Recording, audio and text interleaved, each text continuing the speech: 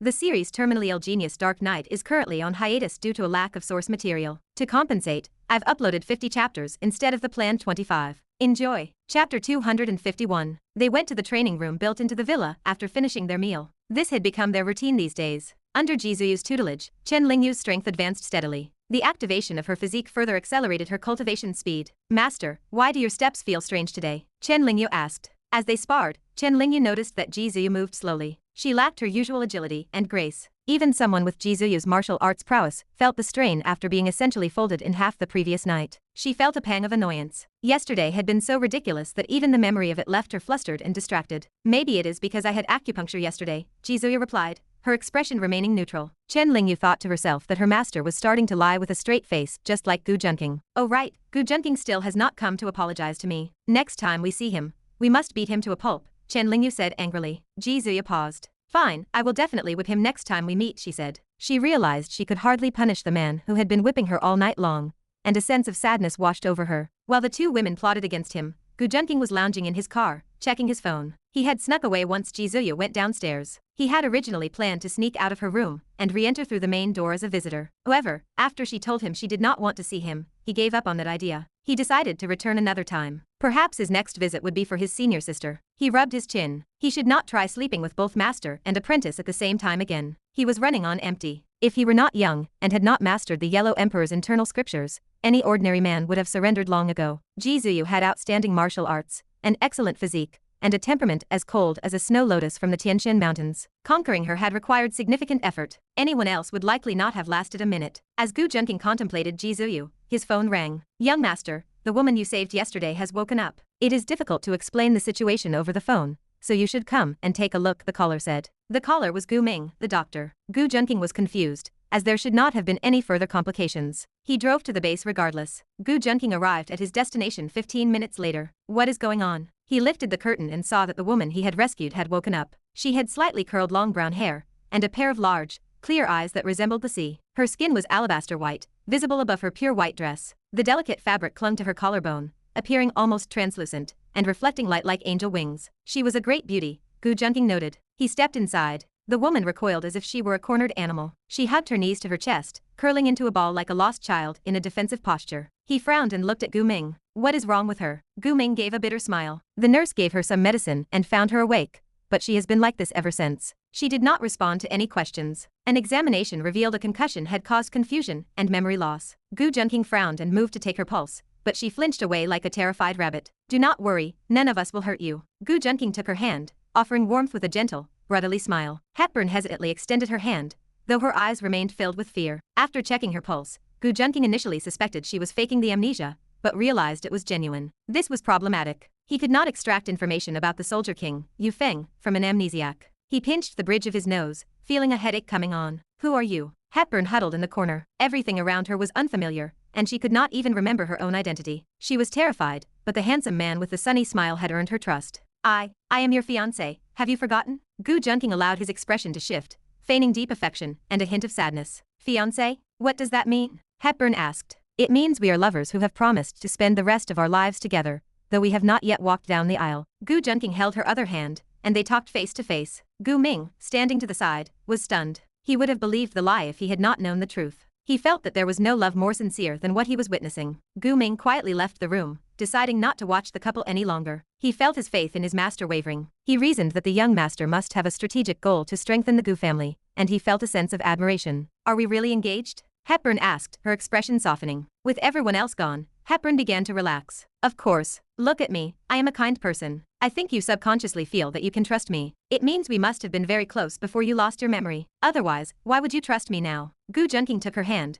brought it to his lips, and kissed the back of it. Chapter 252. Hepburn watched as Gu Junqing kissed the back of her hand. She did not know why, but she felt a sudden touch of emotion in her heart, so she tentatively chose to believe the handsome man in front of her. However, she pulled her hand away in a panic. Seeing Gu Junqing's saddened expression, she placed it back again, feeling sheepish. She was now as innocent and pure as a newborn fawn. To put it simply, she was being deceived. Then how is the relationship between us? Hepburn asked with longing. She had no memories now, and could only rely on the man in front of her. Gu Junqing did not have a shred of conscience. He opened his mouth to lie, his expression remaining perfectly calm. Of course, the deep feelings between us are indescribable, Gu Junqing said sincerely. If we really want to sum it up in one sentence, it means that our love is eternal, and nothing can separate us. I do not understand, Hepburn said. She lowered her head shyly, feeling a little sad that she could not understand his words, but she felt very bashful hearing his sentiment. Gu Junqing blinked, nearly forgetting that she was a foreigner who might not grasp the cultural nuance, especially with her amnesia. It does not matter, you just need to know that our relationship is better than you think. Loving someone shows in your eyes unless you love two people at once. Gu Junqing's gaze made Hepburn choose to believe him, as his pupils were radiant and bright as stars. Oh, but why did I suddenly forget everything? Hepburn felt a little sad. She did not want to lose memories of such a true relationship.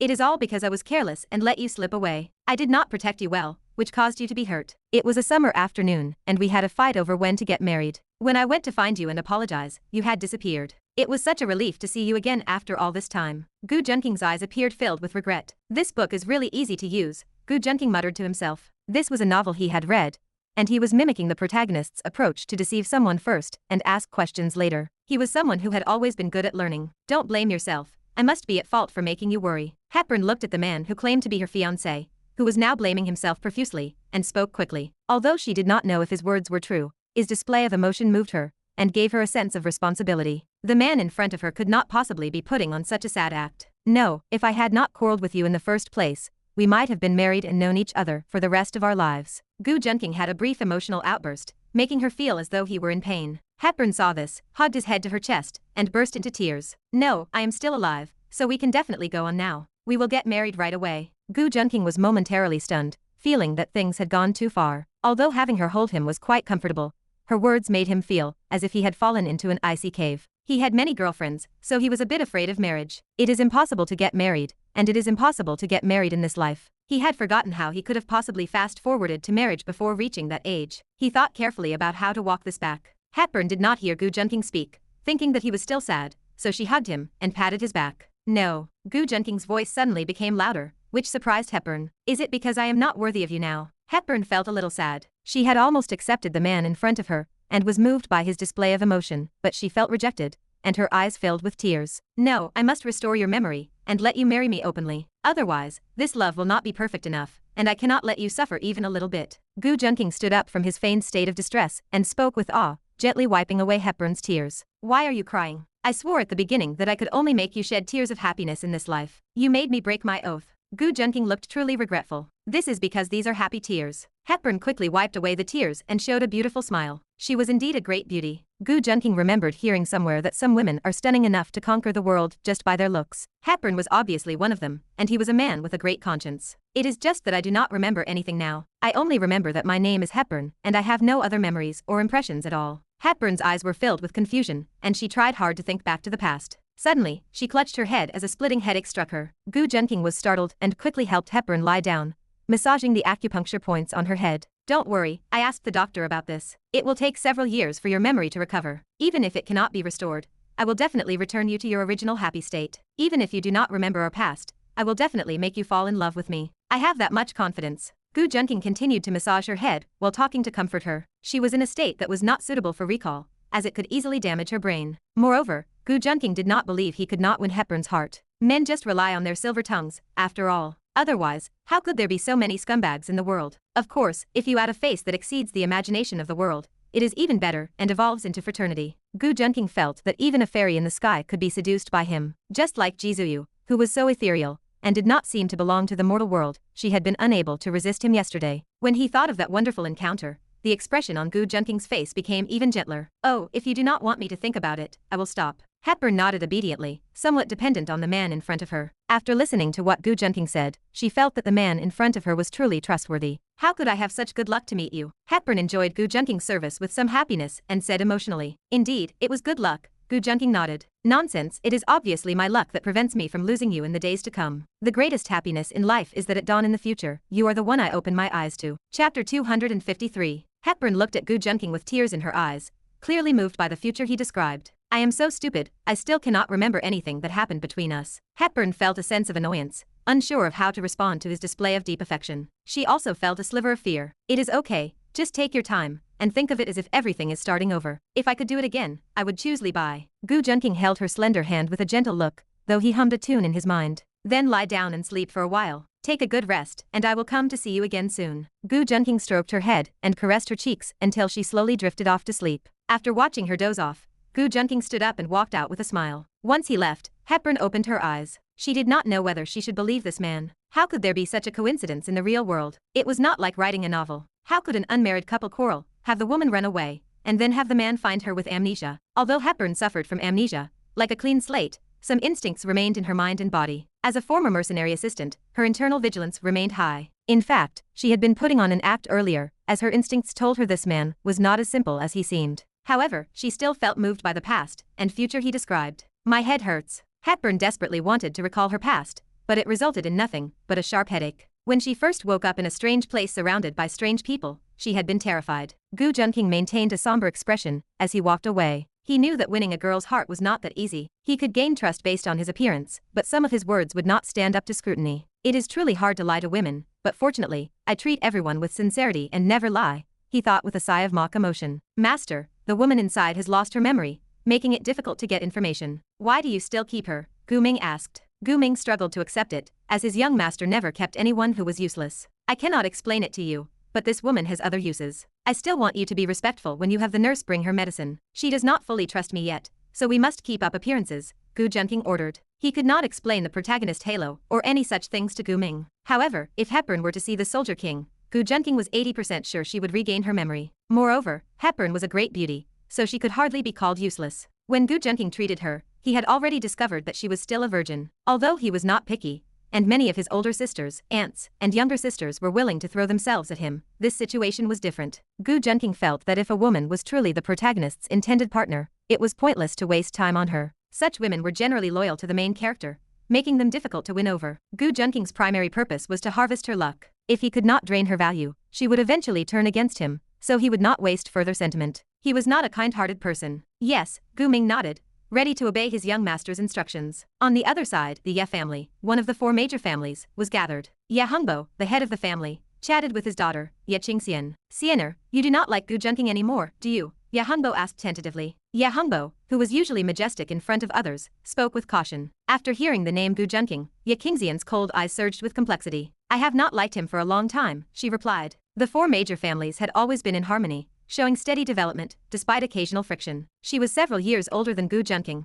so she had enjoyed taking care of him since childhood. She had protected him like a sister and played house with him. In truth, the main reason was that Gu Junqing was handsome even as a child. She had known what attractiveness looked like from a young age. Therefore, when she first experienced love, she naturally fell for her childhood sweetheart. But later, that guy rejected her confession for an ordinary woman, which destroyed her mentality. From then on, she had been at odds with him. Only her father, Ye Hongbo, knew about this matter. Therefore, Ye Hongbo could only mention the name tentatively, fearing that he might anger his precious daughter. He was also angry about it. His daughter was beautiful and kind, so he could not understand why that boy did not like her. But seeing that his daughter had grown up with a colder temperament and was running a company, he worried that she had yet to find a boyfriend. So, daughter, do you have any thoughts about finding a boyfriend? Ye Hongbo asked tentatively. As he grew older, he wanted to have a grandson. No, Ye Qingxian said coldly. Since being rejected years ago, she felt she might die alone, and she refused to interact with other men. But I heard that you were harassed again yesterday, Ye Hongbo said with a gloomy face. Although he had already dealt with the person, it remained a thorn in his heart. It was just a petty thief, and I did not even actually encounter him. Ye Qingxian shook her head. I still need a reliable person to protect you. I have found someone to serve as your bodyguard from now on, Ye Hongbo stated. I do not need a bodyguard, and he probably cannot even beat me, Ye Qingxian frowned. Her father always liked to meddle in other people's business. Ye Hongbo laughed. Daughter, you have not even reached a black belt level in Taekwondo, while this man has been a soldier king. His parents used to work for me, and I met him when he was a child. Although he has been abroad for a long time, I know him well, so you do not have to worry about his character. He had his own secret agenda. Since his daughter did not like Gu Junqing, this soldier king might have a chance. He wanted to use the bodyguard arrangement to help them develop feelings for each other. After seeing Yu Feng's character, he was somewhat satisfied. Chapter 254. Ye Qingxian heard that her father wanted to find a bodyguard for her, and she immediately knew what he was thinking. Even if Gu Junqing did not like her, she could easily find another outstanding man on her own. Seeing his precious daughter stand up to leave, Ye Hongbo quickly stopped her. He told her to meet the candidate just once, and if she was not satisfied, she could decide later. He added that if she refused, he would cut off the funding for her company. Ye Hongbo wanted to use this leverage to make his daughter submit. My company no longer needs the help of the Ye family, Ye Qingxian snorted coldly as she stood up. Ye Hongbo had known that Ye Qingxian would not give up so easily. He picked up a pre-prepared handkerchief and coughed into it, acting as if his lungs were failing. What is wrong with you? Ye Qingxian frowned as she watched her father cough so violently. She stepped forward and patted Ye Hongbo on the back, but her eyes caught a spot of red on the handkerchief. Dad, you vomited blood. Ye Qingxian was shocked. He claimed that he had a terminal illness and did not have much time left. He said that before he died, he wanted to see his great-grandson. Ye Hongbo coughed as he spoke, almost bursting into tears. Ye Qingxian looked at her father with disbelief. You are terminally ill when you are only 50. Should I start preparing to divide the property?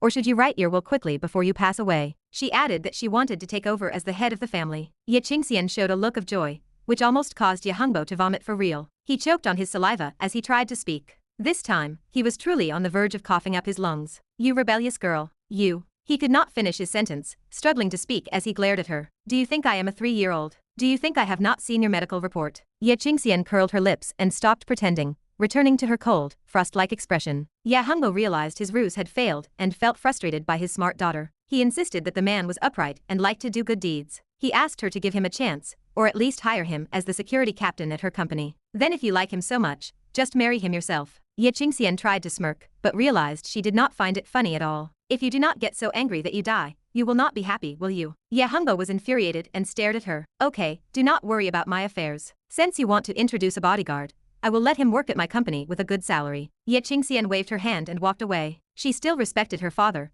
so she decided to give him face and let the soldier work as her security captain. This made Ye Hongbo happy, and he told her he would send the man to work another day. He believed in his own vision and was confident his daughter would like the man as well. He believed the man had strength and character, making him far superior to Gu Junqing, whom he dismissed as an embroidered pillow. Although Gu Junqing had gained some fame recently, Ye Hongbo muttered to himself that dogs could not change their nature. He had no idea that everything happening in Luoda was related to Gu Junqing. Gu Junqing wielded enough power in the city to cover the sky with one hand. Gu Junqing looked at So Anran with a gentle expression. He asked if she would catch a cold from eating ice cream in the winter. No, I feel like ice cream tastes best at this time. So Anran looked up at Gu Junqing while licking the ice cream. She had initially been hired by Gu Junqing for a high salary, and he had even helped cure her mother's illness. She was deeply grateful for his support, having secretly vowed to earn plenty of money for him in return. After Gu Junqing returned from the airport, he had gone to his film company to meet with her. He had opened this company specifically to bring So Anran under his wing and keep her away from the male protagonist. He wanted to ensure she stayed by his side,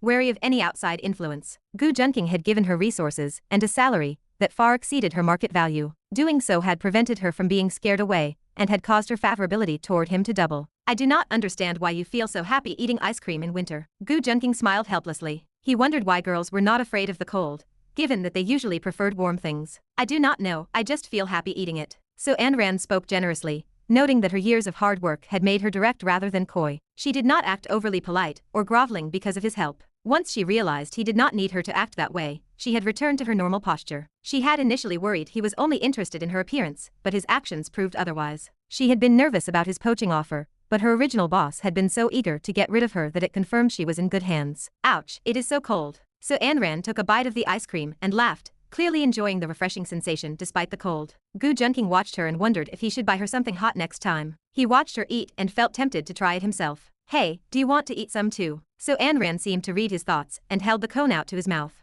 Gu Junqing felt helpless but decided to play along. He deliberately bit the exact spot where she had taken a bite. This caused So Anran to blush deeply. No more for you. So Anran quickly pulled her hand back and muttered. Gu Junqing raised his eyebrows, musing that he had fallen into the same trap as the male lead. He supposed that everyone was the same, but he knew that when a handsome man did it, it was called flirting, whereas for an ugly man, it was called harassment. Chapter 255. So, your landlord. He won't come to my company? Gu Junqing watched as So Anran struggled with her melting ice cream, quickly pulling out a tissue to hand to her. She quickly pulled her hands out of her furry mittens to avoid getting any drops on them. Yeah, Brother Luobe says he wants to start his own business. So Anran shook her head and tucked her gloves into the car storage compartment. It was not her first time in Gu Junqing's car, so she moved with practiced ease. As for whether leaving feminine items in the car might be discovered by other women, Gu Junqing could assure you that there was absolutely no need to worry. He was a veteran at this, switching cars every time he picked up a different woman. Nearly every woman had her own dedicated vehicle. Who says he is a scumbag, or rather, who says he is a man with too much love to give?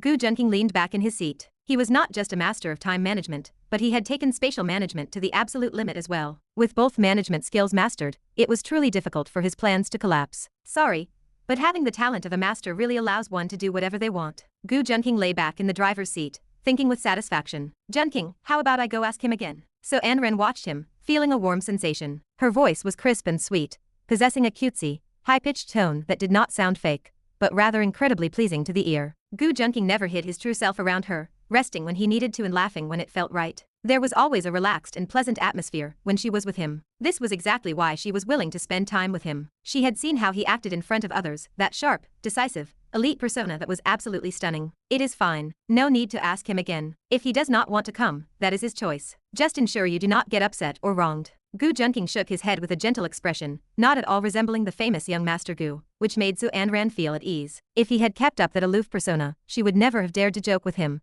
let alone offer him a bite of her ice cream. The thought that they had essentially shared an indirect kiss brought a faint, rosy blush to her cheeks. Combined with her snow-white scarf, she looked just like a sprite of the snow. So Anran shook off that train of thought, attributing it all to Gu Junqing not being well-versed in the boundaries between men and women. But, Su Anran hesitated. Luo Bei had always told her that Gu Junqing only invited her to his company because she was pretty and had a nice voice, implying he wanted to take advantage of her. At the time, she had held her tongue many times, insisting that Gu Junqing had done no such thing, and that he was a true gentleman. In truth, she did not know Gu Junqing very well back then, only speaking based on her own feelings and the character she had witnessed. Even with her tolerance, Luo Bei still mocked her, asking if she had already been slept with by this wealthy young master, given how much she was defending him. This time, however, Su Anran chose not to argue or offer any defense, silently moving out of Luo Bei's apartment. Just when she was homeless, it was Gu Junqing who appeared in the cold winter night once again, reaching out to her like a prince and finding her a place to stay. Because of this, her relationship with Gu Junqing grew closer, and they stayed in touch more frequently. However, she still kept in contact with Luo Bei, since if it hadn't been for him writing several songs for her early on, she would never have gone viral online, gained the favor of Gu Junqing's sister, or met Gu Junqing in the first place. She often kept a heart of gratitude. Even though she was not short on money now, with Gu Junqing's help, she might not be a multimillionaire, but she certainly had millions to her name. When Gu Junqing asked her to invite Luo Bei, she did not refuse. It was for no other reason than to prove that Gu Junqing was a good person. There is no but. Why must you suffer this grievance? If he does not want to come, it does not matter. Gu Junqing smiled, speaking like an old friend. He just wanted to say that Su Anran was still too young. When his people, who were monitoring the situation, told him that Su Anran had left Luo Bei's place, he had nearly dropped his jaw in surprise. Was this a heroine handed to him on a silver platter? He loved comforting heroines who were feeling wronged, hurt, or helpless. Infiltrating the heart of a heroine in this state was simply too easy. Furthermore, Su Anran had originally held a faint concern for Luo Bei, but after these few arguments, it could be said to be completely gone. He even wanted to buy 2 banners to thank this male lead, Luo Bei. What a good guy he was, so afraid that Gu Junqing's path to stealing the heroine would not go smoothly, that he voluntarily handed her over. He actually knew that Luo Bei later regretted it and chased after her, but unfortunately, Gu Junqing had already intercepted her. At Luo Bei's pace, by the time he realized his mistake and apologized to Su Anran,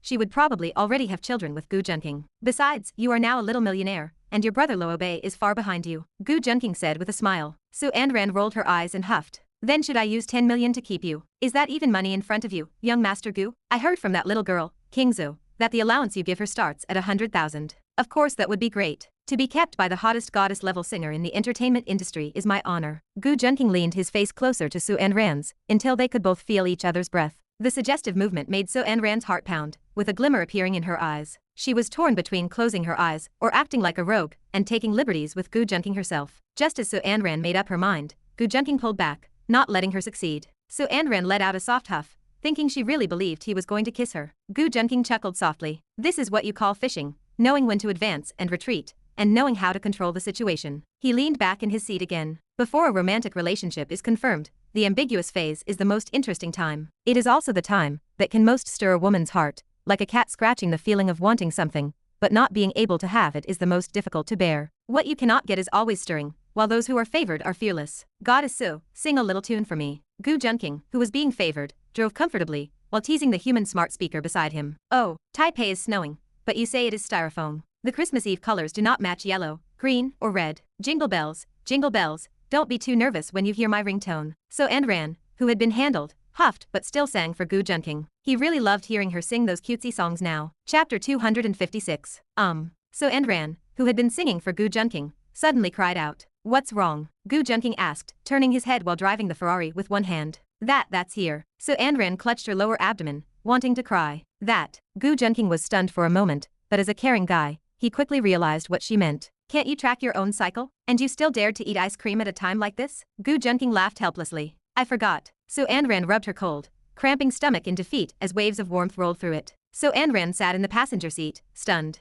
If she stained Gu Junqing's car and humiliated herself like this in front of him, she would rather just die. She had been so excited after receiving Gu Junqing's invitation to visit his home today that she had completely forgotten everything else. She even acted tough and ate an ice cream, and now she regretted it to death. Gu Junqing naturally knew how uncomfortable women were during this time, like when Lin Qingzhe had her period, and loved to stir up trouble for him. It could be said that Lin Qingzhe had grown up right before his eyes, so Gu Junqing always had the feeling of raising a daughter. However, Lin Qingzhe clearly didn't think so. Ever since her first period, the way she looked at Gu Junqing had become increasingly strange. Gu Junqing believed that, just like him, her filial piety must have taken a twisted turn. Regardless, Gu Junqing enjoyed it. There was truly a strange sense of accomplishment in cultivating someone. Can you hold on? We will be home in 20 minutes. It might not be possible. Su Anran felt awkward, worried that Gu Junqing would hate her if she dirted his car. Just drop me off. I can walk, she whispered. She was sad about making such a fool of herself today. Even more so than the time she had worn ugly makeup when she first met him. As she kept her head down and let her mind wander, a large hand reached over and rested on her forehead. Did eating that ice cream burn your brain out? Gu Junqing couldn't help but feel this heroine was a bit silly. You're the one whose brain is burned out. Su Anran had thought he was comforting her, only to be scolded instead. Humph, didn't he know girls were prone to overthinking? If you're not silly, why are you talking nonsense? It's the middle of winter, aren't you afraid of freezing yourself? I told you not to eat ice cream in the winter. Next time I'll treat you to a hot dog. You can eat that in winter or summer, Gu Junqing chided. Oh, so Anran obediently accepted the criticism, unaware that a metaphorical truck had just run over her face. What if I dirty your car? If you dirty it, you dirty it. It doesn't matter, Gu Junqing said indifferently. Logic would dictate that Gu Junqing should take off his own jacket to cover her, but his cultivation of the Yellow Emperor's inner cannon gave him immense internal energy, rendering him impervious to the cold. Since he was only wearing one jacket, giving it to Su Anran would leave his upper body essentially bare, so he naturally wouldn't be that foolish. Still, how you'll cover yourself when we get out is an issue. Gu Junqing tapped the door handle, having just thought of something. Check the storage compartment and see if there are any clothes in there. Gu Junqing pointed to the glove box in front of her, remembering there should be something in there. There actually is something. So Anran opened the compartment and found a white woolen coat that only a woman would wear, perfect for concealing the slowly appearing stains. Why do you have women's clothing in your car? So Anran asked, trying to sound casual. I bought it for Qingzhe to get through the winter, but I forgot about it after buying it, Gu Junqing said, his expression unchanged as he focused on driving. Oh, hearing the satisfactory answer, So Anran felt relieved, fearing he had bought it for some other woman. She didn't know that Gu Junqing had many girlfriends, and he had no intention of telling her so soon. He certainly didn't want to tell her that this was actually clothing he had forgotten to clear out from last time. Last time, when he was driving Miss Yumiajin home, Gu Junqing knew exactly what she was thinking the moment he saw her. She was feeling itchy. As expected, while in the car, Yumiajin began to recklessly provoke him. He could still recall the scene vividly. Student Gu, it's been a long time since you came to my place for tea, hasn't it? Yumiajin's beaming smile left Gu Junqing speechless. This great shark was never satisfied no matter how much he fed her. Did she really want to drain him until he died? Student Gu, aren't you calling me daddy anymore? Gu Junqing retorted righteously. He hadn't touched her much since the last time he slipped into her place, as he had been busy with other heroines. He wanted to utilize his resources to the very last drop. Yes, sharing his affection equally. Is that so? Daddy. Yumiajin leaned over and whispered into Gu Junqing's ear. Gu Junqing groaned internally. He was driving, and no matter how addictive it was or how itchy she was, she had to wait until they arrived, right? Though Gu Junqing complained, his little brother thought otherwise, having already stood to attention at the mere sound of that daddy. Yumiajin clearly noticed this reaction and smiled with satisfaction. Seeing Gu Junqing's feigned seriousness, Yumiajin slipped her feet out of her high heels, rested them on his lap, and teased him from time to time. Miss Yu truly wasn't afraid of dying. Gu Junqing was furious and nearly exploded, wanting to deliver a fatal counterattack to Yumiajin. To be honest, if it weren't for his exceptional driving skills, most people would have crashed the car long ago with such distractions. He squeezed Yumiajin's feet, clad in black silk. He had to admit that the physique of a heroine was indeed superior to the average woman, even smelling like roses, something Gu Junqing silently acknowledged. Most women's feet smell worse than men's, just plain stinky. Daddy, aren't you going to deal with your little teacher? A glint flashed in Yumiajin's eyes. If not for the fear of exposing their student-teacher relationship, she would have clung to Gu Junqing every single day. Yes, she was becoming inseparable from Gu Junqing. She wanted to be connected to him every single moment.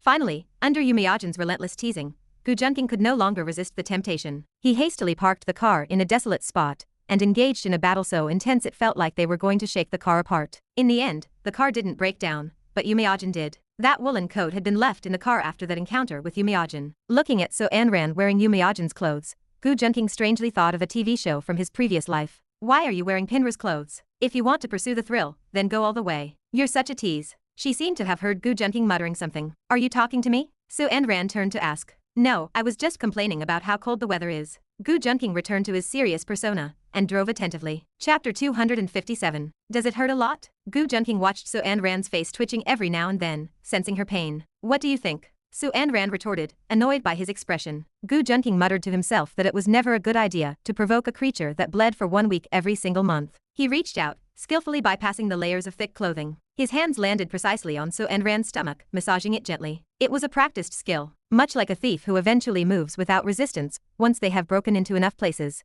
he knew exactly how to proceed. Caught off guard, So Ran felt a pair of large hands resting on her stomach. Startled, she instinctively moved to cover them. Let me massage it for you, and the pain will fade. Gu Junqing smiled tenderly, causing So Ran's heart to race uncontrollably. Ding. You have stirred the heart of the female lead. Reward, 2,000 villain points. Being a warm guy was certainly the most effective way to flirt with women, Gu Junqing thought to himself. But, isn't this too intimate? So Ran whispered. Although she had feelings for him, this was the first time they had engaged in such direct physical contact. She even felt that if these large hands wanted to, they could reach further, making her heart tremble. It's fine. Just call me Big Brother, like King Zu does. It is only natural for a brother to help his sister with a stomach ache, right? Gu Junqing smiled, firmly establishing their dynamic so she could never slip away. Of course, only a dog like Gu Junqing would manipulate a woman older than him into calling him Big Brother. Just a brother? So Ran mumbled to herself. The whisper was too soft for Gu Junqing to catch. What did you say? It's nothing. Thank you, brother. So Ran felt the large hands massaging her abdomen, and a wave of warmth spread through her body and heart. Surely now, Brother Luobei would believe that Gu Junqing was a good person. She thought happily, convinced she hadn't misjudged him.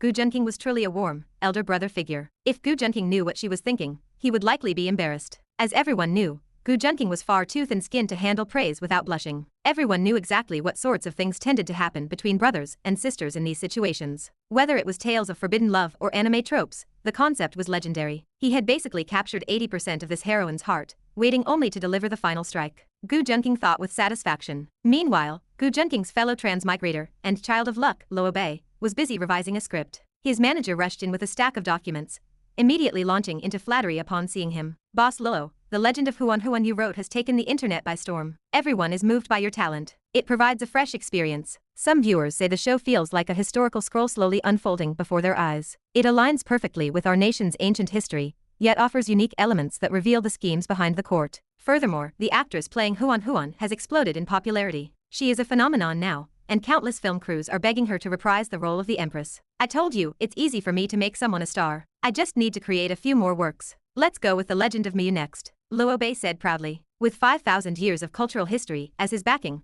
copying a few TV dramas was effortless. Then again, one shouldn't call it stealing when it comes to the work of a scholar. Exactly. That girl So Ran doesn't know what's good for her. I'm not sure about her acting skills, but under your support, the role of Zhen Huan was originally hers for the taking. She's an idol singer now. Why would she take a role in a small TV drama like mine? Luobei mocked, his expression shifting unpleasantly. He had intended to promote So Ran from the start, because of her beauty and voice. That was why he wrote songs for her to build up hype online. But she had broken ties with him for that rich kid, Gu Junqing. He needed to prove a point by finding an actress who could surpass her. This way, he could appear before her, showing her that missing out on him was her biggest mistake. It was just a rich kid.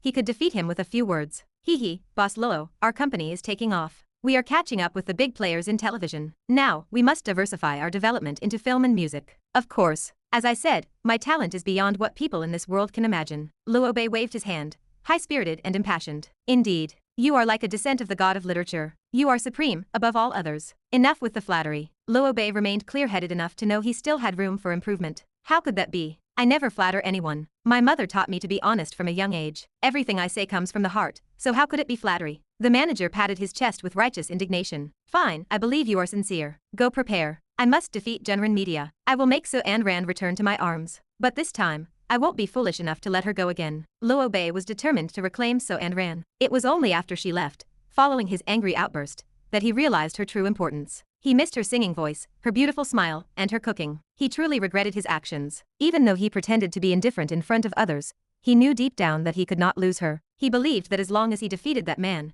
Gu Junqing, So Ran would see his potential and return to him. So Ran, you must be mine. Chapter 258. Mr. Luo, you will definitely achieve your dreams. The manager gave a supportive thumbs up. Oh right, Mr. Luo. Could you write a few more TV scripts, movies, and songs? The manager had been about to step out of the office, but he tapped his forehead as if remembering something, and turned back to ask. I have already written so many TV shows. Isn't that enough for you? Luo Bei looked surprised, considering he had already handed over at least 20 famous scripts to his manager. These included the CNGN series, The Myth, My Love from the Star, and Wolf Warrior. Logically, that should have been plenty to keep them busy for a while. Also, do not get ahead of yourselves. We have not even fully explored the television side yet. I do have some song and film projects though, so take those and make a demo for me. Luo Bei was unaware of the internal affairs of his company. He was merely a copycat, so he left the scheduling of television productions and the distribution of songs and films to the manager he had hired. Besides, this manager spoke so pleasantly, and he really enjoyed spending time with him. We know. We will not get ahead of ourselves.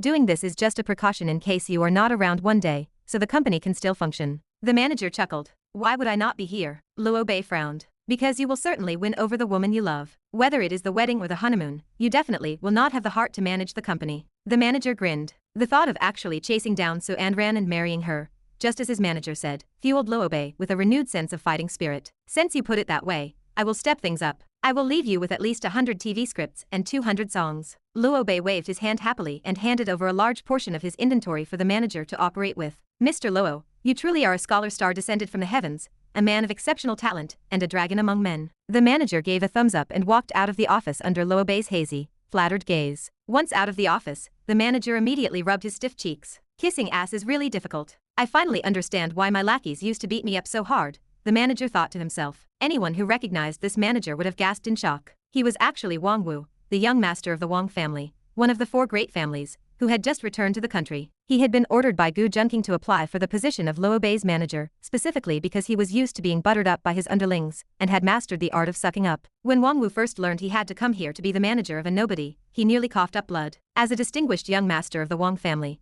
taking a job as a manager for a small company was like using an anti-aircraft gun to kill a mosquito, a complete waste of his talents. However, he could not disobey any of Gu Junqing's orders. The reason was that his Wang family was practically under the Gu family's thumb now. Wang Wu was afraid that Gu Junqing would renege on the promised 500 million, or worse. Gu Junqing had even promised that if he did a good job, he would get an additional 500 million, and a ride on a Gu family jet to go abroad, which was the only reason he was working at this small company. Ever since he had verbally bullied 2 of Gu Junqing's women, he had no choice but to obey his every instruction. He felt as if he were walking on a tightrope over a cliff. One wrong step would send him falling, and Gu Junqing's threats loomed behind him like a shadow. Sigh, when will these days ever end? Wang Wu let out a long sigh. Our young master has ordered that once you have milked all the knowledge out of Luo Bei's brain, he will let you off the hook. After all, the fate of the Wang family no longer requires your assistance. You should understand that you are no longer of any use. A voice suddenly came from behind Wang Wu. It was someone from the Gu family. A man in a suit, dressed like a corporate elite, smiled and spoke to him. I know. Wang Wu forced a bitter smile. This was his only remaining purpose. The Wang family was being gradually devoured, and even his father, the head of the family, was unaware of it. Everything was like a blooming flower under a raging fire, appearing peaceful while disaster was imminent. Therefore, if he did not listen to Gu Junqing, he would have no way out, whether from the Wang family's side or Gu Junqing's. I have already squeezed out hundreds of scripts and hundreds of songs from him. Is that not enough? Wang Wu had been shocked by the sheer number when he first found out. Every single script could be considered a literary masterpiece, with content so engaging that even a worldly young master like himself could not help but get lost in it. The songs were equally impressive, each one a classic that could remain popular for years or even decades. He could not figure out why Luo Bei was so talented, and he felt a hint of jealousy. He dared not envy Gu Junqing, feeling only fear toward him. But because Luo Bei was such a nobody, his talent made Wang Wu truly envious. It was like how you would not envy the power and beauty of a dragon in the sky, but you would certainly envy the person next to you who was living a better life. Therefore, when he learned that Gu Junqing was going to target Luo Bei, he felt nothing but pleasure. Shit,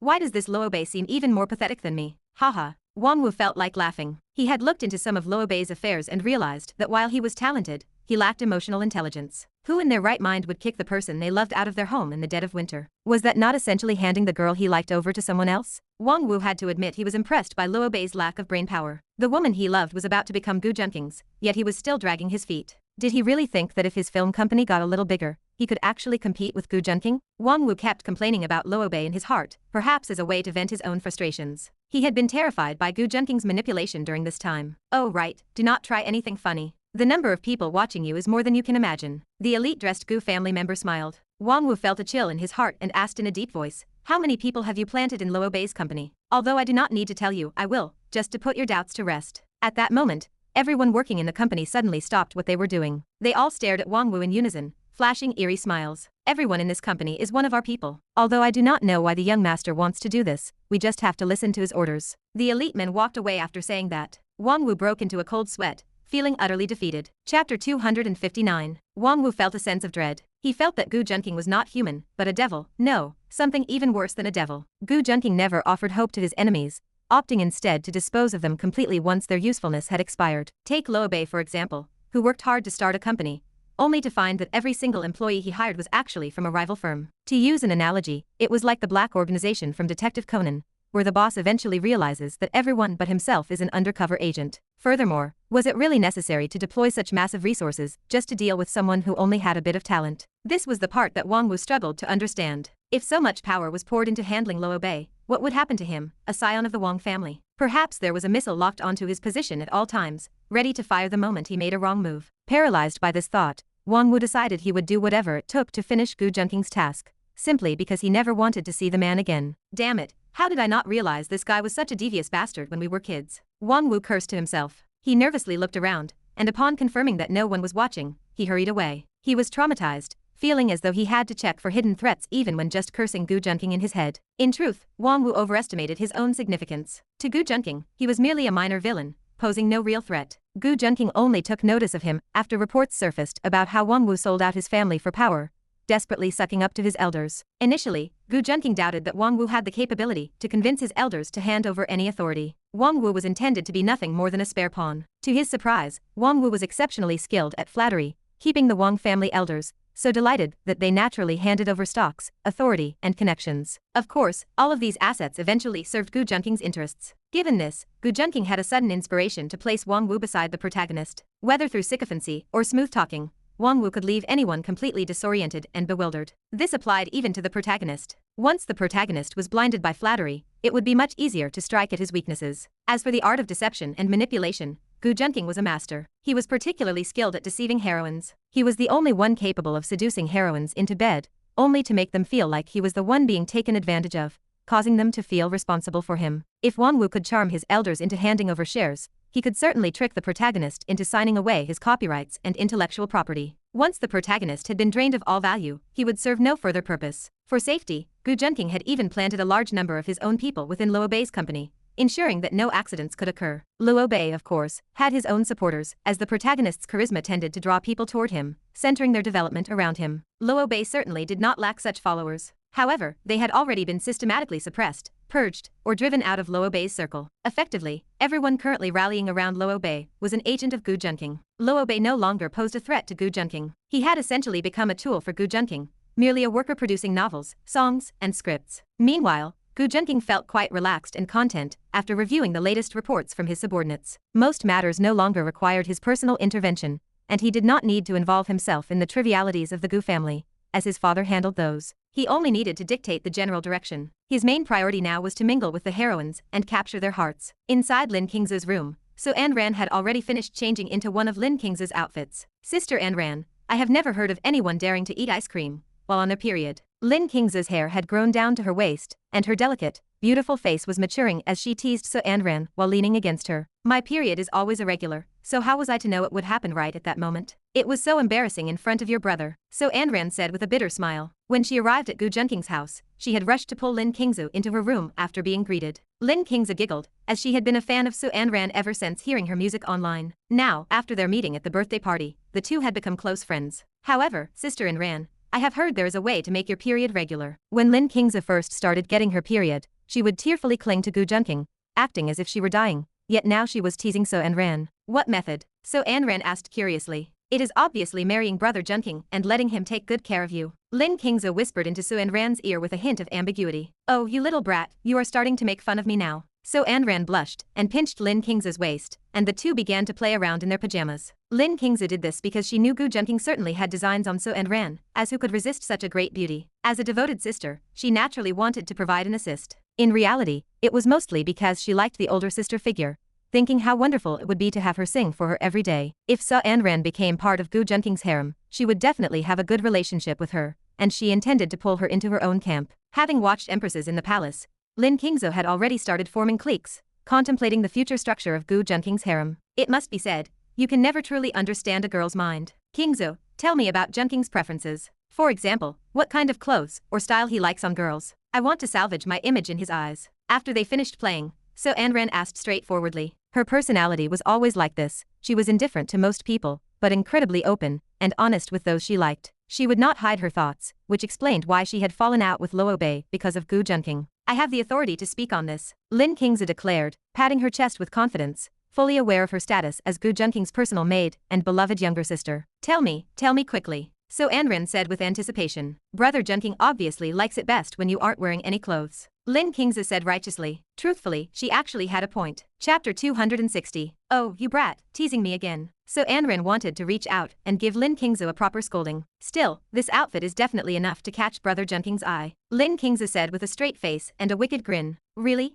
So Anran asked, feeling a bit uneasy. Humph, don't let his serious expression fool you. When Brother Junqing drops that act, he is not human. He is a total pervert. Lin Qingze huffed, feeling dissatisfied. She had lost count of how many women were close to him, and the sheer number was enough to shock her young heart. Is he really? I picked this out from your closet for ages, and it seemed to fit just right. Tisk. So you were planning this all along, hoping to stun Brother Junqing. Lin Qingze teased, acting like an innocent little flower. She did not mention that the closet Su Anran searched only contained proper clothes, while her more suggestive outfits were hidden elsewhere. So Anran wanted to object. She hadn't planned anything, it was just the prettiest dress there. Just then, a knock sounded at the door. Are you ready? Gu Junqing knocked again. With nothing else to do, he thought it would be better to spend time building connections with his heroines. So Anran quickly stood up, smoothed her clothes, and ran to open the door. Lin Qingze watched the scene with a smile. She was right. So Anran definitely held a quiet, affectionate love for Brother Junqing. It made sense. With a face like his, it was only natural for people to lose their senses. Lin Qingze felt like just lying down and giving up, already anticipating a future filled with women competing for him. As the door opened, Gu Junqing subconsciously noticed the most prominent feature. Cough. Doesn't that feel tight? A high-angle view is truly the best. After all, he was a gentleman. The first look was instinct, but a second look would be a question of character. As long as I don't blink, no one can say I lack class, he muttered to himself. So Anran saw his expression and looked down.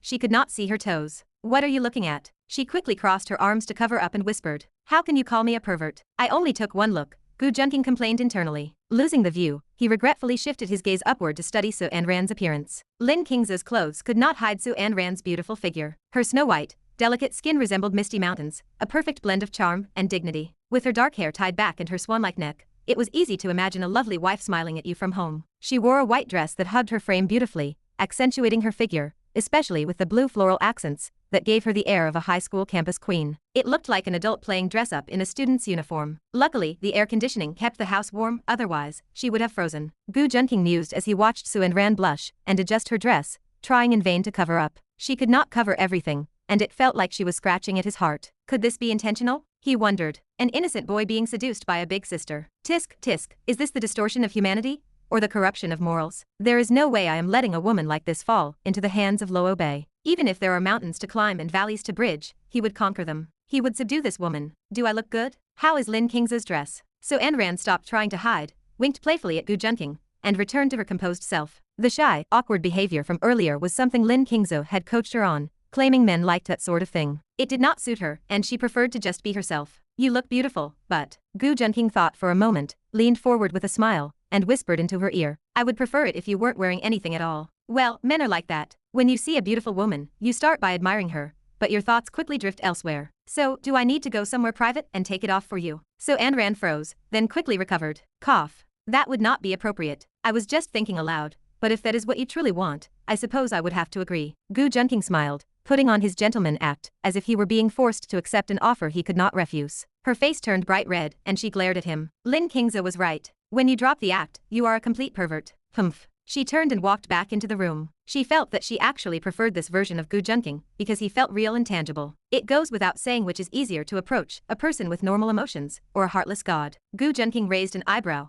wondering what that girl Lin Qingze had been saying behind his back. It seemed he needed to deal with her, as her constant slander might scare off his heroines. Yet, he acted this way with Su Anran because he understood her past. Her mother was critically ill, and her father had passed away. She was a textbook heroine. She was a real person who would cry in the rain when sad, share her happiness with others, and endure her hardships in silence so as not to burden anyone else. She did not want someone distant and untouchable. She wanted someone who would share in her joys and sorrows, so he was happy to show her that side of himself. But was this really his true self? A flicker of light danced in his deep eyes. Walking into the room, he found Lin Qingze wrapping her slender, fair arms around Su and Ran, who was sitting on the sofa. She was laughing joyfully, though she settled down slightly when she saw him enter. Brother Junqing, you revealed your true colors so quickly. Aren't you afraid of scaring and ran away? Lin Qingze sniffed the lavender scent on Su and Ran and sanctimoniously criticized his recklessness. Chapter 261. Gu Junqing raised an eyebrow. He stepped forward and pinched Lin Qingze's fair cheek, giving her a small lesson. Ouch, that hurts, she whimpered, swatting his hand away in a cute, pouting tone. Gu Junqing, pushing his luck,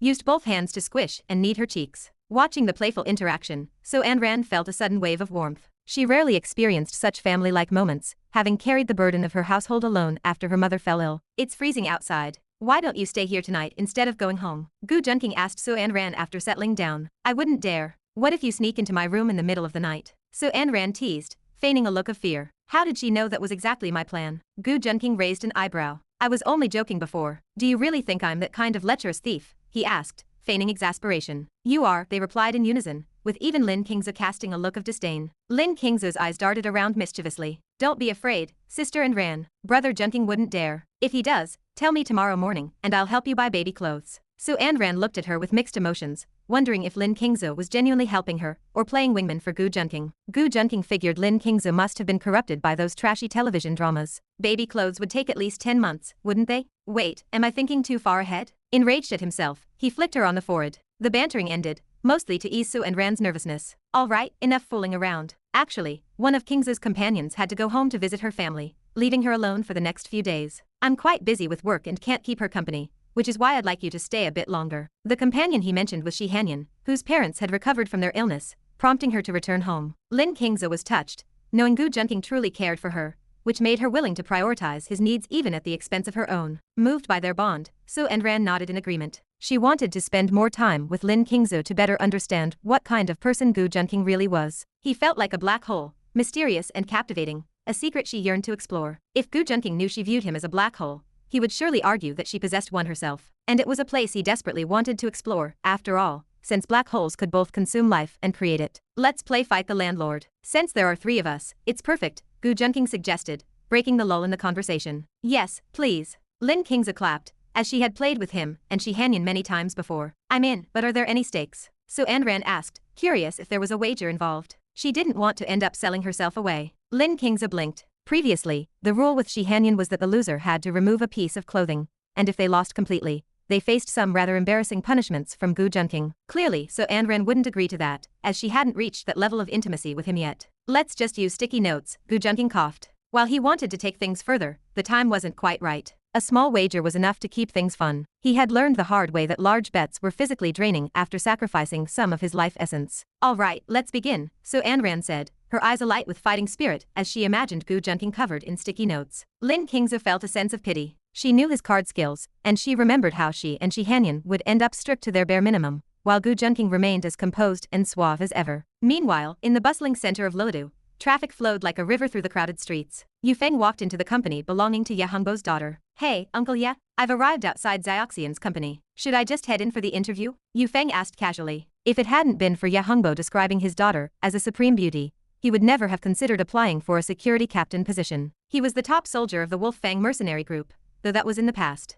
Still, working as a mere security captain felt like a waste of his talents. In his opinion, given his abilities, he should at least be a CEO in Luodu to match his status. He had initially refused, but after Ye Hongbo sent him a photo of Ye Qingxian, he had an epiphany. What was wrong with being a security captain? It was a decent job. He promised Ye Hongbo he would do well. It wasn't because he was lusting after his daughter, he told himself, but simply because he needed a way to make a living. Yu Feng swaggered into the building. Hello, sir. May I ask what you are here for? A beautiful receptionist asked, stepping forward as she sensed he wasn't there for business. Nothing much. Your chairman begged me to come and be the security captain, so here I am, Yu Feng replied, acting arrogant and slouching without a care for his image. The receptionist frowned, as she hadn't received any such notice, but she didn't dare to dismiss him outright. Could you wait a moment while I call Chairman Ye? Why bother calling? I'm in a rush to see. I mean, to get to my workstation, Yu Feng dismissed impatiently. By now, the receptionist understood exactly what kind of person he was, and nearby security guards circled around, sensing trouble. Security, this man is causing a scene. Please escort him out, the receptionist said, stepping back with a frown. Is this all you've got? Yu Feng asked, a flicker of amusement and disdain in his eyes. Chapter 262. Yu Feng felt a sense of disdain. A dozen security guards surrounded him, but even if there were twice as many, it would not matter. He had lived through hail and bullets, so what were these few men to him? He wondered if they were looking down on him. 5 years ago in the Central South region, he was pursued by an armed force of 1,000 men. He fought and fled, traveling thousands of miles, while taking down 500 enemies. 2 years ago in the Western continent,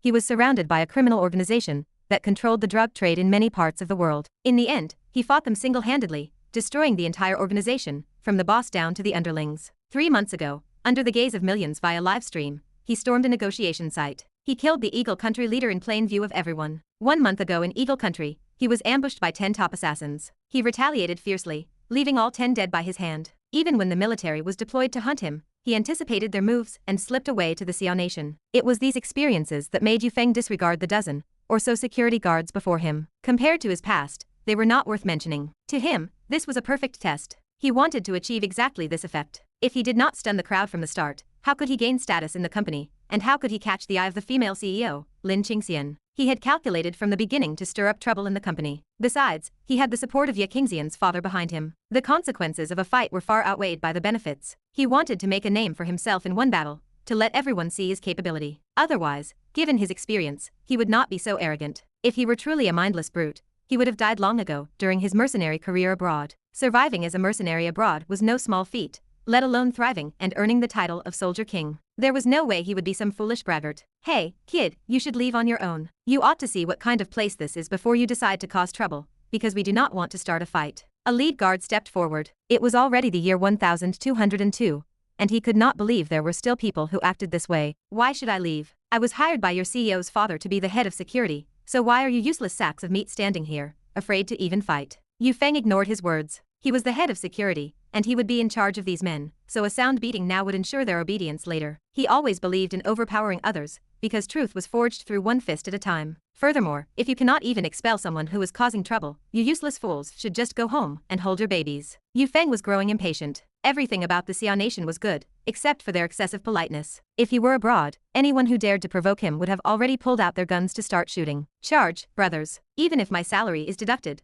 I am going to beat this son of a bitch. One guard could not endure the insult and shouted in anger. In reality, guards at a large company would not choose to offend people easily. They had no idea that the man dressed so plainly, who had just walked in, was actually someone significant. They did not dare to offend him lightly. But this man was not only arrogant, he was also hurling insults. Even if he really was their new boss, they did not care anymore. They decided to beat him up first. Yu Feng licked his lips with a cruel look in his eyes. The last time he fought was against a mysterious man in black, though he had not been able to defeat him. This time, he could beat up some weaklings to get his rhythm back. Just as both sides were on the verge of a clash, a voice, cold like an icy spring, rang out. What are you all doing? Ye Qingxian's brows furrowed slightly. Her eyes held a trace of frost, and her expression showed anger. She had just arrived at the company in the morning, only to see her security guards surrounding a man, seemingly ready to brawl. If clients saw this, the company's image would be damaged, and she would be the one to bear the loss. Thinking of this made Ye Qingxian even angrier. Hello, CEO Ye. Hello, Board Director Ye. The employees who were watching the excitement quickly greeted her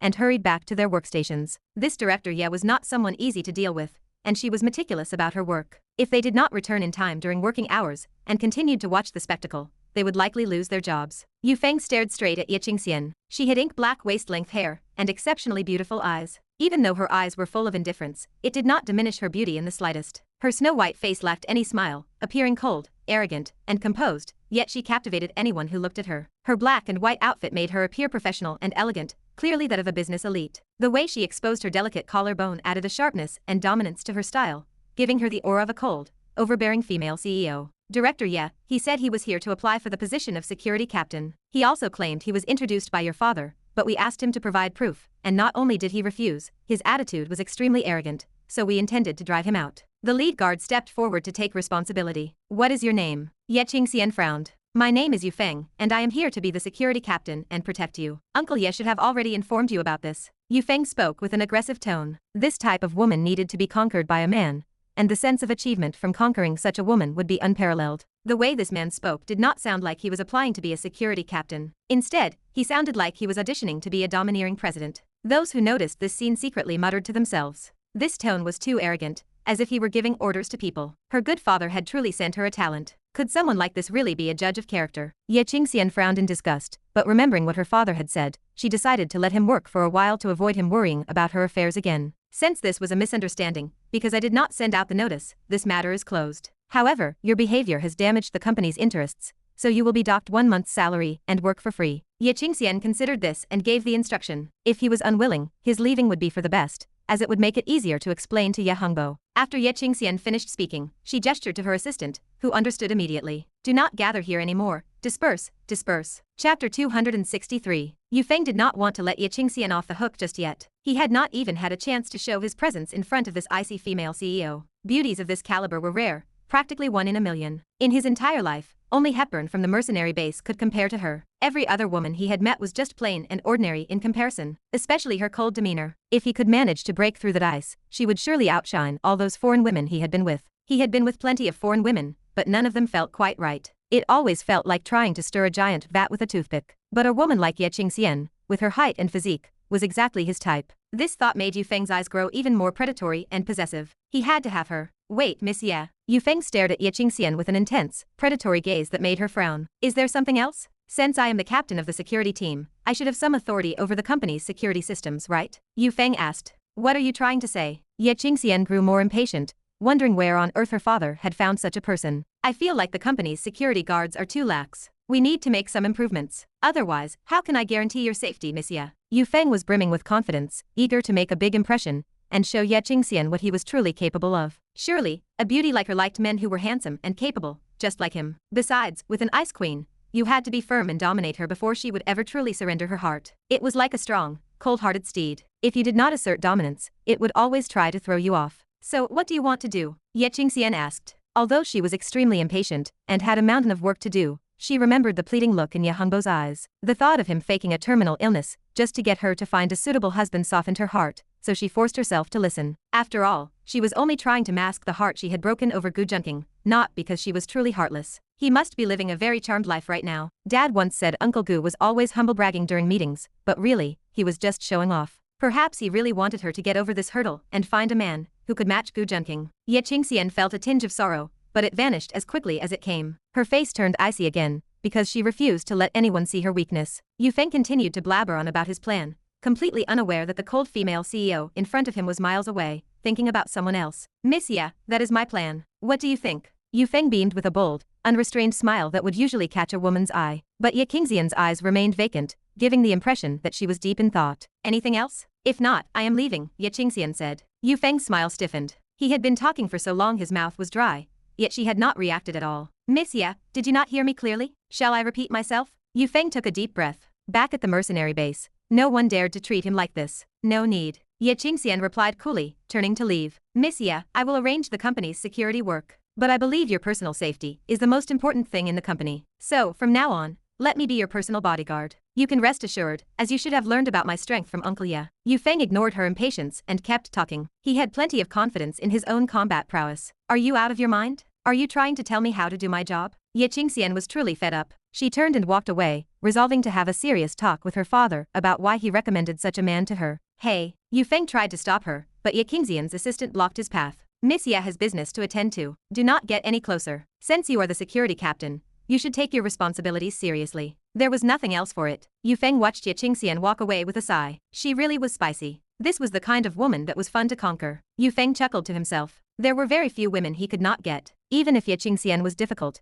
was she harder to get than a married woman? He had flirted with married women abroad, and the feeling of conquering them was truly something else. Yu Feng licked his lips and adopted a carefree, ruffian-like demeanor as he walked over to the receptionist who had stopped him earlier. Well, I told you I was the new security captain. Do you believe me now? Yu Feng projected a sense of pressure. Dealing with an ice queen required a slow burn, but with a girl like this, he only needed a week to get her into his bed. To him, the joys of life, besides taking jobs for money and getting stronger, were picking up women. I am sorry, Mr. Yu. The receptionist bowed. Since he had some kind of connection to the boss, she had no choice but to apologize. She still could not believe that this man was actually introduced by Chairman Ye, otherwise, how could he have chatted with the chairman for so long? It is fine. We are colleagues now, so we should look out for each other. Yu Feng put on a leader-like front in public, and patted the receptionist on the shoulder, to show he had forgiven her. But things were different behind the scenes. Oh right. That security guard who came running when you called is your lover, right? Yu Feng whispered. If you do not want him to suffer under my command, you need to show me a good time. You know what I mean, right? After saying this, he surreptitiously slid his hand across her body. He felt the softness of her skin,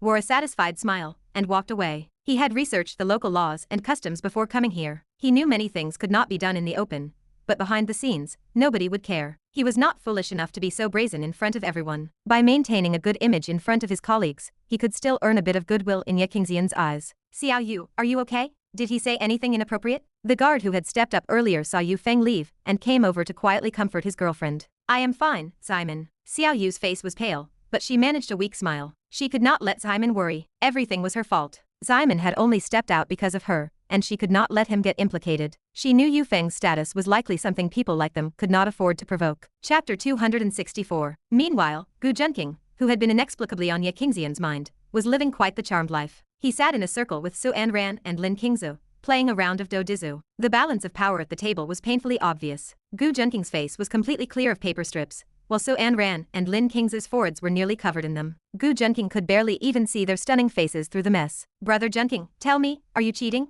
Lin Qingzu accused him, frustrated by his clean forehead. Exactly, Junqing, you must be cheating. Su Anran replied, pushing aside the long strips obscuring her vision, as she looked at him with suspicious, rounded eyes. Do I really need to cheat to beat you two little girls? Gu Junqing laughed helplessly. He had never seen opponents so unskilled, having somehow managed to encounter two legends of incompetence at the same time. When Shi Hanyan was still around, he would occasionally lose a few rounds when his luck was bad. Now he had played so many hands without losing once, that anyone watching might mistake him for a god of gambling. Forget it, this is the last round, and I am the landlord. So Anran waved her hand and picked up the 3 base cards, deciding she was done teaming up with Lin Qingzu, who seemed determined to sabotage her at every turn. Sister Anran, you are defecting. Don't worry, I will still do my best to help you win. Lin Qingzu said with a playful grin. We are on the same team. Why are you helping her win? Gu Junqing asked in frustration. Lin Qingzu clearly didn't understand the concept of teamwork, playing cards whenever she felt like it, usually from highest to lowest. Then thanks, but you should stick to sabotaging Junqing. So Anran stopped trusting Lin Qingzu's words, unsure if she was lying,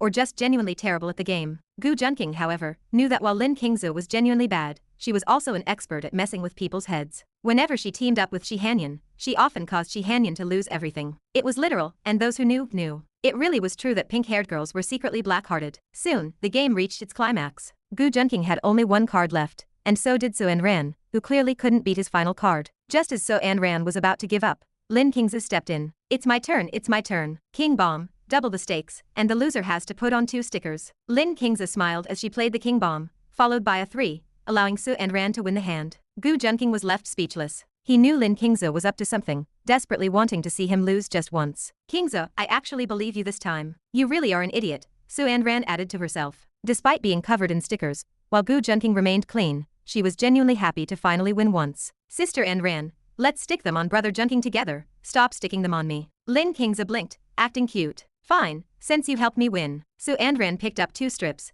handed one to Lin Qingzu, and the 2 girls glared at Gu Junqing. After having stickers applied to them all night, they were finally ready for their revenge. Gu Junqing blinked and remained still. Gu Junqing always believed in fairness. He had been sticking paper on them all night, so what was the harm in letting them do it once? It was the same logic he used with his master, Ji Zhuyue. He spent all night hitting her pressure points, so being hit once in return was nothing. Lin Qingzu and Su Anran tackled Gu Junqing to the ground with the stickers in hand. Gu Junqing, fearing they might fall, instinctively wrapped his arms around them, one on each side. It was purely to catch them, of course. For some reason, the moment they lunged, Lin Qingzu subtly bumped into Su Anran, causing Su Anran to embrace Gu Junqing's head directly against her chest. Gu Junqing blinked, suddenly enveloped in warmth and softness, his vision blocked by darkness. What was blinding him? There was only one truth, and it was the head cushion wave. Su Anran felt Gu Junqing moving against her, and her face flushed crimson. She quickly pushed his head away. Qingzu, you, she said, turning to glare at her in shy anger. Lin Qingzu blinked innocently, looking aggrieved. Sister Anran, I'm sorry, I slipped. Slipped?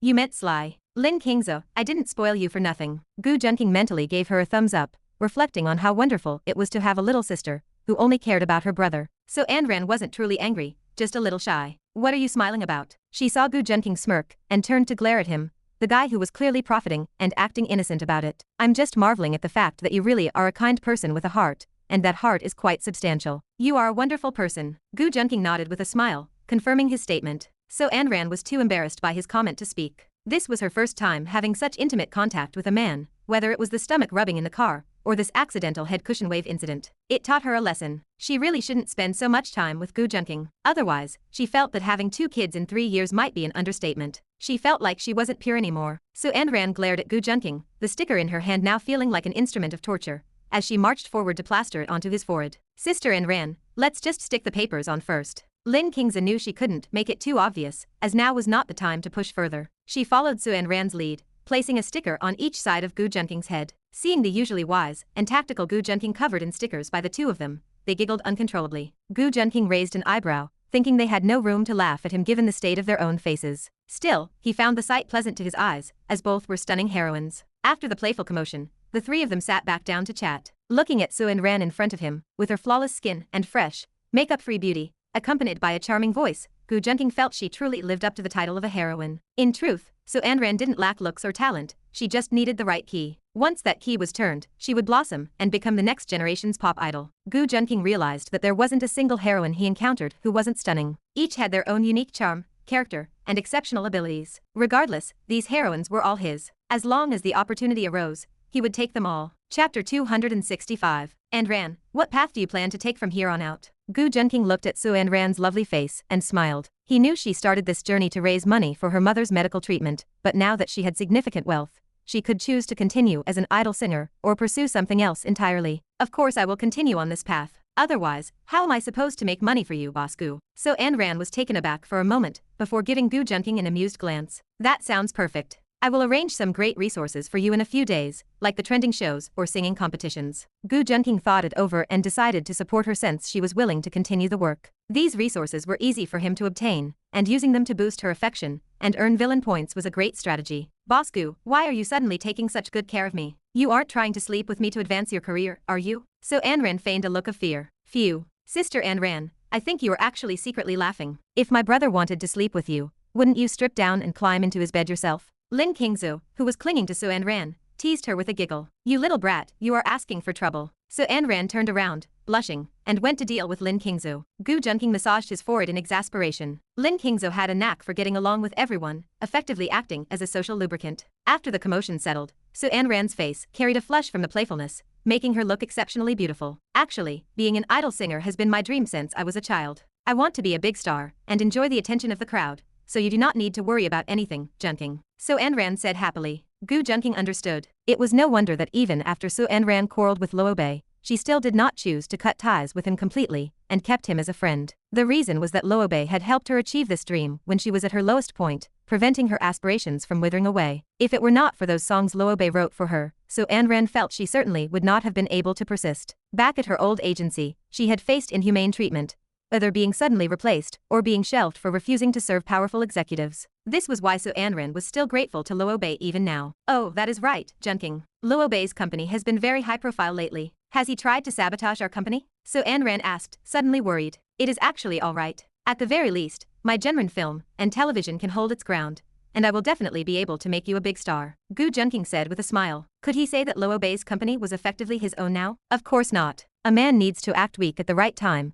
to stir a woman's maternal instincts. Gu Junqing was an expert in flirting and deeply understood this art. One of Gu Junqing's tactics was to show weakness in front of a woman. Junqing, did Luo Bei put pressure on you because of me? How could he do that? So Ran was shocked. Had Gu Junqing been hiding this pressure from her all along, shielding her from the storm? This allowed her to sing peacefully without the endless troubles she faced at her old agency. Even the manager she brought with her did not pester her to perform everywhere anymore. Lin Qingze kept her head down, occasionally sneaking glances at Gu Junqing. She was about to burst out laughing. Could she say that her brother Junqing was lying again? Although she did not fully grasp the extent of the Gu family's power, she had been there for a long time and knew enough about their public influence. In her understanding, Gu Junqing's power had no equal in Luo City. How could a newly opened film company possibly make things difficult for Gu Junqing? She knew instantly that he was deceiving Sister Ran. However, she could not expose him because she was here to help him, not cause trouble. Besides, if she really dared to call him out, she had no idea how Gu Junqing would deal with her. You know, Luo Bei is bent on proving himself. He thinks that if he can produce a star more famous than you, he can win you back. Of course, if you want to go back, I will let you. Gu Junqing said with a gaze of absolute sincerity, so genuine that anyone could feel his deep affection. Piffed.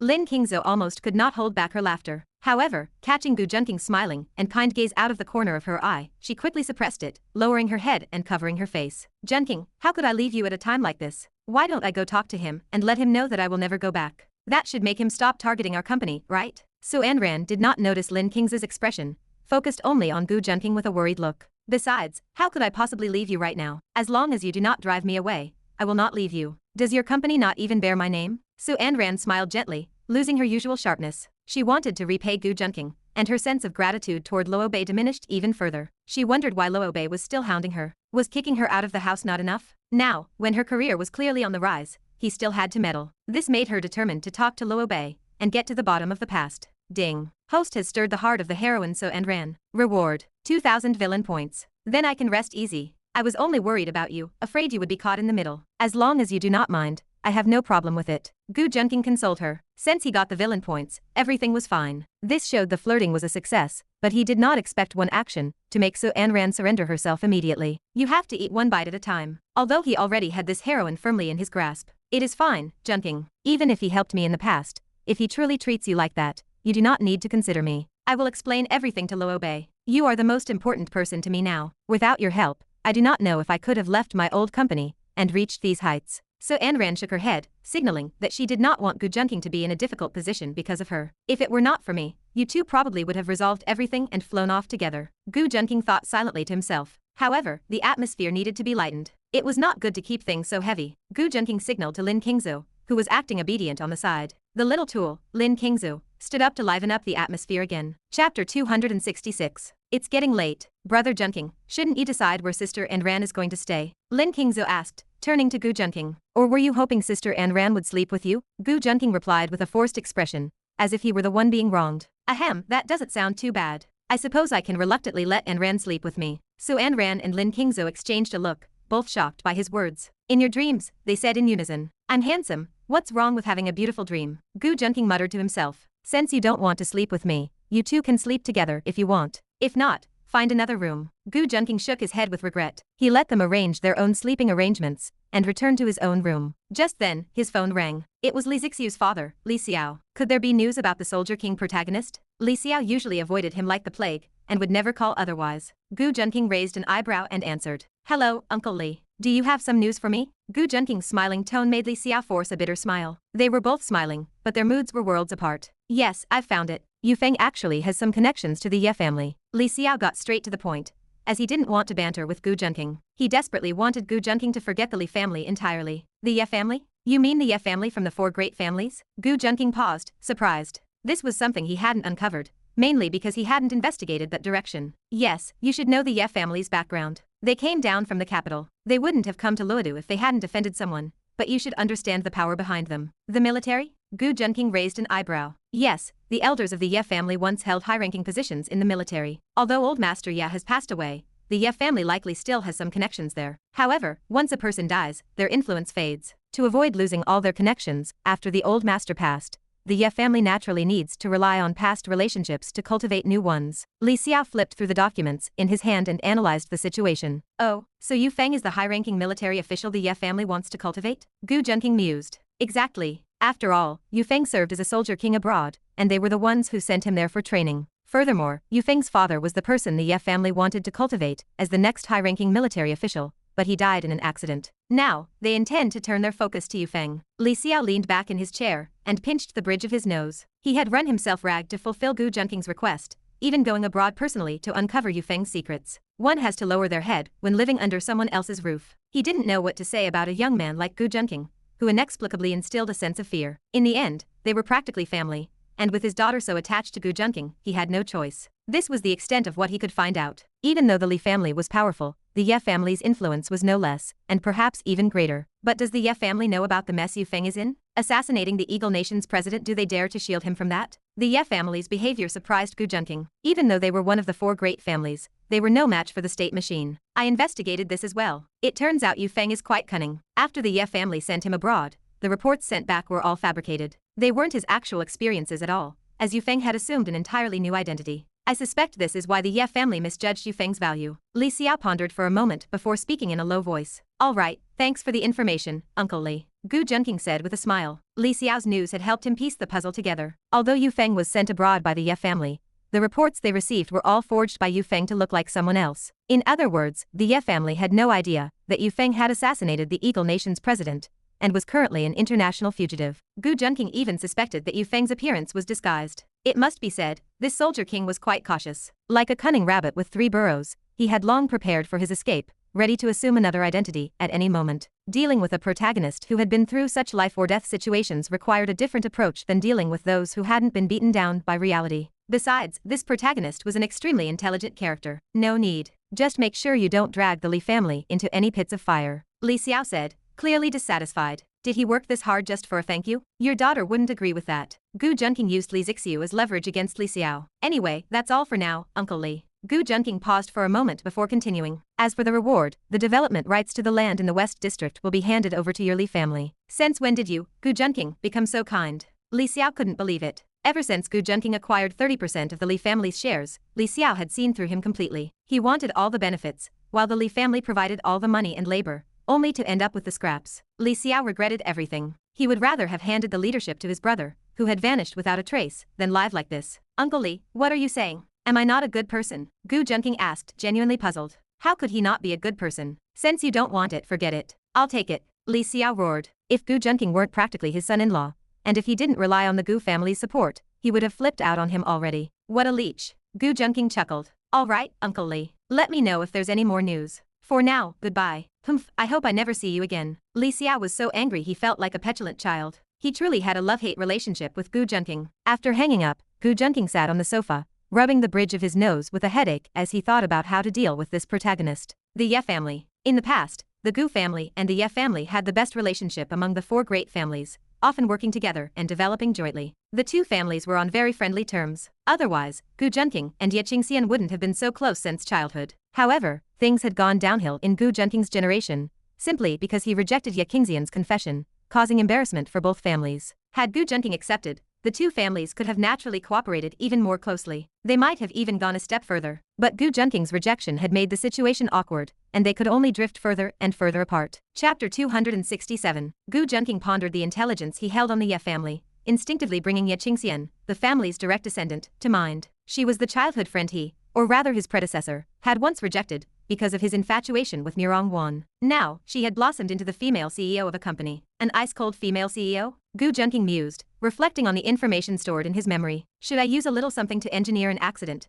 cooking the raw rice into cooked rice? He weighed the potential of such a plan, only to conclude it was far from advisable. Many villains had met their downfall attempting such gambits, often thwarted by the protagonist using various pretexts. For the sake of caution, Gu Junqing decided against such foolish maneuvers. As a childhood friend with whom he had shared a sweet past, seducing Ye Qingxian shouldn't be difficult. The challenge lay in her pride, as his past rejection had caused a rift that severed their connection entirely. If she were an average woman, a simple apology and some charming tactics would suffice to win her heart back. However, this heroine clearly possessed a temperament that would make any actual approach far more arduous. But fortunately, his memories indicated that this heroine had a penchant for attractive people. Regarding this particular arena, Gu Junqing certainly had expertise. Who could resist a charming scoundrel with both high looks and deep pockets? And regarding the personality of this soldier king protagonist, he glanced at the investigation file in his hand with a strange look in his eyes. Fond of women? Gu Junqing closed the file and retreated to his room to rest, knowing that managing so many heroines was, in itself, a taxing burden. He needed an early night to keep his body in prime condition. In another part of the city, Yu Feng stood within a grand hotel. You did well. I never expected you would go to such lengths for your boyfriend. Your devotion is truly impressive, though I wonder if your boyfriend will feel gratitude or resentment once he discovers the truth. Ha ha ha. At this moment, Yu Feng stood clutching the receptionist, Xiaoyu, the woman who had looked down on him earlier that day, a wicked smile flickering in his eyes. Xiaoyu stood with a dull expression, her face deathly pale. You promised you wouldn't touch him. Her voice was devoid of emotion, recited bite by bite like a machine. Why bother with promises? I told you I wouldn't, so I won't. Yu Feng had already had his fill, and while she lacked the stunning beauty of Ye Qingxian, she still had a certain appeal. Xiaoyu's eyes reddened and filled with blood, her mental state slipping into a frenzy. You promised me, you promised me. Her hysterical roar startled Yu Feng. Fine, I promise. Observing her frantic state, Yu Feng inexplicably released her. Xiaoyu wandered out the hotel door like a walking corpse, her face streaked with tears. Why is she so different from the foreign women? It was just one time, wasn't it? Yu Feng had been sent abroad as a child, and his understanding of women was shaped entirely by that experience. He had consorted with many women abroad, and not one had reacted this way after a single encounter. Even those who were coerced into his bed treated it like a mosquito bite, never dwelling on the matter. Forget it, whatever. Yu Feng puffed on his cigarette, having used Xiaoyu's boyfriend to threaten her earlier. After all, she was the one who provoked him, and her boyfriend was merely acting in response to her. The delicate women of the Xia Kingdom really are better to look at, unlike those dry women from Eagle Country or Bear Country. Yu Feng mused, dropping his cigarette butt and crushing it under his shoe, already planning his next method of seduction. He was a mercenary king who lived his life amidst the roar of guns, selling his life for a price, so his demands in that regard were naturally high. Hello, is this the agency? Yes, this is the matchmaking agency. A female voice answered from the other end. Sir, are you looking to find a partner for a blind date? Yes, Yu Feng replied, intrigued. And what are your requirements? Help me find someone beautiful, preferably between their 20s and 30s. There is one who fits your requirements. She is beautiful and works as a teacher, which is very helpful for your future family and child education. I can send you a photo. Oh, this one works. What is her name? Yu Feng looked at the photo, his eyes stunned by the woman within. It was only right that he should cross paths with such a celestial beauty. Let me check. The voice on the other end scanned the records. It seems her name is Yumiajin. A lovely name. Yumiajin. Yu Feng laughed in satisfaction. Then set up a time for me. I cannot wait. Certainly, sir, I will book this for you right away. You only need to pay the pre-booking fee of 5,888. Yu Feng hung up the phone, unable to crack the ice-cold CEO Ye Qingxian for now, but that would not stop him from hunting for beauty in Luodu. He felt he truly suited domestic life, both in aesthetics and lifestyle, as it aligned more closely with his genes. For a soldier king who had experienced death countless times abroad, he had witnessed both the fragility and strength of human nature too many times. His nerves had grown increasingly numb amidst such a life-and-death existence, his hands stained with ever more blood. At first, he had felt fear, but in the heat of slaughter, he had gradually shed his initial weakness. For him, only the pursuit of pleasure and thrills remained as the sole purpose of life. Fortunately, heaven favored him, allowing him to escape danger time and again, and blessing him with great gains, such as strength far beyond others, numerous women, and connections that would eventually become his stepping stones in Luodu. Now, his task was to ascend step by step, strengthening his power and influence. Yu Feng looked at the successful booking notification, whistling with delight as he walked away. Yumiajin, a woman surely not inferior to Ye Qingxian, he had to have her. A glint of interest flickered in Yu Feng's eyes. Yet, he remained oblivious to the fact that his actions would only accelerate his own demise, for he had provoked an existence he could never hope to rival. Chapter 268. The next day, Gu Junqing woke up early. He had too many girlfriends who needed comfort, and he was like a robotic time card employee, who always needed to check in. His main priority was figuring out how to fleece Yu Feng for everything he was worth. Gu Junqing sat by his floor-to-ceiling window, watching the sunrise in the distance. The crimson dawn stained the eastern sky, with red clouds drifting like veils across the horizon. This filled him with emotion. For some people, simply seeing the next day's sunrise was a luxury. Take his initial protagonists like Lin Tian and Zhang Fiyu, for instance. They were probably already awake, starting their shifts on the sewing machines in prison. As for Si Chen, he definitely couldn't see the sun anymore, as his body had already been reduced to ash. Brother Junqing, hurry and wake up. Lin Qingzi fulfilled her duties faithfully. It seemed she hadn't forgotten that her position was to act as Gu Junqing's human alarm clock. Although Gu Junqing didn't actually need it, giving her something to do was fine. What are you crouching there for? Gu Junqing asked with a chuckle, as he watched her peek around the doorframe. I was just checking if you were up. If you weren't dressed, wouldn't I end up seeing something I shouldn't? Lin Qingzi jumped inside, acting entirely bashful. What are you worried about seeing? You haven't just seen it, you've also eaten. Gu Junqing saw So and ran walking in, and quickly swallowed the last two words. Eat what? So and Ran hadn't heard what they were saying. Ahem, I was asking if you two had eaten yet. Gu Junqing offered a polite smile, showing no guilt over nearly revealing a criminal act. He certainly didn't want to end up working on a sewing machine in prison. Lin Qingzi covered her mouth to stifle a giggle. We were waiting to eat with you, So and Ran smiled. She watched as Gu Junqing smiled at her while backlit by the morning sun. His handsome, refined features framed by the light made him look like a god, evoking a sense of awe that made her want to worship him. So Ayn Rand's heart began to hammer against her chest. She felt as though that single glance from Gu Junqing had touched the strings of her heart. She even found herself thinking that if Gu Junqing really wanted to take advantage of her, as Luobei had claimed, she would be happy to just lie back and accept it. After all, it wasn't certain who would really be the one suffering a loss in the end. Ding. Host has stirred the heart of the female lead, So and Ran. Reward, 2,000 villain points. Gu Junqing's expression turned complex. Were villain points really this easy to obtain? Was just saying a single sentence enough? He never expected that, as a wealthy heir, he would end up conquering the female leads based on his looks. Shouldn't it have been his vast fortune? That's right, Brother Junqing. I'm waiting to eat with you too, Lin Qingzi said coaxingly. She didn't have any particular reaction, as she had seen it all before and build up an immunity. However, she had also been fleeced by Gu Junqing many times, even if she didn't realize it herself. Let's go then. After we eat, don't forget you have school. Your teacher has called me several times already. Gu Junqing shot her a glance. This female lead gave 0 villain points, a bad review. Gu Junqing had already transferred Lin Qingzi to a new school, one he had built himself. The teachers and students there were all close to the Gu family, and he had specially hired a good teacher for her. In reality, Gu Junqing had done this mainly as a precaution. If he encountered other young female leads like Lin Qingzu in the future, he would be able to make arrangements immediately. It not only isolated them from the dangers of the male leads, but also made it easier for Gu Junqing to cultivate their relationships. He was definitely acting like a criminal. Gu Junqing was just that kind of man. That's only because the teacher you found is too strict. Lin Qingzu fumed whenever this came up, glaring at him. You've just started high school, and I got you a teacher for the elite class. You're still not satisfied? Gu Junqing glared back, refusing to back down. He was working so hard for this girl, almost like a father figure. But teacher Bai is just too fierce. She keeps punishing me. I used to be a top student, and isn't it said that teachers don't like punishing top students? Realizing that being tough wasn't working, Lin Qingzu decided to try being soft. She pitifully tugged on the hem of Gu Junqing's shirt, looking at him with wide, watery eyes. Gu Junqing remained unmoved. He had personally invited Bai Ji, the female lead from Muye High, and had even had to act cute to convince her. Bai Ji was a teacher at a top-tier school, so why would she switch jobs for him? Gu Junqing had simply unleashed his shameless spirit, complaining to Bai Ji about how his younger sister, who had lost both parents, was too mischievous, and that he was a brother who couldn't control her. Bai Ji had fallen for this trick more than once, yet she still believed Gu Junqing's lies. It was clear that Gu Junqing was accustomed to playing the father figure, as he truly worried himself sick over Lin Qingzu. However, this was clearly a plan that killed two birds with one stone. Naturally, he couldn't leave the female leads near the male leads for long, or they might develop feelings for them. After all, Gu Junqing was a busy man and couldn't keep his eyes on every female lead at all times. With so many girlfriends, he was stretched thin and might run out of energy. You, a top student? You're inconsistent at best. Teacher Bai was hard to hire, so whether you like it or not, you are going. Gu Junqing was merciless, acting exactly like a heartless robot. Hard to hire? I bet Teacher Bai is just another one of your lovers. Lin Qingzu muttered under her breath. Su Anran didn't hear it clearly, but Gu Junqing caught every word.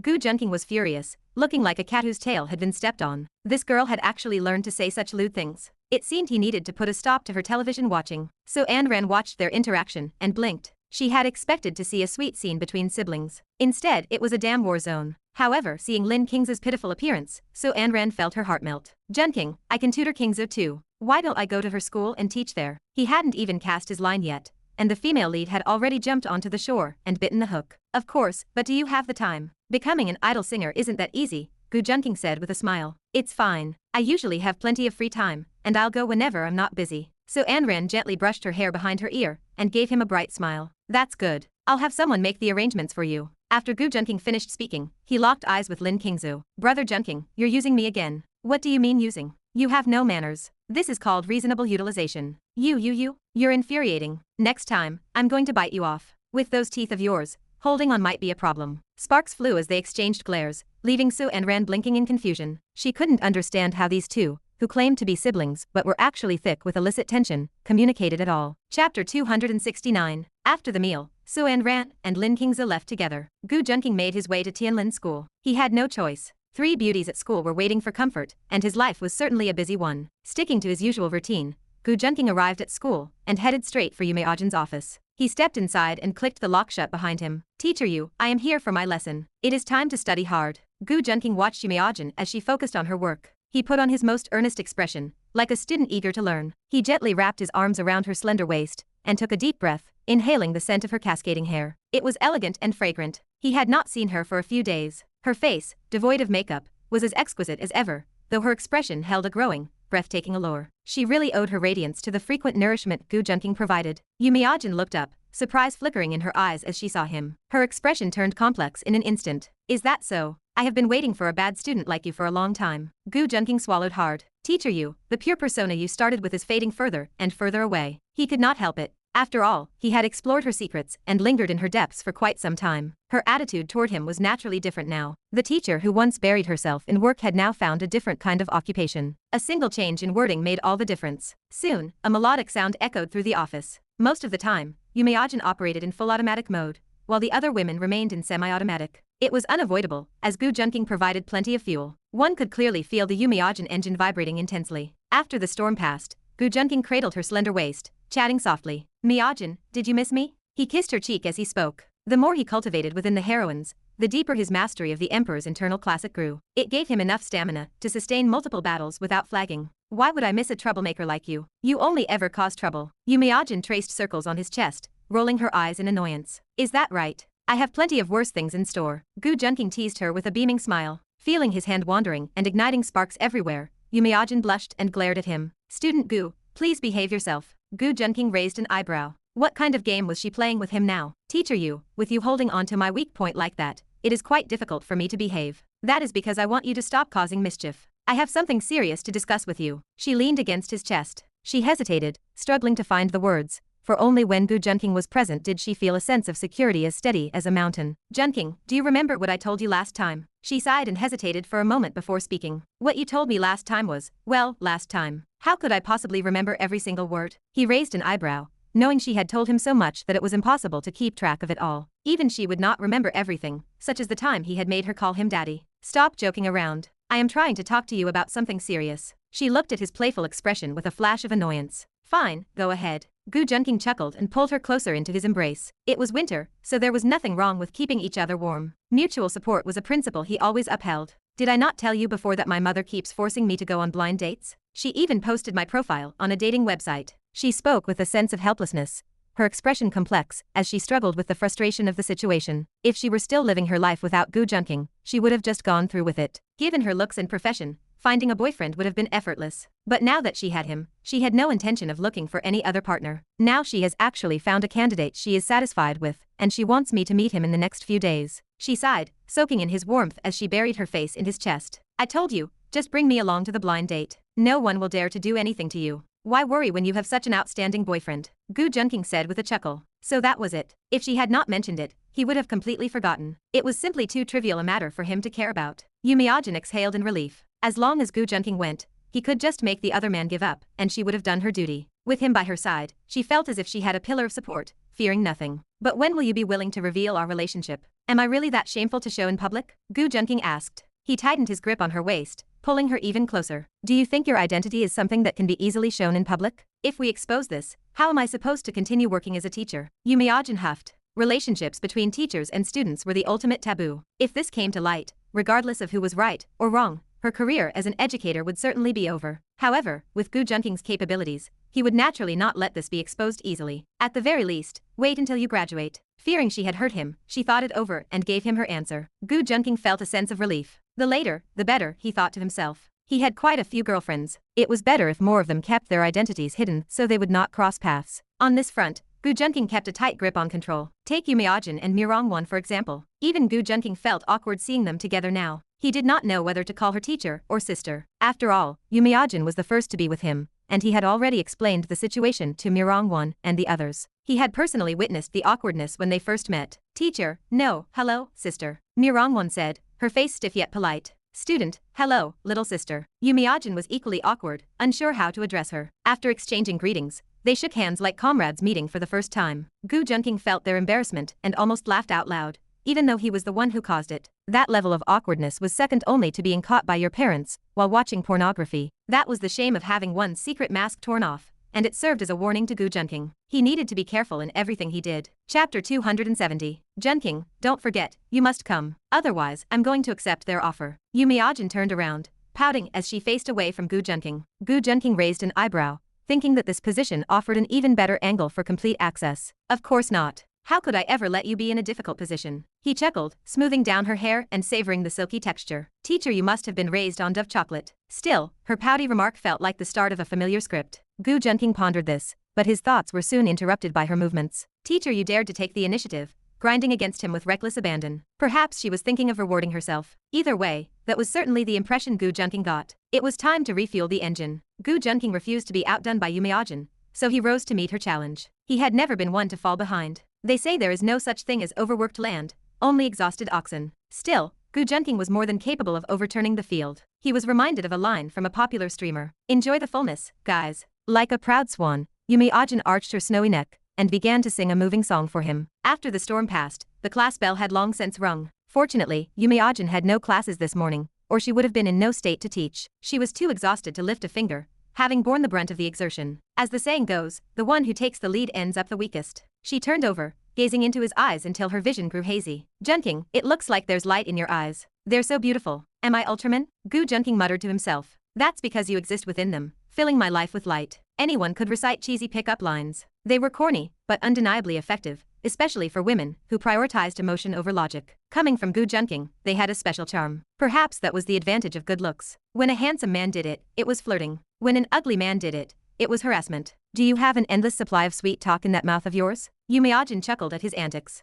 She had only meant to compliment his eyes, but she had not expected such a response. Still, it lifted her spirits. The gloom she had felt after arguing with her family vanished. Isn't this essential for romancing women? As someone with a big heart, one can't lack the right rhetoric. Gu Junqing mused. Do you like it? He asked with a gentle smile. What if I do, and what if I don't? Yumeojin fought back a smile and deflected the question. She wanted to see just how good this little thief, who had stolen her heart, was at flirting. If you like it, I'm willing to say it to you forever. Gu Junqing pulled her closer, his tone intense as he tried to prove his sincerity. If you don't like it, I'm actually more than willing to demonstrate with actions. Yumeojin felt his heated intensity. She was touched, yet speechless. If you could keep that thing a bit further away, it might be more convincing. She rolled her eyes at him, curling into his embrace to savor the warmth and peace between them. She had argued with her family for his sake, which had put her under a lot of pressure. Yet every time she needed him most, he was there. That gave her immense peace of mind. Sleep for a while. You must be exhausted. Gu Junqing looked at the vulnerability in her eyes, feeling a surge of tenderness. She needed a good rest, both physically and mentally. The poor girl was completely worn out,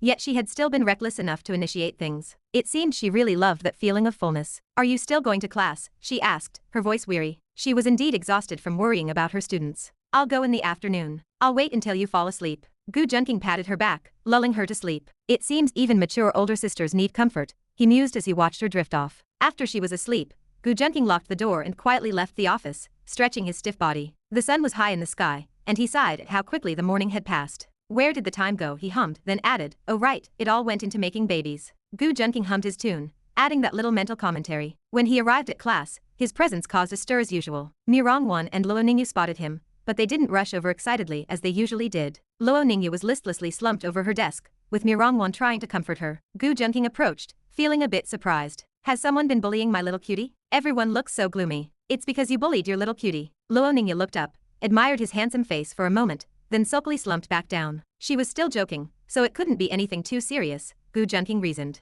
He glanced toward Mirong Wan. Mirong Wan's hair cascaded down her back. Even in a school uniform, her cool, elegant beauty shone through, highlighting her unique temperament. Her face was exquisite, though she looked helpless. She's annoyed because you suddenly decided to enter the competition. The questions became much harder, causing her to miss the cut. Mirong Wan felt resigned as well, as she had tutored Luo Ningyu. Under normal circumstances, she would have easily passed. But Gu Junqing had entered the competition, raising the difficulty level significantly, and pushing Luo Ningyu out of a guaranteed spot. Ahem, what rank was she? Gu Junqing coughed and leaned in to whisper in Mirong Wan's ear. She missed it by just one place. Mirong Wan was startled by the hot breath against her ear, and her delicate ears turned bright red. She glanced at Luo Ningyu before whispering the answer. She definitely has a right to complain, Gu Junqing thought to himself. Chapter 271. Little Ningyu, do you really think you won't get into Huaking University with me around? Gu Junqing stroked Luo Ningyu's hair and comforted her. But, I still want to rely on my own hard work. Luo Ningyu still looked a bit listless, which made Gu Junqing's heart ache. Luo Ningyu held a special place in his heart. Truth be told,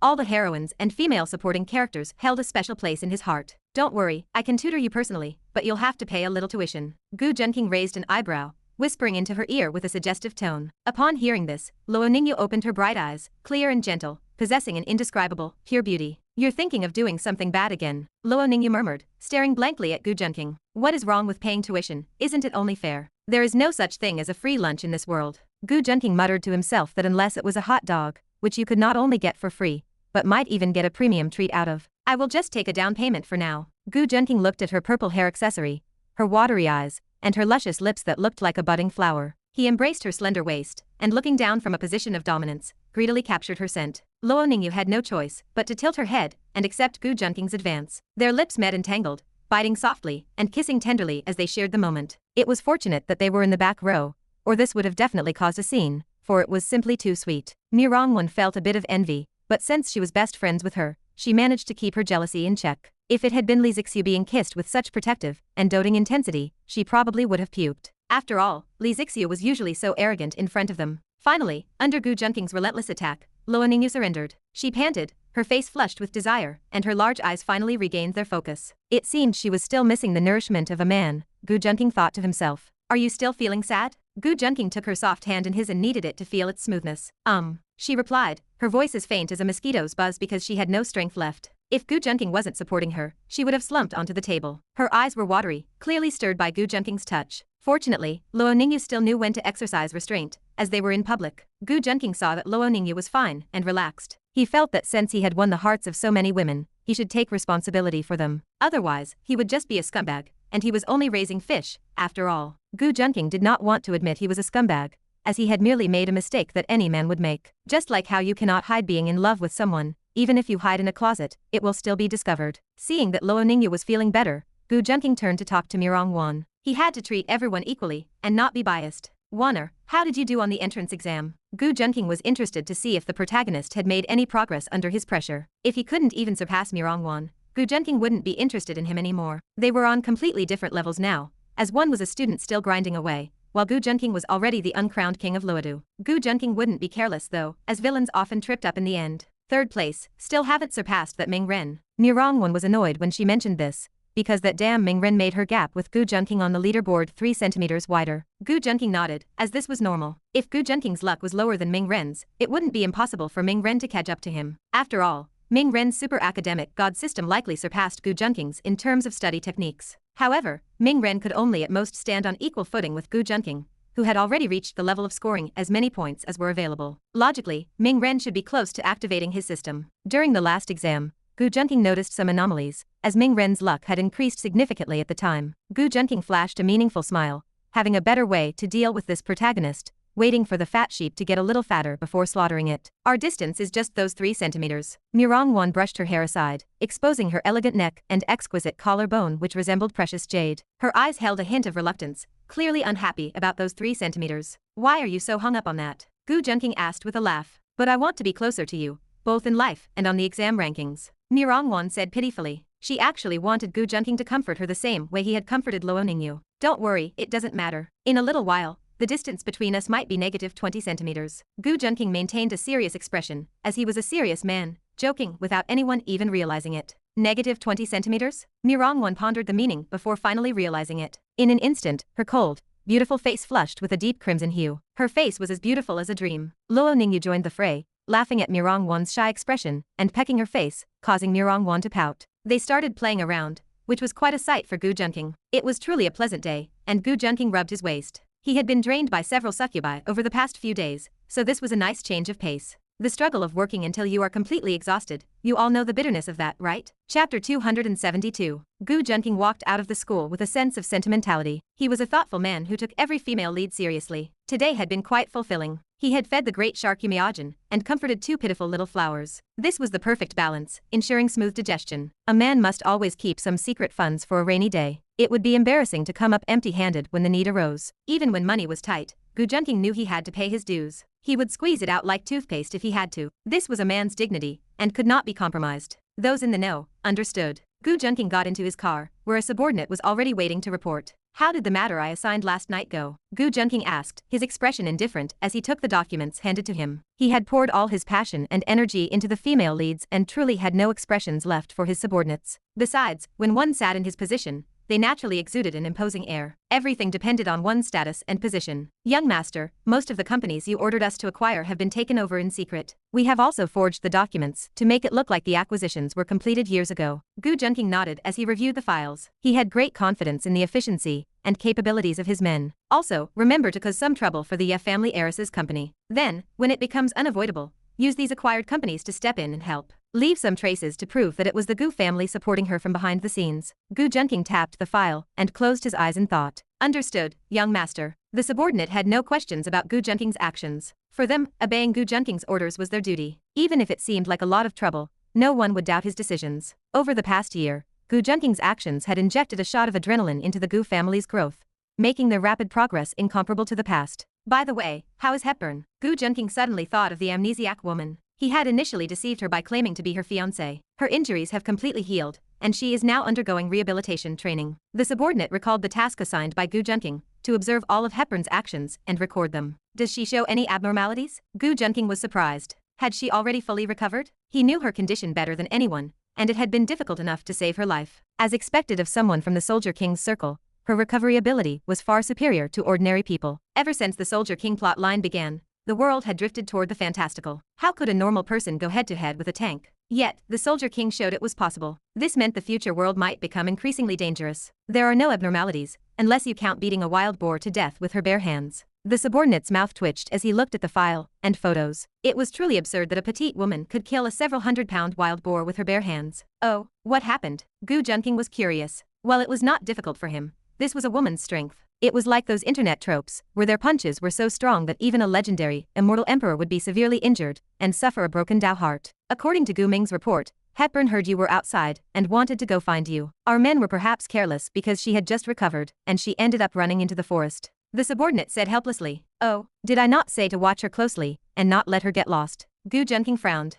Although his expression remained neutral, the anger was palpable. The subordinate's face changed, and he quickly explained, Young master, it really isn't their fault. Who would have known that woman was so powerful? Her strength is not something ordinary people can contain. Hearing this, Gu Junqing's expression softened, though he remained deep in thought. I will forgive them this time, but you know how to punish them. Gu Junqing always treated people like this. Reward merit and punish failure, without exception. This applied even to the female leads, just with different methods of punishment. Yes, young master. The subordinate sighed in relief. At least he was safe. He could only mourn for the others in his heart. They would not die, but their money for the month would likely be confiscated. Continue. Apparently, Miss Hepburn got lost in the forest, encountered a wild boar, and killed it alone within minutes. The man handed the photo to Gu Junqing. If it were not for this picture, he would have thought his men were making things up. Gu Junqing took it and looked at the photo. Hepburn's brown hair shone in the sun, and her beautiful face looked even paler than usual. Yet, with the blood stains on her hands, her savage appearance had a strangely calm and cute quality. She looked a bit like a Yandera. Is she really just looking for me? This savage look made the corner of Gu Junqing's mouth twitch. It felt more like she was coming to slaughter her fiancé, although it was just a lie he had told her. It is true, young master. Even that cunning Gu Ming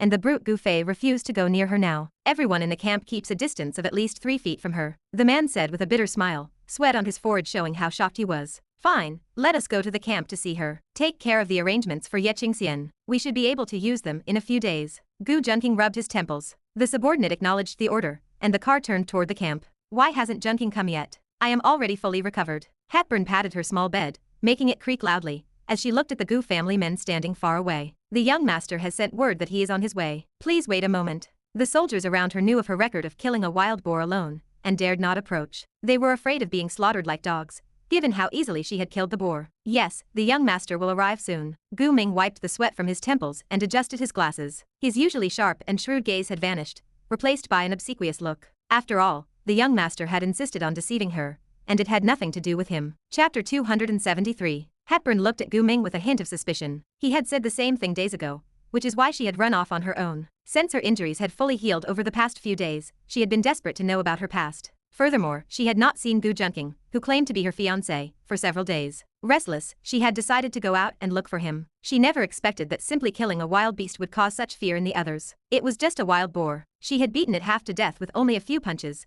so it really was not difficult. Seeing their fearful expressions, Hepburn felt a wave of dissatisfaction. Was she some kind of terrifying monster, that they should be so afraid of her? Just as the atmosphere grew stagnant, Gu Junqing arrived on the scene. Hepburn, are you hurt anywhere? Gu Junqing walked in with a look of concern. He hurried over to her in a few long strides and grabbed her hands to ask anxiously. I am not hurt, so please do not worry. Hepburn had been pleasantly surprised to hear his voice. However, seeing him hold her hands so naturally caused her cheeks to flush with color. A warmth spread through her heart, and she wondered how he could act so naturally if he truly had no connection to her. This made Hepburn willing to slowly put her trust in him. Even if he were lying, the way he worried so much about her situation suggested he surely loved her, just as he had claimed. Why did it take you so long to come? I have not seen you for ages, Hepburn said, sounding slightly aggrieved. I had quite a few things to take care of. Did I not come to see you the moment I found the time? Gu Junqing signaled for the others to leave. How could he let others see him lying to comfort a woman? It was time for him, the best actor, to show off his skills. Gu Ming hesitated to leave. After all, this woman was capable of killing wild boars and tigers with her bare hands. However, he remembered that his young master was likely just as capable, so he retreated with peace of mind. Even if this pair of fiancés started fighting, he was merely a mortal, and could not stop them anyway. My body has recovered now, and I can help you with things. I am very capable. Hepburn flicked her hair and said with a bewitching charm. If he did not know that she was suffering from amnesia, Gu Junqing might have let his thoughts wander towards something more suggestive. She possessed such beauty, and she was capable of handling anything. A woman like this was truly a man's heart's desire. She would be top tier whether as a wife or a lover, especially for a man like Gu Junqing, who enjoyed taking in various disheartened women. A woman with amnesia was certainly no exception. I know you are capable. Gu Junqing emphasized the word capable, indicating he was not making any suggestive jokes. However, I do not want you to go outside right now. Are you trying to trap me and lock me away? Hepburn asked with a touch of anger. Yes, if I could, I would lock you away for a lifetime. Gu Junqing looked pained, which caused Hepburn's resolve to soften. Can you tell me why? Because that is the only way I will not lose you again. You could belong to me forever, and I would never let you face any danger. I truly cannot bear the risk of losing you ever again. Gu Junqing looked up at the sky, giving the impression that he was fighting back tears. With his stubborn expression and trembling lips, one had to admit, even a best actor would be stunned, and a veteran performer would be moved to tears. Is that really true? It had to be said that Gu Junqing's acting was superb. Moved, Hepburn was the first to shed tears as she spoke with a choked voice. What kind of deep affection could make someone so afraid of losing another? Hepburn hated that she had forgotten the past. She wanted to stab herself twice, if it meant she could remember what happened before. However, if she really did remember the past, the person she would want to stab would likely be Gu Junqing. After all, Gu Junqing was deceiving an innocent, pure girl who was as blank as a sheet of paper. Gu Junqing blinked, and could not help but applaud his own acting performance. I am truly impressive, he muttered to himself. Of course it is true. Gu Junqing gripped Hepburn's soft hands excitedly and shouted. The sudden volume startled Hepburn, stopping her sobs as she stared at him in a daze. Ever since the day you disappeared, I have often wondered, if only I could have understood you better, if I had known your hardships, or known you wanted to walk by my side, I would never have let you suffer such harm. I hate myself. I wish I could slap myself twice. Gu Junqing raised his hand heavily, making a motion to strike himself. Seeing that Hepburn was only crying, and made no move to stop him, he blinked and quietly lowered his hand. It is not good to overact, and he knew his limits. Gu Junqing raised and lowered his hand as if wiping away tears, then sat down beside Hepburn. The emotions of the woman before him were truly as simple as a blank sheet of paper, making Gu Junqing feel as if he were deceiving a naive girl. However, men have two great pastimes, corrupting good women, and persuading fallen women to reform. Deceiving a naive girl certainly counted as a form of corrupting a good woman. Gu Junqing thought about it, and since all men enjoyed it, he was merely committing a mistake that any man would make. Thinking this way, Gu Junqing felt no psychological burden at all. He gently pulled Hepburn's shoulder, letting her lean against his chest. This time, Hepburn did not resist his closeness as she had when they first met. Instead, she fell into his embrace and felt the warmth of the man before her. Gu Junqing placed her head against his chest. He looked at her small face and spoke with ringing conviction. Do you hear it? It beats for you, and as long as you are here, it will beat for you forever. Hepburn listened to the vibrations of his voice and the steady, powerful rhythm of his heartbeat, feeling intoxicated. She had even doubted the truth of his claim that they were engaged. Now it seemed there was no difference between them and a married couple. Gu Junqing's feelings for her were so deep that she could not help but start to believe his words. Words can lie, but emotions cannot. The eyes are the windows to the soul. The full range of emotions in his voice and the deep love in his eyes led Hepburn to choose to believe him. She believed that they truly shared a love for one another. However, what she did not know was that while the look of love for one person cannot be hidden, it is a different story when it comes to loving two. Chapter 274. Junqing, hearing you say that makes me want to go out and help you even more. Plus, I am quite strong, so I can help you with whatever you need to do. Hepburn opened her round eyes. Her ink-black, wavy hair cascaded over her shoulders, framing an exquisite, fair-skinned oval face. She had beautiful, large eyes, willow-leaf eyebrows, and the prominent, refined nose bridge typical of Westerners. Even her loose hospital pajamas could not hide her proud figure, with curves that made Gu Junqing yearn to explore. Gu Junqing sighed. She was truly a woman kissed by God. However, no matter how beautiful she was, Gu Junqing could not let her out just yet. If she went out and saw his flock of girlfriends, his secret would be exposed instantly. Furthermore, he felt her personality had a certain viciousness. Dealing with women like his master Ji Zhuyue or senior sister Chen Lingyue was fine,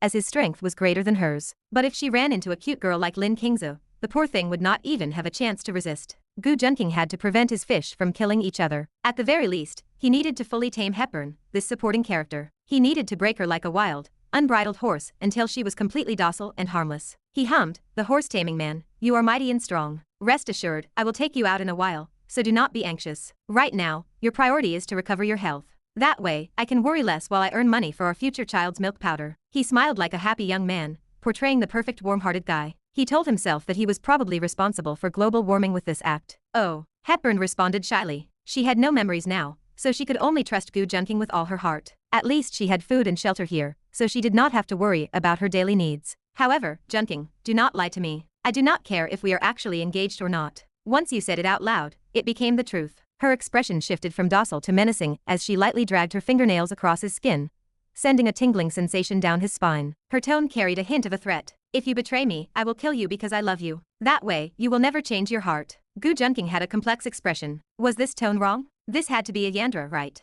Did she break her brain during the concussion? Or was this her true nature? Why could people not be more authentic? It would be so much better if everyone were as honest and kind as he was. Gu Junqing leaned toward the idea that this was Hepburn's true self. Some people, even without their memories, would never be innocent rabbits. How could a woman with an angelic face who had been a member of a mercenary group be anything but ruthless? He suspected she had been hiding her true thoughts all along. If not for his incredible acting skills, she would never have believed his nonsense. To be honest, even a dog would not believe his lies. Yet he made the guarded Hepburn trust him. He owed it all to his appearance and his halo. A handsome man, or a beautiful woman speaking sincerely, makes it very hard not to believe them. Even with the influence of the heroine charm halo, Hepburn was still a supporting character, so she was just as susceptible. Still, was her possessiveness a bit too strong? Gu Junqing regretted using the fiancé identity. It would have been better to pretend to be her father, though that was a bit absurd. However, Hepburn was truly useful to him, and the control he had over a supporting character was immense. Name Hepburn, supporting character, age 27, charm 92, favorability 70, supporting character halo 1314. Following the tropes of mediocre novels, he could guess exactly what would happen without his interference. The plot would have changed from the start. Hepburn would have been rescued by the Eagle Nation, but due to her amnesia,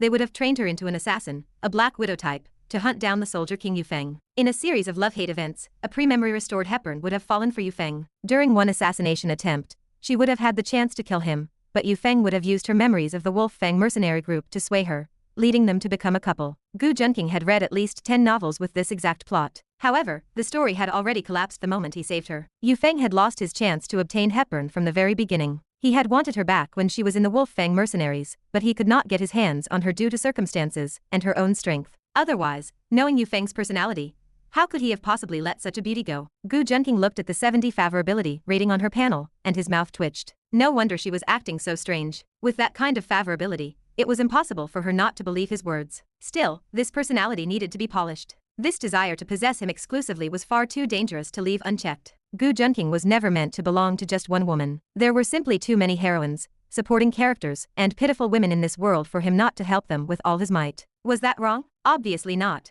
How could I possibly betray you? But you must understand that when a man is out socializing, special situations always arise. He held her shoulders and spoke with a serious expression. He was desperately trying to change her mindset. Murdering her husband was way too dangerous. If she could say things like that to her fiancé, how would the little fish in his pond ever survive? I can handle those situations too. I have been reading books, watching anime, and studying movies these past few days, so do not worry. Hepburn shyly patted her chest, causing a bounce that caught his eye. Gu Junqing felt his brow twitch as he instinctively thought of a rather lewd idiom. There was no other choice. Gu Junqing had to bear the heavy burden and let Hepburn practice her studies. Gu Junqing often said that one cannot learn by just reading. One must practice with their own hands and mouths to truly make a skill their own. Today, he would lead by example. He used himself as a test subject, just like the male protagonists in the movies Hepburn had been watching, and let her test the results with her hands and mouth. Chapter 275. Hepburn looked at Gu Junqing, who wore a satisfied expression, and felt a surge of joy. It seemed the books she had read had not gone to waste, and she felt quite pleased. She mimicked the scenes she had studied,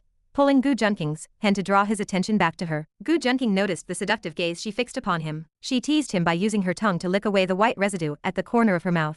This was becoming difficult to handle. Gu, how was that? Did I learn well? Hepburn asked, looking proud, like a child waiting to be praised. Why did you suddenly start calling me Gu? Gu Junqing found the nickname amusing, as no one had ever addressed him that way before. Because I feel like we are closer now. I even ate the sausage you gave me. Hepburn tilted her head and asked, don't you think we are closer? Would you like to taste it again? Hepburn licked her lips, seemingly savoring the memory. She looked at Gu Junqing like a predator, her gaze filled with desire and charm. To Gu Junqing, it felt as though she wanted to swallow him whole. Damn, that's lewd. Gu Junqing rubbed his forehead. Few of his heroines ever engaged in such dirty talk, as most women who had improper relations with him were usually quite shy. Fine, call me whatever you want. Gu Junqing patted her head affectionately to show his favor. He decided to save some energy, declining her request to taste it again. Some things should not be overdone, as health is paramount. The ancients were right that beauty is a blade that scrapes the bone. Gu Junqing's mind was reaching a state of saint-like clarity, and he even began to reflect on his manipulative behavior. He felt that if he didn't leave now, he might not be able to leave at all. Like a piece of monk's flesh, he had been targeted by this enchantress named Hepburn. I'm heading out now. I'll come see you again, and maybe next time, I can take you out of here. Gu Junqing smiled,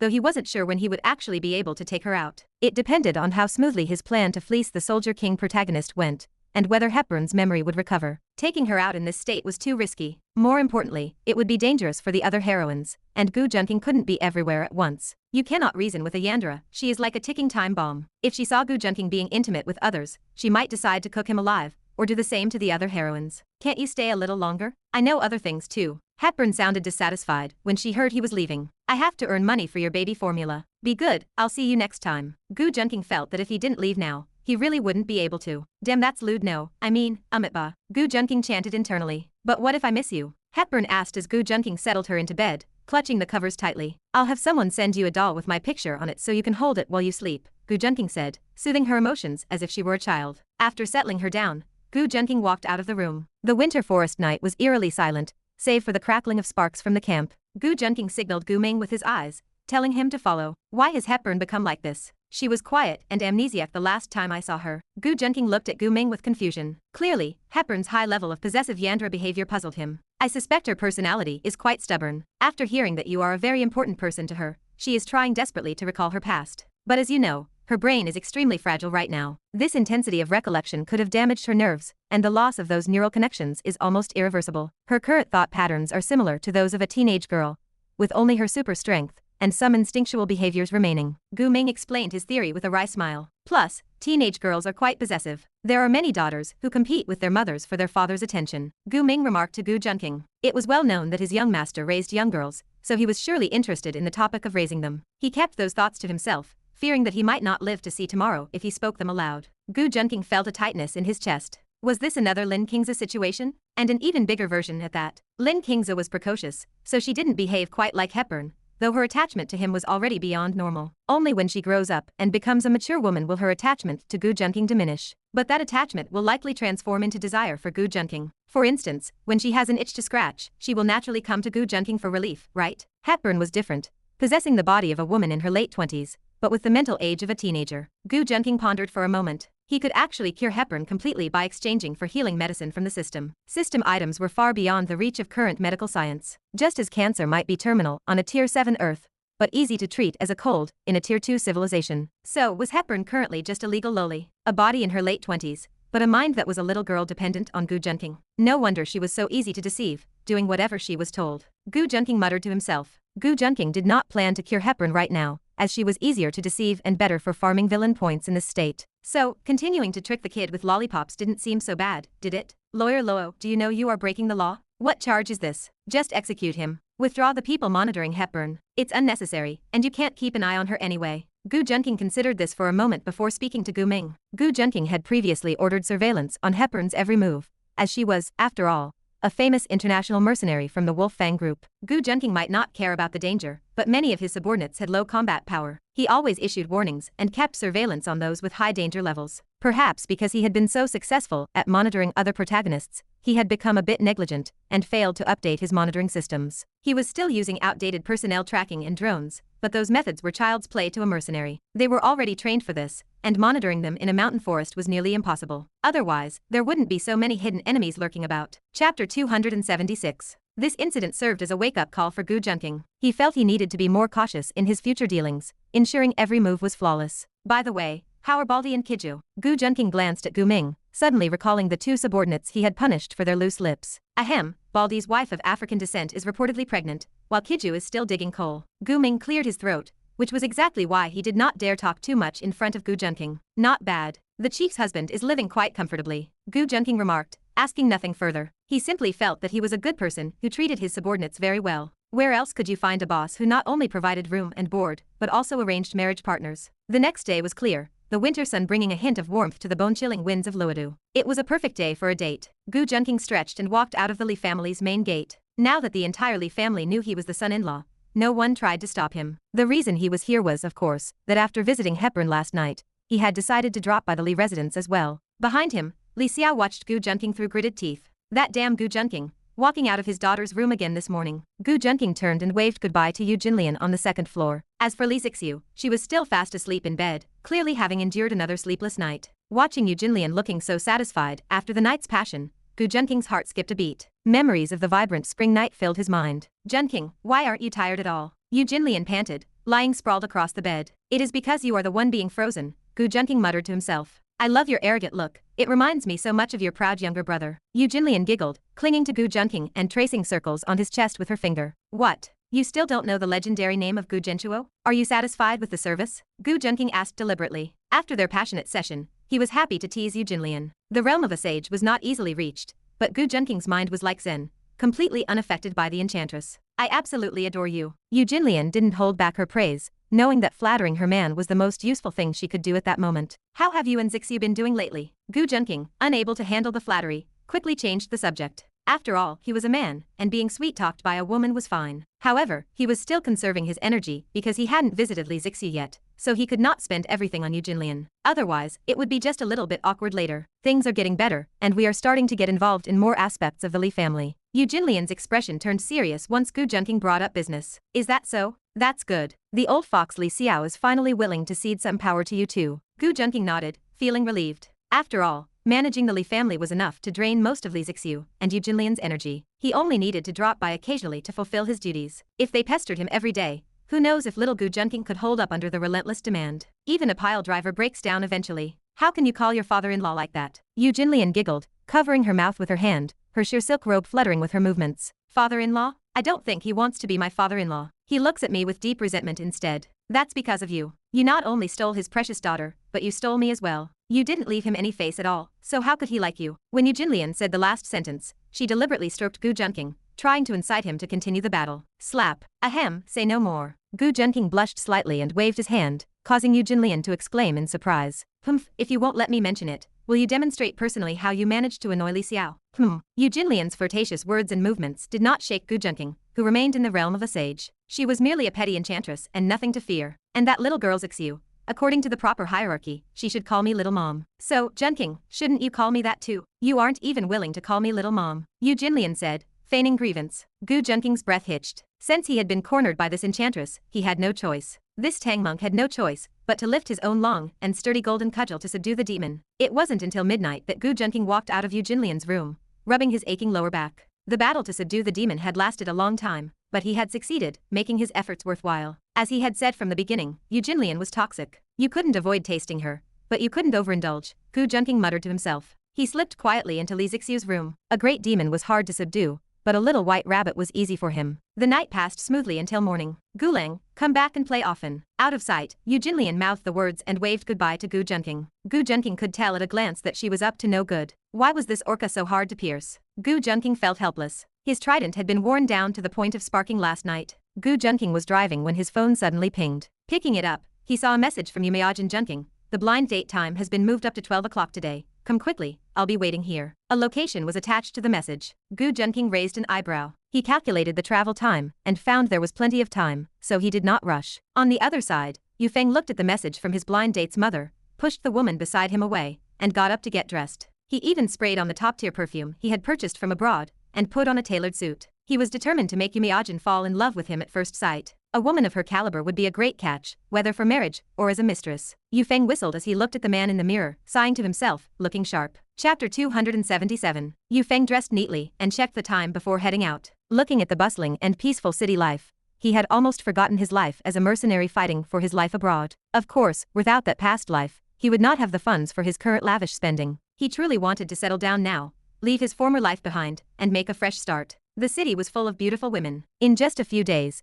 he had used various methods to pick up many gold diggers, and he was starting to enjoy himself too much. However, these relationships were just for fun, and none of them involved real feelings. Two women had caught his interest recently. One was his company's female CEO, Ye Qingxian, and the other was his blind date today, Yumeajin. Yu Feng felt deeply attracted to Ye Qingxian's cold temperament and professional demeanor. She was truly both beautiful and formidable. As for Yumeajin, he only knew the basics from chatting with her mother on WeChat. Entering the prearranged restaurant, he spotted Yumeajin and her mother sitting in the distance at a glance. He could not help it, as Yumeajin's appearance was simply too beautiful. Some people were just born to be the center of attention. She is even more beautiful than in the photos. Yu Feng muttered to himself, genuinely stunned by Yumeajin's breathtaking appearance. Despite simply wearing business attire, she remained the focus of everyone's attention. Yu Feng flashed a confident smile and walked up to Yumeajin and her mother, extending a hand to greet them. Hello, Auntie. Are you Miss Yumeajin's mother? Yumeajin's mother immediately broke into a wide smile and turned to pull her daughter up from the side. Get up already, he is here. Hello, I am indeed Yumiajin's mother. Yu's mother was only in her 40s. She had only a few fine lines on her face, which were hardly noticeable unless one looked closely. It was clear she took excellent care of herself, and she bore a resemblance to Yumiajin, possessing an alluring charm of a mature woman. She quickly reached out to shake Yufeng's hand, releasing it after a brief moment. Yufeng felt the soft and smooth sensation on his hand. As expected, a beauty's mother is not bad either. She is well preserved for her age, Yufeng muttered to himself, though he kept his expression polite and gentlemanly on the surface. Auntie, please, sit. Yufeng politely pulled out a chair for her. He had specifically learned these gentlemanly manners for his past missions as an operative. Thank you, that is kind of you. Yu's mother thought the young man was quite polite, and his appearance was of the steady type, so he was worth considering. After speaking, she noticed her daughter sitting to the side, indifferent and silent. She glared at Yumiajin, signaling her to pay attention. She was getting on in years and had inherited her mother's looks, yet despite being a great beauty, she still would not find a boyfriend. Yumiajin received her mother's signal with a sense of helplessness. She had said she did not want to come, yet she was dragged here, so what could she say? Why had that brat Gu Junqing not arrived yet? Is this Miss Yumiajin, my blind date for today? After sitting down, Yufeng looked at the mother and daughter before him, a flash of astonishment crossing his eyes. The older one had the allure of a mature woman, while the younger one was even more incredible, possessing a beauty that could topple kingdoms. Does someone with this level of beauty really need to go on blind dates? Yufeng muttered to himself. Then, he suddenly thought that perhaps this was bait cast by fate, and he had to seize it firmly. Yumiajin had no choice. As a teacher, she naturally had to be polite. Yes, that is me. She nodded, her slender fingers stirring her coffee. I could tell from the photos, but miss you, you are truly beautiful. Yufeng offered a compliment first, eager to make a good impression. Yumiajin nodded in acknowledgement. She had heard this line too many times, and had long developed an immunity to it, unless it came from Gu Junqing, which might have had some effect. Seeing that the beauty before him did not seem interested, Yufeng felt a bit surprised. Miss you, am I not good-looking? Yufeng asked with feigned sincerity, though given his status, he certainly would not be angered by her lack of interest. It is all right, just average. Yumiajin glanced up and then lowered her head to drink her coffee gracefully. To be honest, Yufeng did not look bad. He actually matched Yumiajin's aesthetic quite well. If she had not met Gu Junqing first, she might have actually considered giving it a try. However, when comparing Yufeng's appearance to Gu Junqing's, one was in the heavens and the other on the ground, making them incomparable. Like many of Gu Junqing's women, Yumiajin's taste and standards had long been spoiled. Looking at other men left her feeling a sense of bland indifference. Yufeng's composure shattered. What was with that look? As if she were looking at an ugly person. He had once been known as the most handsome man at his mercenary base. So, miss you, how is your work going? You must have a pleasant time with your students. Yufeng kept his expression unchanged. He possessed at least that much self-control. It was indeed very pleasant, though whether it was the type of pleasantry he meant, she could not say. Yumiajin randomly thought of that bad student, Gu Junqing, and the pleasant things they did together, answering internally before saying, it is okay. Yufeng's expression stiffened. How could he keep the conversation going with this attitude? Was it really that hard to just provide some information? Was this not a standard question in a blind date? He had specifically looked into the process of blind dates in the country, but it seemed she was not interested in what he had shown so far. Yufeng felt troubled. If he chose to just say how wealthy he was, would that not contradict the gentlemanly image he was trying to maintain? Yu's mother saw that her daughter had essentially killed the conversation, and felt disdain for her daughter's lack of effort. How could she not even know how to hold a conversation? To be honest, this Yufeng was quite good-looking, and his actions and demeanor were gentlemanly. She still thought quite highly of him. Even if she was not interested in him, she could still chat for a bit. Don't mind her, she has been like this since she was a child. Let's chat. Yu's mother gave her daughter a look of disappointment and took over the conversation herself. Yumiajin was speechless. Was she not just uninterested in Yufeng? Was it necessary to smear her like that? Yufeng, let us get straight to the point. Let's clarify our situation first. You have seen Miajin's looks, and you should have some idea of what she is like. She might not be one of a kind, but she is definitely a beauty that could topple kingdoms. Fairies in heaven are likely no better than this. Yu's mother knew her daughter's value and praised her without reservation. However, this praise made Yumiajin feel a bit embarrassed, and she tugged at her mother's sleeve. She really had not expected her mother, who was usually critical of her, to praise her like this. Yu's mother looked at Yumiajin's hand with disdain. She thought to herself that since her daughter could not handle it, she had to step in personally. She glared at her, thinking, look at how you are failing at this date. Chapter 278. Also, my daughter is a teacher at the best school in Luo City. Her income and her institution are among the best in the industry. Yu's mother took a sip of tea, trying to dictate the pace of the conversation. So, what are your qualifications? Information on dating apps is often vague. Don't blame me for being blunt, but in matchmaking, you need to find out the most important details in the shortest amount of time. She explained this with the confidence of someone who had learned from other middle-aged women. After all, she was inexperienced and was just practicing as she went. Ma'am, my situation is actually quite decent. Yufeng's eyes flashed. Ginger really is spicier when it's older. She asked the right questions. If she didn't ask this, how was he supposed to show off? So, do you have a house in Luo City? Do you have a car? How about savings? Yu's mother asked these questions sharply. They were the three unchangeable pillars of the matchmaking world. Passers-by in the restaurant had already noticed the scene and were watching with great interest. When it came to watching a spectacle, the people of Xia Kingdom were never ones to fall behind. Life was too good these days, so they had to find some entertainment. Look, one bystander said. Is that woman on the date the mother, or are they sisters? Yeah, she's so beautiful, another replied. Are all the people on these dates this attractive? I want to go on a date now too. I hope this lady looks at me, or even the mother would be fine. If you can't handle it, go to the dog's table, the first one countered. The mother is clearly mine, and I don't want to work anymore. Clearly, the appearance of the mother and daughter had attracted quite a bit of attention. Listening to the whispering around him, Yu Feng wore a proud smile. This was the kind of scene that matched his status. Ma'am, because I have lived abroad for many years, I haven't bought a house in the country yet. Yu's mother frowned. No house. What the hell was he talking about? Pass. Wait, you didn't ask if I have a car, ma'am. Yu Feng noticed her change in expression and spoke quickly. Fine, do you have a car? Her expression softened, and her eyes showed a bit of encouragement. Of course I do. Yu Feng produced a key with a flourish. It was the GTR key from the racing competition he had with Gu Junqing last time. Not bad. The logo looks pretty cool. This car must be worth quite a bit. The key piqued her interest, and she glanced at it a few times. It certainly looked valuable. Even if she didn't recognize the brand, she could tell it was luxurious. Ma'am, that's a GTR, a bystander yelled enviously. It starts at $1 million. The surrounding crowd was shocked. When they heard Yu Feng say he didn't have a house earlier, they had wanted to mock him for posturing without any substance. They didn't expect to be slapped in the face so quickly. Yu's mother was stunned. Was this man actually a potential catch? The Yu family was already wealthy, but they weren't at a level where they could easily buy luxury cars of this caliber. As for Yu Meijin, she wasn't even interested in looking. Gu Junqing's car would only be more expensive, never cheaper. Besides, money was enough for her as long as it met her needs, and she didn't pursue wealth. Even though Gu Junqing was incredibly rich, she never asked him for anything,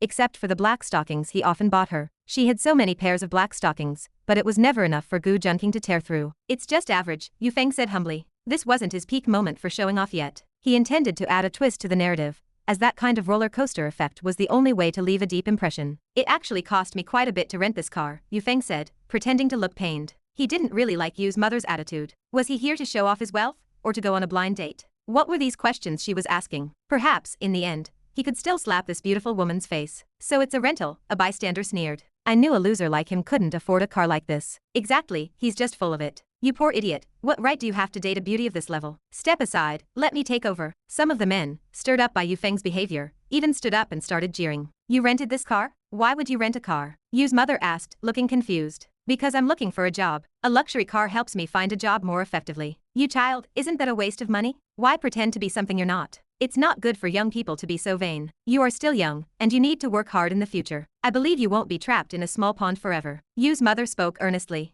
She wasn't doing charity work, but a few words of advice were the least she could do. Cough, ma'am, do you have anything else you want to say? This wasn't right. According to the usual tropes, shouldn't there be some disdain? Then, he would erupt in silence and shock the whole room. Why was she comforting him? Yu Feng was somewhat confused. He had experienced scenes like this before, and people who stayed with him for a long time seemed to suffer a drop in intelligence. Whether it was disdain or looking down on others, it was always on the surface, and they would say things like he wasn't worthy to his face. That was the only time face slapping was satisfying. But today, the style was completely different. According to the current progress, he should already be on the road to face slapping. I have nothing left to say, just one more piece of advice. Young people shouldn't be so impetuous. You should learn from the people around you. However, you can see for yourself that my daughter doesn't seem to have any interest in you. Yu's mother wore an apologetic look on her face. With no car, no house, and no job, why would she marry her peerless daughter to him? Wait, ma'am, I still have my savings I haven't shown you. Yu Feng saw her pulling Yu Meijin to leave and asked urgently. Why don't you listen to what I'm saying? Stop being so vain. Yu's mother frowned, looking displeased. She had actually thought highly of this young man initially. At first, she only wanted to put some pressure on him, which was why she talked up her daughter so much. She didn't expect him to keep pestering them. Ma'am, believe me, you will regret it if you don't look at my account balance. Yu Feng was full of confidence. He had worked as a mercenary for so many years, and all the profits were in this account. It would definitely make everyone gasp at the number. Chapter 279. Gu Junqing had actually arrived early. He wanted to observe the situation on the ground, so he did not rush to appear. In truth, it was just his cautious, calculating nature at work. Watching Yu Feng from a distance, a golden light flashed in Gu Junqing's eyes as he activated his insight eye. He had already merged the abilities of his Eye of Insight and the golden pupil into this new talent. It combined all the strengths of both, even adding a new feature that helped him better observe his enemies and other protagonists. Protagonist Yu Feng. Plot trope Urban Soldier King. Novel title Super Soldier King in the City, not purchased. Combat power 672. Charm 85. Protagonist Halo 3213. Skills Grandmaster Reconnaissance, Grandmaster Sniping, Grandmaster Combat, Grandmaster Firearms Proficiency, Master Level Driving Skills.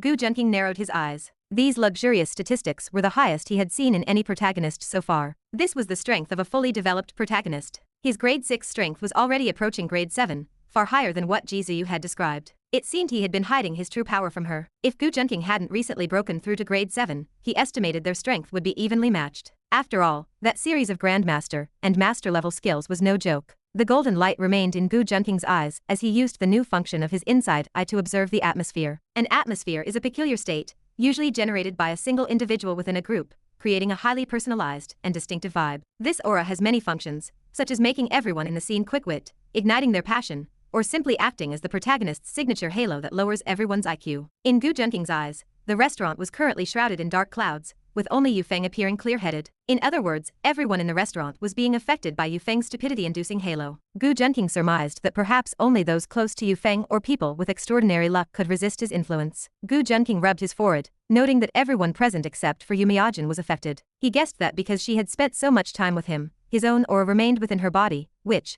combined with her own heroine halo, allowed her to resist the effect for so long. Ahem, as for why Gu Junqing's aura was inside Yu Miajin, well, those who know, know. Watching Yu Miajin's mother play into the generic script of the novel, because of the halo, Gu Junqing felt a pang of sympathy. He didn't need to buy Yu Feng's novel to know how this would play out, as people like her were usually the ones getting slapped in the face. However, Teacher Yu's mother was still quite seductive, ahem, full of charm. He decided not to let her suffer the humiliation of being slapped in the face. Gu Junqing muttered to himself, "System, how can I reduce the influence of Yu Feng's halo?" Ding. Host, you can upgrade your own anti-halo, increasing its intensity and range to counter the protagonist's halo. Gu Junqing nodded upon hearing this and checked the villain points required to upgrade his anti-halo. Discovering it cost nearly 80,000 villain points, he felt a sting of pain in his heart, but clicked the button anyway. This system was truly a scam. The protagonist came with a halo, while the villain had to buy an anti-halo, which explained how the protagonist could keep moving forward so easily. It was like an adult controlling an adult body, fighting a group of adult bodies controlled by infants, whose intelligence hadn't fully developed yet. The protagonist charged heroically, while the villain sat there drooling. No wonder the villains always lost.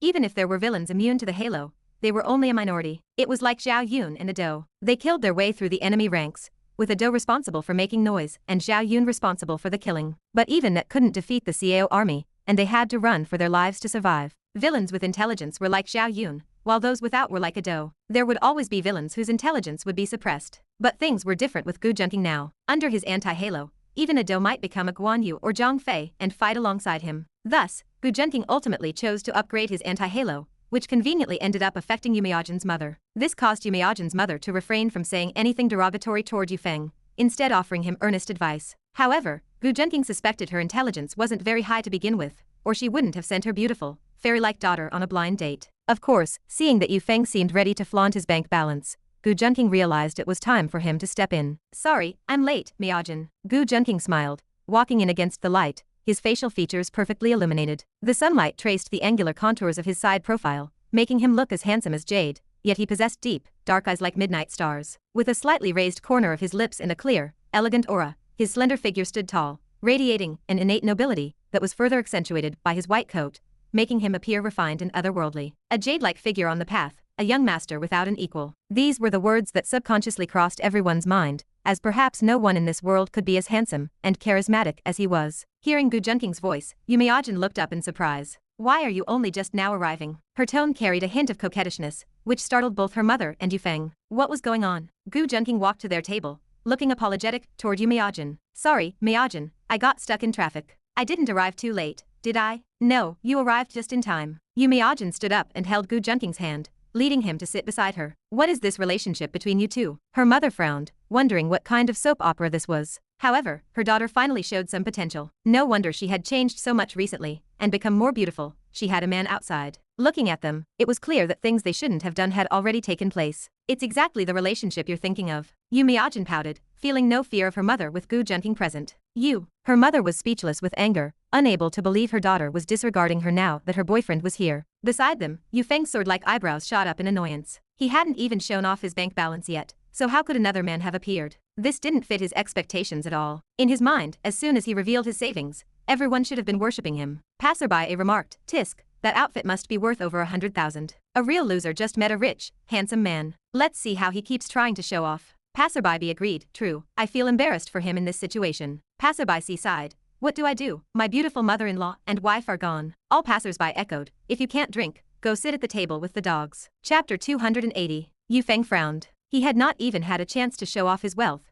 Yet he felt this matchmaking date had nothing to do with him anymore. "Miss Yu Miajin, even if you do not like me, you did not need to hire a pretty boy to pretend to be your boyfriend." Yu Feng looked at Yu Miajin with a nasty expression as he taunted her. "That was truly unnecessary. Do I even have any relationship with you?" Yu Miajin found him inexplicable. They were just passing acquaintances on a blind date, so why would she need to hire someone to act as her boyfriend? If her mother had not pressured her so tightly, she would not have wanted to reveal Gu Junqing's existence at all. Yu Feng froze. He realized he could not really argue with that, as this was their first time meeting. "Madam, since your daughter has a boyfriend, why bother registering for a matchmaking date?" Seeing that Yu Miajin did not even want to glance at him, Yu Feng decided to turn his focus toward her mother. "If I said I did not know, would you believe me?" Yu Miajin's mother looked helpless. She had no idea her daughter had been conducting a secret affair, hiding a young boyfriend from her. The most important thing was that she had been kept in the dark, and now that they were on a date, she felt a bit guilty about her attitude toward Yu Feng. "Then why don't you ask him the questions you just asked me, madam?" Yu Feng snorted coldly. He wanted to see if this pretty boy could even meet the standards expected of the mother's matchmaking candidates. "Young man, what is your name?" The mother turned to ask Gu Junqing. She felt as though she had seen him somewhere before, the more she looked at him. "Sister, my name is Gu Junqing." Gu Junqing answered with a sincere expression. He then turned to speak to Yu Miajin, acting as pure and innocent as a young boy. "Miajin, didn't you say your mother was coming today? Why is your older sister here instead?" Yu Miajin rolled her eyes at Gu Junqing. He had never spoken to her with such sweetness. "This child is truly charming. I am Miajin's mother," she said happily. Age is a woman's greatest taboo, and even though she was in her 40s, she did not appreciate being called auntie. "How is that possible? You look like you are only a few years older than Miajin. I would even believe it if you said you were 18. Gu Junqing acted as if he were completely incredulous. He was truly an experienced actor. His performance was so convincing that even Yu Feng almost believed him. Yu Feng gritted his teeth. He could tell the young man was putting on an act, but he had no proof and could not refute him. However, Gu Junqing was technically not wrong. Her mother had given birth to Yu Miajin young, so she was not actually that old. Combined with her natural beauty, her skin remained fair, smooth, and delicate even in her 40s, filled with the charm of a perfectly ripe peach. The mature allure radiating from her bones was more captivating to men than any young girl of 16 or 17. As the saying goes, cuteness is nothing compared to sexiness. Perhaps women of this age were even more appealing to certain types of men. "Oh my, I can't take it anymore. I am too old to handle such flattery." After being lavished with praise by Gu Junqing, she began to float on air. Although she knew her skin was well maintained, she knew there was still a difference compared to the 18-year-old girl Gu Junqing described. However, who does not enjoy hearing kind words? "Madam, haven't you asked your questions yet?" Yu Feng was confused. Was she really going to get muddled just because of a few nice words? If he had known, he would have done the same thing. Besides, Yu Miajin's mother had a top-tier figure and face, so it would not have been a lie. "Who are you calling madam?" "Call me sister." She glared slightly at Yu Feng. This guy really did not know how to conduct himself. She had not seen this young hunk call her sister while Yu Feng, old enough to know better, insisted on calling her madam. Did he want to make her feel old? "The records say you are 27, but you look older than me," she muttered to herself. But both Gu Junqing and Yu Feng, with their excellent hearing, heard her clearly. Gu Junqing nearly laughed out loud. Yu Miajin's mother was quite funny. "Sister, you still haven't asked this brat his questions." Yu Feng's face twitched. If anyone in his mercenary base had dared to speak to him, the Wolf King, like this, he would have destroyed them. He did not care if they were male or female, as the Wolf King, Yu Feng, possessed no such pity. Unless he could sleep with them, he might have felt some affection. But this was a city in the Xia Kingdom, so he could not act rashly. Based on his observations, the city's network coverage was nearly flawless, so he rarely made a move. "Fine, I will start the questioning then." Yu Miajin's mother cleared her throat and turned to address Gu Junqing. In truth, she still had some doubts, fearing that Yu Miajin was truly just using someone as a shield. Gu Junqing raised an eyebrow. Was it his turn to show off? He had never actually flaunted his wealth to anyone else before. People who knew him never had the masochistic urge to challenge him. As the crown prince of the city, how could he ever lose a contest of wealth? "How old are you?" she asked, clearing her throat again. "I am 20. Gu Junqing raised an eyebrow. Asking for age first was normal. Even though he was only 18, if he said that now, Yu Miajin would be in trouble. A 20-year-old tender ox eating old grass was acceptable, but a newly matured calf, the stomach might not handle the digestion. "That is good. 20 is just right. It works out perfectly since my daughter is only 26. There is a saying that a woman 3 years older is like holding a gold brick." Young man, you are lucky. You get to bring 2 gold bricks home, and you can even produce some little gold bricks in the future. Her mother said this with great joy. Anyone could see the happiness on her face. Mom, what are you saying? Yumyajin felt embarrassed and quickly tugged at her mother's sleeve, begging her not to say such shocking things anymore. I am just worried that this young hunk might run away. Her mother looked at her daughter, feeling a bit frustrated by her lack of assertiveness. It was the first time she had seen such a handsome man. Regardless of his appearance or temperament, he was top tier. He was far superior to the idols pushed out on television. It could be said they were simply not on the same level. How could a common duck be compared to a refined young gentleman? But you cannot just say that to his face. Yumyajin was embarrassed by her mother's words. She knew Gu Junqing would charm her mother. If Gu Junqing were not her student, she would have introduced him to her mother much sooner. Yu Feng was furious. Was that it? Madam, haven't you asked about his property or anything else? Yu Feng said, exasperated. Anyone could see the displeasure on his face. Why would I ask that? The boy is only 20, so there is no need to ask. She waved her hand, indicating there was nothing else to discuss. Chapter 281. This blatant double standard left Yu Feng furious. He felt he had never been injured so deeply in his entire life. Ding. Host strikes a blow to Yu Feng's mentality, rewarding 2,000 villain points. Ding. Host strikes a blow to Yu Feng's mentality again, rewarding 2,000 villain points. A rapid string of system notifications surprised Gu Junqing. The charm of a beautiful mother-in-law was truly something else. Sister, why do you feel the need to judge me based on that? Yu Feng stood expressionless, his heart stinging as he asked the question. He was only a young man in his 20s or 30s. Why did he need houses, cars and savings, while this pretty boy only needed to state his age? Some people win just by standing there, Mother Yu said with a nostalgic expression. Others don't even know why they have lost. Sometimes, a lack of self-awareness is truly unfortunate. Oh, forgive me. I was not referring to you, just musing aloud. Mother Yu held up a hand as delicate as white jade, took a sip of coffee, and offered a sheepish smile to Yu Feng. Gu Junqing remained silent. Yu Meikin said nothing. Yu Feng gave a dry chuckle. Ding. Yu Feng's mentality is unbalanced. Reward 2,000 villain points. It was as if nothing had been said, yet everything had been implied. Yu Feng lost the patience to keep up the charade, as he had played the part of the poor boy long enough for a wolf king. He decided it was time to stop pretending. He would show off his massive fortune to slap their faces, and as for this pretty boy, he would find a chance to cripple him. No one who competed with him for women ended well,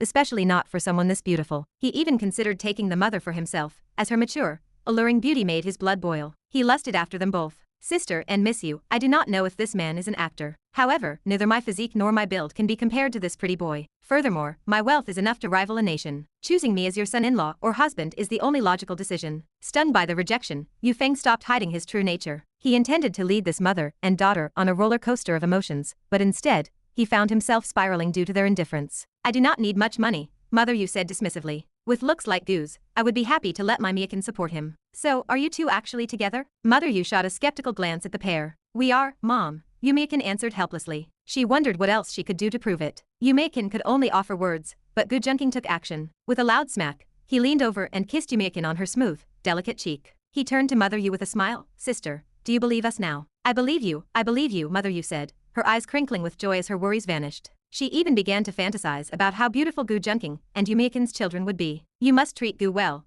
Mother Yu scolded, glancing at the blushing Yu Meikin. In terms of looks, you are punching above your weight. She could not let such a sensible son-in-law slip away. She preferred someone obedient and smart, unlike Yu Feng, who she could immediately identify as a troublemaker. Gu Junqing, however, looked much more agreeable. He was handsome, well-bred, and possessed an air of distinction that set him apart from the common crowd. Watching them ignore him to chat about daily life, especially after Gu kissed the woman he desired, Yu Feng felt something was wrong. By all logic, he should be the one sitting next to Yu Meikin, and this pretty boy should be the outsider. Everything felt completely skewed. Drawing on his years of experience, he grew alert, realizing this man was not to be underestimated. His life had been smooth sailing for years, with beauties, luxury cars, and mansions within easy reach. His years as a mercenary had forged his confidence and the ability to remain calm even if the world crumbled around him. Yet since Gu Junqing appeared, he felt a strange pressure weighing him down. Even his own temperament had shifted, making him feel more irritable and short-tempered than a wolf king should be. This man was dangerous, Yu Feng thought, narrowing his eyes. He was not afraid, however, as only a few major families could pose a threat to him. Sister, I will project my bank balance onto the screen right now, Yu Feng said. Let me show you exactly who you should choose. He believed this was his chance to turn the tables. If he could make the mother change her mind,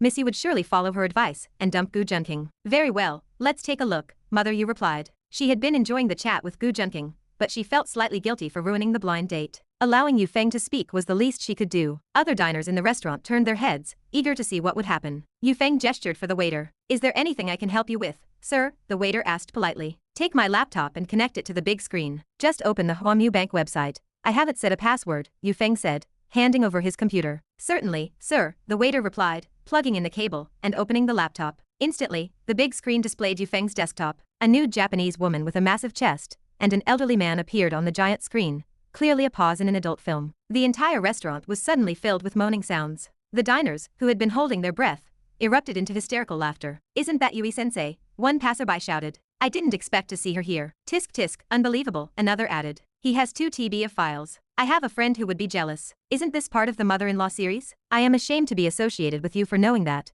a fourth person replied before whispering, but keep it down. Call me dad later and share that link, thanks. The waiter quickly shut down the player, cutting off the lewd sounds. The crowd groaned. What, you are hiding the goods now? Chapter 282. Yu Feng hung his head low, finally experiencing the true meaning of social death. Because he was so flustered, he had forgotten about his late-night study session of Yui-sensei's techniques with the lady he had matched with the night before. Wait, hadn't he closed the player this morning? Why did it pop up as soon as the computer turned on? Yu Feng couldn't handle this. He knew for a fact whether or not he had shut down the machine. Having served as the king of soldiers for so long, he had mastered computer skills to a professional, almost master level. He was completely baffled as to why the pornographic movie featuring his mother-in-law, which he had watched yesterday, appeared the moment he opened the laptop. A passerby said, "This waiter is even guarding against gentlemen. He is truly measuring a gentleman's heart with a villain's perspective." Another passerby added, "Exactly. He only played a little bit. He stopped it just as it got to the good part, and I was just about to give this waiter a bad review." A third bystander chimed in, "Tisk, tisk.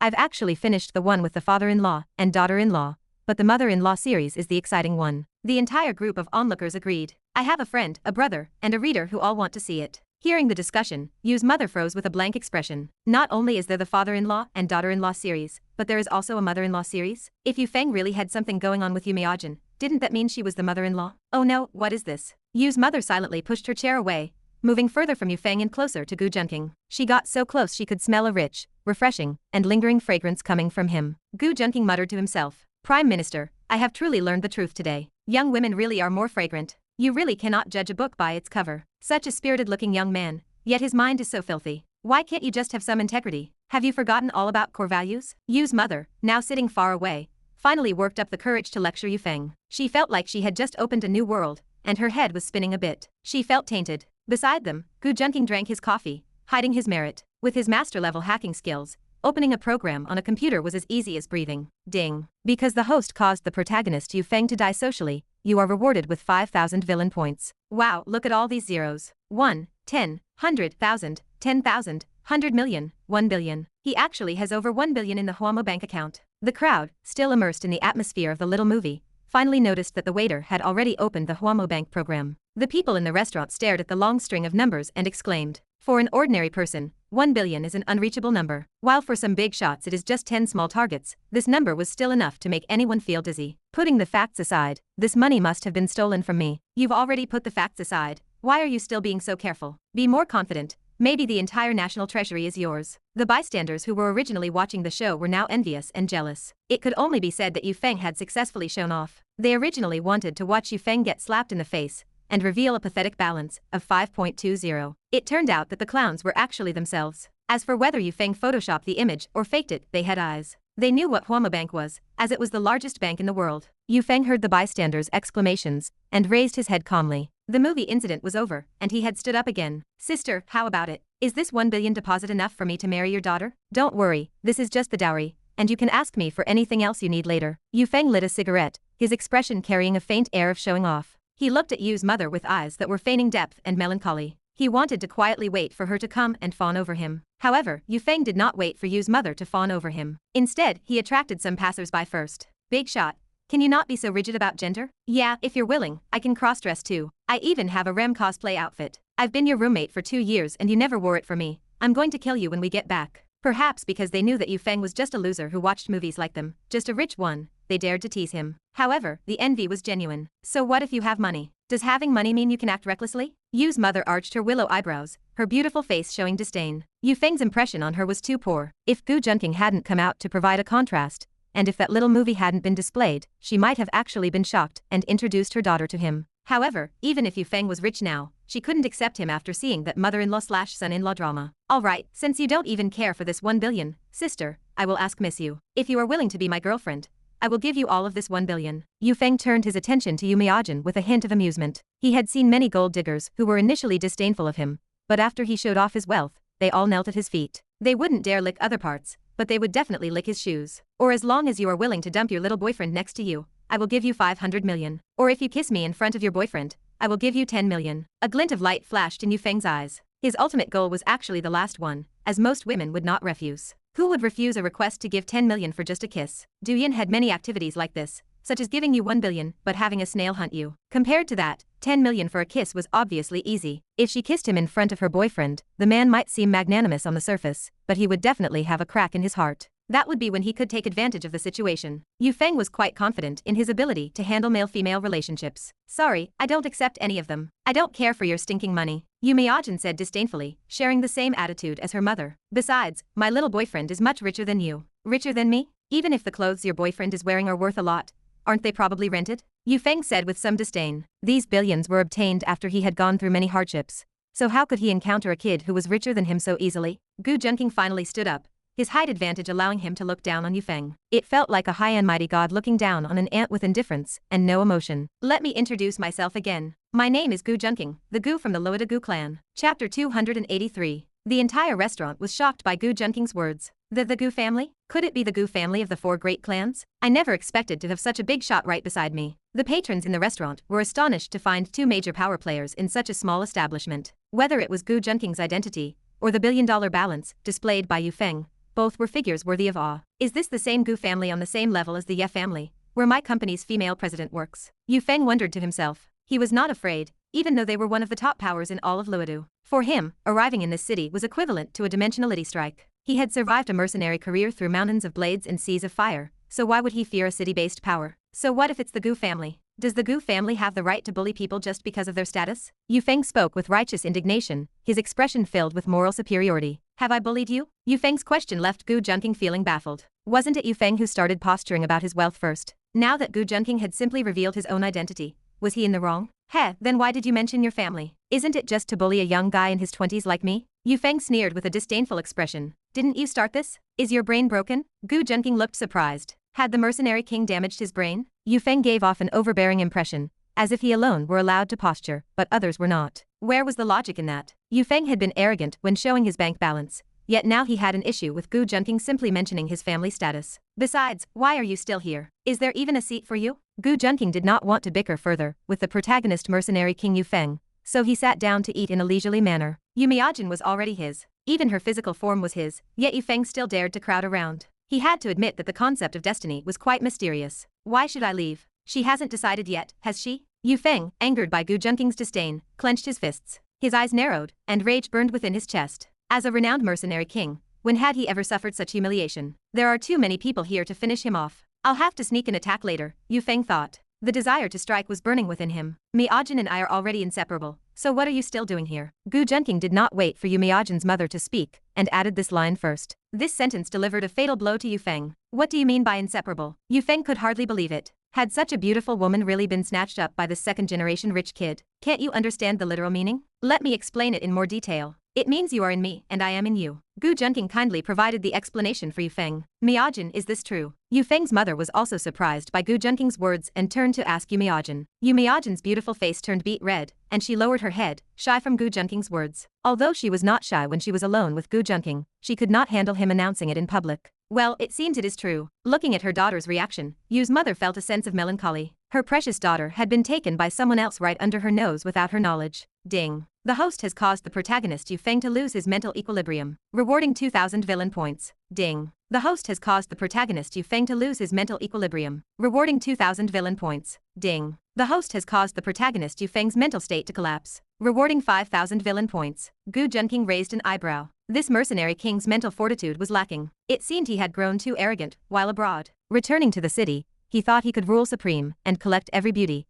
only to be struck down at the very beginning. It was equivalent to a top-tier grandmaster player going into a gold-ranked match to bully the weak, only to be crushed instead. Of course, his mental state would collapse. Yu Feng, having lost his composure, looked at Yu Miajin and spoke. At the end of the day, isn't she just an older spinster? Otherwise, why would she be out on a blind date? Now that she has found a lover, is she in such a hurry to show off? An older spinster? Bro, is it wrong for this lady not to like you? Exactly. Take a look in the mirror. Does having money mean you can insult people? If someone doesn't like you, you should look for the reason within yourself instead of blaming others. Before Gu Junqing could say anything, the surrounding bystanders could no longer watch. They stepped forward one after another to condemn Yu Feng's behavior. The Gu family's reputation in Luodu was growing by the day, as news of their donations and public service work was broadcast everywhere. Therefore, the Gu family was now hailed as the greatest philanthropists in Luodu, earning endless praise. This was Gu Junqing's strategy, as building a good reputation was of utmost importance. Slap. Yu Feng was about to turn back and retaliate, but he was struck by a slap from Yu's mother. Little Yu, I really misjudged you. I thought it was fine if you had a few quirks, but you actually dare to insult my daughter? Do you not have any self-awareness regarding what you look like? In terms of character and appearance, in what way do you compare to little Gu? Yu's mother looked at Yu Feng with disgust. She had initially thought Yu Feng was a good kid,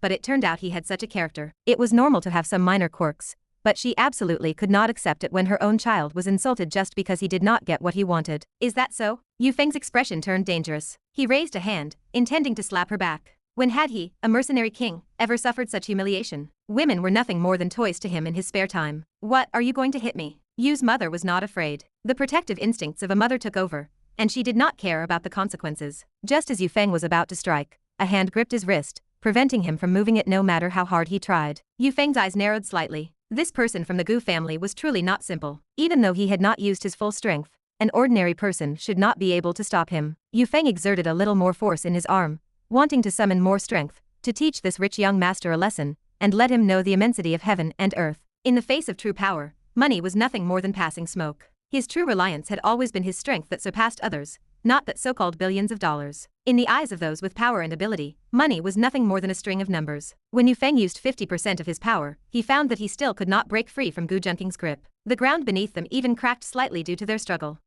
Why was there no reaction? Yu Feng was truly surprised this time. How could the son of an ordinary city businessman have this kind of strength? Even in the mercenary training base, there were few who could withstand 50% of his strength. The two locked eyes, both emitting a cold light. To onlookers, their silent struggle did not appear intense, as they could only tell the two were locked in a test of strength. Watching the young Gu clan scion, Gu Junqing, pitting his strength against the burly Yu Feng, the people present were breaking out in a cold sweat. Chapter 284. Just as Yu Feng tried to put more effort into breaking free from Gu Junqing's control, Gu Junqing voluntarily lowered his arm. It left Yu Feng unable to use his strength, feeling so uncomfortable he could cough up blood. Are you okay, sister? Gu Junqing released Yu Feng's hand, ignoring his state, and asked Yu's mother with concern. He supported the mother's arm, holding her small hand as he guided her to her seat. It really is smooth, Gu Junqing muttered to himself. However, he did not have any improper thoughts, since she was, after all, his mother-in-law. Although, having just watched a series about mothers-in-law, the people present were feeling a bit restless. Can you get the fuck out now? Yu Miajin was rarely this angry,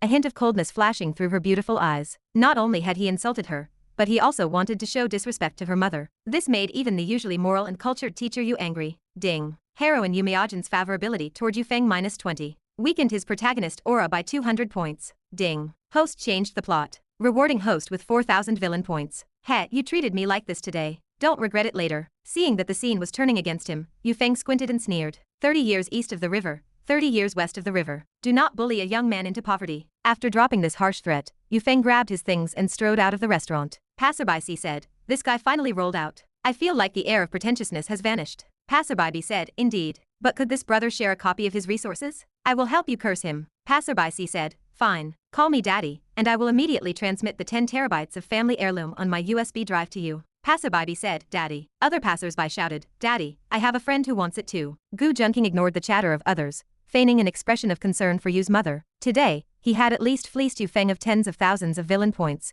almost enough to earn back the points spent upgrading his anti-debuff aura. I was not injured. It is good that you are here, little Gu. Yu's mother sighed with emotion. Initially, she thought Yu Feng looked upright and like an honest young man. She did not expect that after Gu Junqing appeared for a moment, his true nature would be completely exposed. It is good that you are fine, Gu Junqing said with concern. Yu's mother had been a great help in his fleecing of Yu Feng, and besides, she was Yu Miajin's mother, so he could not let her be hurt. Gu Junqing's eyes flashed with a golden light, activating the inside eye. He wanted to see if Yu's mother had been left with any tricks by Yu Feng. Supporting character, Yu Ying, age, 44, favorability, 30, familiar and close person.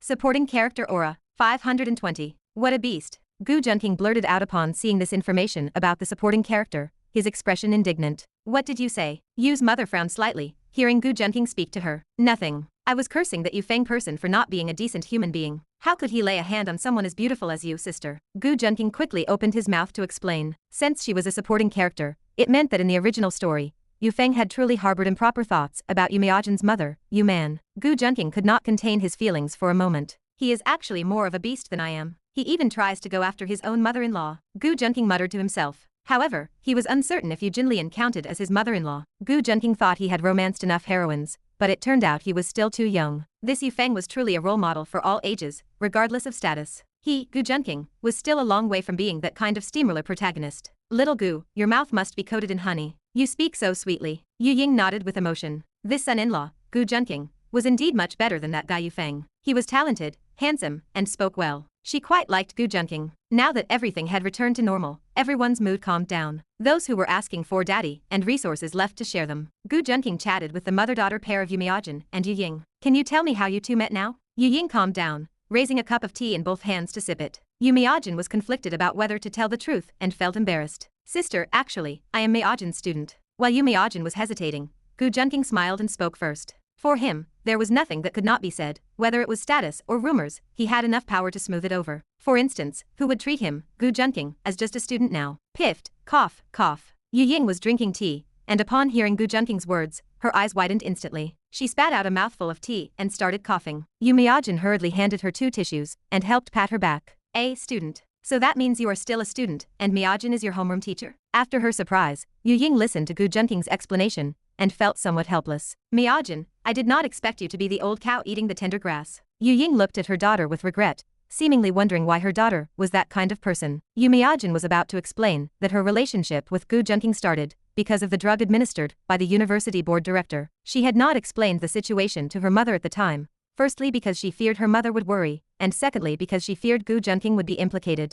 After all, given the dosage she was given, it was hard to say who had taken advantage of whom. Well done. Indeed, one must find their own husband, and starting from childhood is quite good. After her initial regret, Yu Ying felt a sense of relief. She did not hold futile thoughts, just concerned that her daughter was already 25 or 26 and had not found a boyfriend. Yu Miajan and Gu Junqing were both left speechless. It was only because of her concern that she had arranged a blind date for Yu Miajan to try out. Then why did you not say so earlier? If you had said so sooner, today's events would not have happened. Yu Ying still said with some dissatisfaction. If Yu Miajan had said so earlier, she would not have arranged a blind date for her. I was just afraid you would worry. What if you did not like me dating someone so much younger than me, and he is my student as well? Yu Miajan explained. With someone as good as little Gu, how could I not like him? Mom is not futile, just worried that you would not have a good place to settle down. Remember, never hide anything from mom, understood? Yu Ying took Yu Miajan's hand and lectured her. Understood. Yu Miajan nodded obediently. Gu Junqing watched the warm scene between mother and daughter and felt touched. It was no wonder Yu Miajan was so obedient to her mother. It was truly because the mother-daughter bond was very strong. Even though Yu Miajan was working as a teacher outside and had become a pillar of society, in her mother's eyes, she was still just a child. Chapter 285. Xiao Gu, come to my house so we can talk about your situation properly. Yu Ying, Yu Miajan's mother, said to Gu Junqing after they finished their tea. All right, Gu Junqing muttered to himself, thinking he would no longer need to climb walls and could walk right through the front door. Let's take my car. After leaving the restaurant, Gu Junqing gestured toward his vehicle. I have never ridden in such a luxurious car before, Yu Ying agreed happily. As they reached the roadside, Gu Junqing felt a sudden tingle of alertness. It felt as though something was aiming right at him. Gu Junqing frowned and said, here are the keys, you two go sit in the car. I have something to take care of and will be right back. Yu Miajan nodded after catching the keys Gu Junqing tossed to her. All right, we will wait in the car. Gu Junqing walked cautiously into the narrow alleyway next to the path his car would take. The area was surrounded by dilapidated tenement buildings that blocked out all sunlight. It was a dark, damp place that no one ever passed through. Yu Feng, watching from the rooftop, was surprised that Gu Junqing actually dared to walk inside. Yu Feng was no longer wearing his sharp suit. He was shrouded in a black robe with his face covered, his physique appearing much bulkier than it had at the restaurant. Resting on his legs was a DVL-10 Saboteur sniper rifle, an ultralight weapon he had smuggled into the country from Russia. It was not only incredibly powerful, but also easy to carry. Its low acoustic signature made it perfect for sniping in urban environments. A bullet to a vital organ meant almost certain death. He planned to take Gu Junqing out immediately. With him gone, the mother-daughter duo would be at his mercy. He did not care about the risk of exposure anymore. He had taken several precautions to hide his identity, changing his silhouette and appearance so thoroughly that even if Skynet cameras caught him, he could deny everything. Did they really think a soldier king like him was someone to be trifled with? Watching through his scope, Yu Feng saw Gu Junqing walking closer. A cold look flashed in his eyes. He had killed countless people with his rifle, and one more soul, Gu Junqing, would not make a difference. Since he could not kill him with his fists in the street, he would finish the job with a sniper rifle at twilight, where no one would be the wiser. All that talk about waiting for 30 years was just to confuse his enemies. Yu Feng lined his crosshairs up on Gu Junqing. He was surprised that Gu Junqing had sensed danger, and walked right into the alley, as he had originally planned to snipe him while he was near the car, which would have been easy enough for him. Goodbye, young Master Gu. Despite the arrogance, he actually felt a hint of danger coming from the man who had ruined his blind date. That was why the ruthless Yu Feng intended to take him out in the cruelest way possible. A low hum filled the air. Yu Feng squeezed the trigger. Even with a compact rifle, the report was terrifying. The bullet tore through the air, creating a shrill, bone-chilling whistle. Gu Junqing felt something flying toward him at high speed, his eyes narrowing instantly. He knew that sound all too well. It was a gunshot. He had only a split second to react, but his hair stood on end, and his body moved instinctively. He retreated sharply as his Grandmaster-level combat instincts kicked in. A loud bang echoed out. Gu Junqing narrowly dodged the bullet. The sniping distance was too close, especially given the immense power of such a weapon. The bullet moved too quickly for a standard reaction, forcing Gu Junqing to rely entirely on his combat instincts. A terrifying crack appeared on the wall behind where he had just been standing. The bullet was embedded deep in the masonry, spider-webbing the concrete. Gu Junqing frowned, knowing this had to be Yu Feng's handiwork. He had to admit, the Soldier King protagonist did not waste time, thinking only of eliminating his opponent the moment he felt threatened. Just as Gu Junqing began searching for the sniper's position, several more bullets whistled toward him. Having prepared for this, Gu Junqing dodged them with ease. He had tested his reflexes against live fire before, and even a handgun could not hit him at such close range. Even with a sniper rifle firing from much further away, hitting him would be incredibly difficult. He had to acknowledge that the Soldier King's master-level marksmanship was no joke, as several shots anticipated his movement perfectly. Fortunately, Gu Junqing possessed master-level combat instincts. His body often moved to dodge before his mind even processed the threat. While dodging, Gu Junqing continued to pinpoint Yu Feng's location. Finally found you. Gu Junqing's eyes flashed with a cold light as he spotted Yu Feng on the rooftop. Disbelief washed over Yu Feng. How could anyone dodge every single one of his bullets? Gu Junqing kicked off the ground, shattering the concrete beneath his feet. Like a drawn sword, he launched himself forward with supernatural agility, stepping onto the building's protrusions to close the distance to Yu Feng. How can anyone have strength like this? Yu Feng's eyes widened in horror. He knew he could never match such raw power, and the aura radiating from Gu Junqing was impossible for him to resist. How could a rich city boy possess such overwhelming strength? Combined with that man in black from before, was this country really this insane? Damn it, retreat. Seeing that he could not hit Gu Junqing, Yu Feng dropped his rifle and scrambled away. He had already scouted the area and knew exactly which route to take to escape. His own strength was formidable, and his escape speed was not much slower than Gu Junqing's. Take this palm strike. Gu Junqing's voice boomed right in his ear. Yu Feng whirled around to meet the strike, but the impact was like a thunderbolt. He was sent flying, coughing up blood, but the force of the blow actually propelled him forward, helping him escape even faster. Gu Junqing stood his ground and did not give chase. I didn't expect him to be so obedient, taking that palm strike exactly when I asked. Gu Junqing muttered to himself. If he had really wanted to kill him, he would not have wasted his breath on a warning. A true schemer like him never bothered to talk before striking. Chapter 286. Gu Junqing stood in his place, watching Yu Feng flee into the distance. Although Yu Feng was heavily disguised and had put on quite a bit of weight, Gu was 100% certain it was him. There was no other candidate. Take another palm from me. Gu Junqing's voice reached Yu Feng, whose expression changed instantly. He did not even dare to look back, choosing instead to scramble away, crawling and rolling across the ground. Seeing Yu Feng so obedient, a flicker of amusement crossed Gu Junqing's eyes. Catch this bullet. Take another palm strike. His taunts sent Yu Feng tumbling repeatedly. When Yu Feng finally heard Gu's voice fading into the distance, he realized he was not actually being chased. He was being toyed with. Furious, he turned to shout an insult back. As he glanced behind him,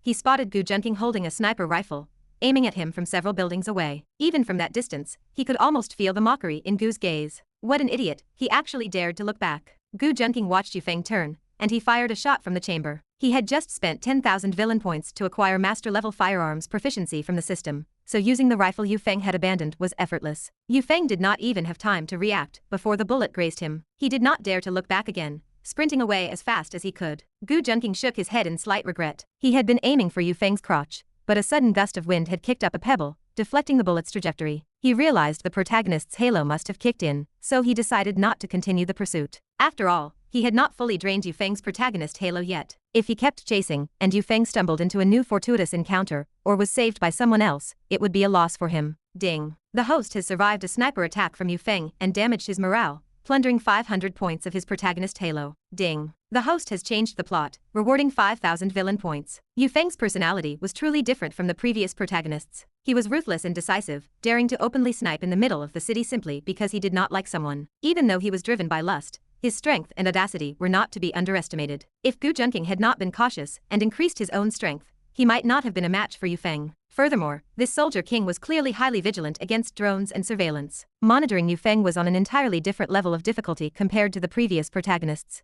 Gu Junqing thought for a moment before picking up his phone to make a call. It rang only twice before being answered immediately, clearly showing how much the person on the other end valued his call. Good evening, Sister Ling. Gu Junqing took the initiative to greet her. Good evening, Junqing. Is everything all right? The voice coming from the other end was that of the police officer, Ling Xuanja. Can't I call to greet you unless something is wrong? Gu Junqing began to clear away the traces he had left behind while flirting with Ling Xuanja. Humph. You never visit unless you have a favor to ask. You rarely call me normally. Ling Xuanja huffed, though she admitted to herself that every time her phone rang, she hoped it was him. She had specifically set a custom ringtone for Gu Junqing's calls so she would always know it was him. Sister Ling, I was sniped on the road, so I'm calling to let you know. Gu Junqing decided that from now on, he would treat the police station's line like his own home phone. What? Sniped? Ling Xuanja, who had been leaning against her desk with a gentle, intoxicated look while listening to his voice, stood up in shock. This was the Xia Kingdom. Sniper attacks were not exactly a daily occurrence here, unlike in places like the United Kingdom where shootouts were common. Yes, in an alley near Shangzhou Road.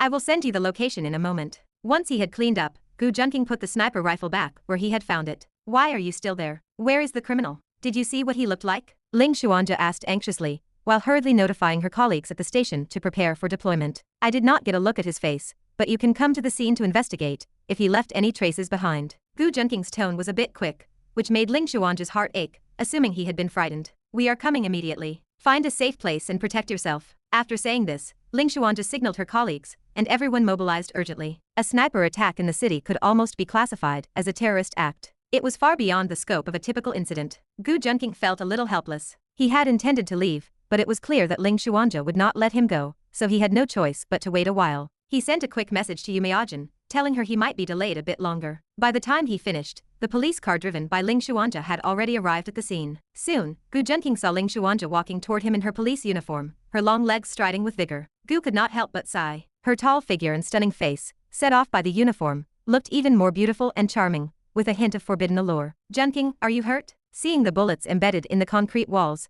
and the terrifying spiderweb patterns they left behind, Ling Xuanja felt a lingering sense of fear. I am not. You should know something about my strength by now, Gu Junqing said with a smile. No matter how strong you are still flesh and blood. That was a sniper rifle. Ling Xuanja pulled Gu Junqing aside to a secluded spot, signaling her other colleagues to handle the investigation. But there are no buts. Don't interrupt, let me finish. Ling Xuanja did not wait for him to speak, unleashing a barrage of words. I would love to interrupt, but you have to give me the chance, Gu Junqing said, a hint of meaning in his eyes. Ling Xuanja paused, and only after understanding his double meaning did her expression turn shy and angry. I meant don't interrupt my talking, not that kind of interruption. Are you sure what I meant was not exactly what you just described? Gu Junqing wore an innocent look. Ling Xuanja, who had been in a state of panic, relaxed upon seeing that Gu Junqing still had the mood to joke. You still have the heart to joke. Ling Xuanja pretended to be angry and punched his chest, but Gu Junqing caught her small hand and pulled her into his arms. Sister Ling, you do not need to worry about my strength. Gu Junqing gripped her chin, lifting her head slightly, his gaze from above carrying a hint of ambiguity. Ling Xuanja saw herself reflected in his pupils, and her mind began to blur. Even when she had been chasing drug dealers in the past, her heart had never beaten this fast. Ding. The host has stirred the heart of the heroine, Ling Xuanja, rewarding 2,000 villain points. Gu Junqing raised an eyebrow. Since the mission was accomplished, he decided to satisfy Ling Xuanja. He leaned down and kissed her cherry lips, wantonly drinking in her sweetness. Gu Junqing could only feel the incredible, supple softness of her lips. The scent of her sweet, lingering fragrance wafted to the tip of his nose, and both of them began to lose themselves in the moment. Chapter 287. The two were deeply immersed in sharing breaths, when a female officer suddenly approached. Captain, we have identified the firearm information. Ling Xuanja was startled and quickly pushed Gu Junqing away. Ahem, what did you find? Seeing her captain's flushed face, the female officer knew exactly what she had been doing. A knowing smile appeared on her face. No wonder the captain was so anxious to respond to the call. It was because her little lover was in danger. She did not dare to tease her captain, however, and hurried forward to report the situation. She did not even dare to look at Gu Junqing too closely. Just one glance made her heart pound, and she wondered if he was really of the same species as her. She even felt a bit envious of her captain, but she certainly would not dare try to steal a man from Ling Xuanja.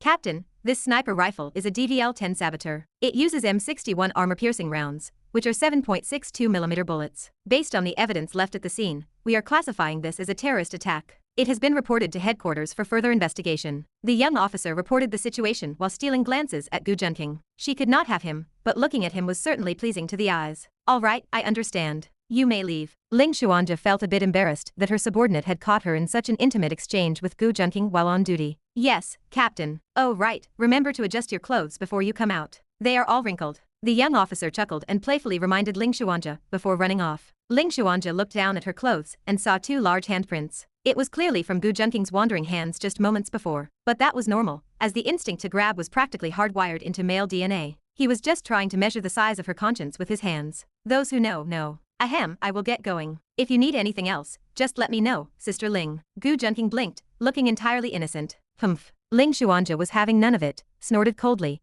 and shoved Gu Junqing against the wall. She was significantly older than him, so how could she let herself be controlled by Gu Junqing? She decided she had to retaliate. She bit down on Gu Junqing's collarbone in retaliation. Gu Junqing blinked, struggling with the situation. Why did everyone love leaving marks on him? And what would he do if he got caught? Slap. To interrupt her, Gu Junqing slapped her softest spot. He felt an incredible elasticity, a satisfying bounce, and an excellent tactile sensation. It was truly the body of someone who exercised regularly. Gu Junqing muttered to himself, acknowledging how impressive it was. Ling Xuanja's entire body went limp from the slap, and she collapsed against Gu Junqing, gasping for air. You are the only little brother who would dare to hit your older sister like that. Ling Xuanja was held firmly in Gu Junqing's arms, and it took a long time for her to recover. Even her voice transformed from crisp and professional to much more seductive. Even a female officer is still a woman, after all. Gu Junqing seemed to have discovered a new world, finally knowing how to handle this female officer. Sister, you should not bite randomly. What if you hurt your own teeth? Gu Junqing's hand, which had been stroking her back, slid down to her slender waist. He applied a gentle pressure to let her feel his care and warmth. You bad little brother, I am a police officer, so do not do anything bad. Ling Xuanja's tone was light and carried zero authority. Gu Junqing even felt like she was asking him to do something bad to her. How could I do bad things to Sister Ling? I am clearly bestowing rain and dew, helping you alleviate the loneliness of life. It is clearly a wonderful thing. Gu Junqing blinked, revving up the engine of his flirtation. Humph, you only know how to spout sweet talk. I do not believe you. Ling Xuanja snorted and climbed out of Gu Junqing's warm embrace. All right, enough messing around. Tell me why you were targeted by a sniper. Did you flirt with another girl and make someone jealous again? Ling Xuanja regained her usual sharp expression and looked at Gu Junqing with a suspicious glint in her eyes. Can I say that this is just the intuition of a police officer? Gu Junqing smiled on the outside while swearing on the inside. She actually figured it out. He grumbled to himself. Sister, even if I were to fight with someone else, it would only be for your sake. Gu Junqing put on an expression of being misunderstood and hurt. Is that so? I have studied psychology and micro-expressions, you know. Ling Xuanja observed his expression with ease. She had to admit that Gu Junqing's performance was brilliant, and even she could not find any flaws in it. However, Ling Xuanja did not believe for a second that she was his only one. From what she knew, there were already several others. For example, those 2 girls who rode in his car last time. If you tell me that the girls who were in your car last time have nothing to do with you, I would swallow this baton. Ling Xuanja looked at him with utter disbelief. Did he really take her for some foolish girl blinded by love? No need to swallow a baton. A hot dog would suffice, and you can even add some milk to wash it down. Gu Junqing whispered. Ling Xuanja was so embarrassed that she glared at him, her face turning bright red. Is it really a good idea to engage in such lewd banter with a law enforcement officer? Junqing, although I do not know exactly what you are doing, I can give you all the help I can. Ling Xuanja said in a deep voice, her attitude extremely resolute. Of course, otherwise why would I have called you first thing? Gu Junqing said sincerely. He had already decided that if the protagonist ever committed a crime, he would call Ling Xuanja as easily as calling his own home. That is good. You must take good care of yourself so that I can rest easy. Ling Xuanja's beautiful eyes showed resolve. Her feelings for Gu Junqing were complex. She had initially only felt a sense of fondness due to his good reputation,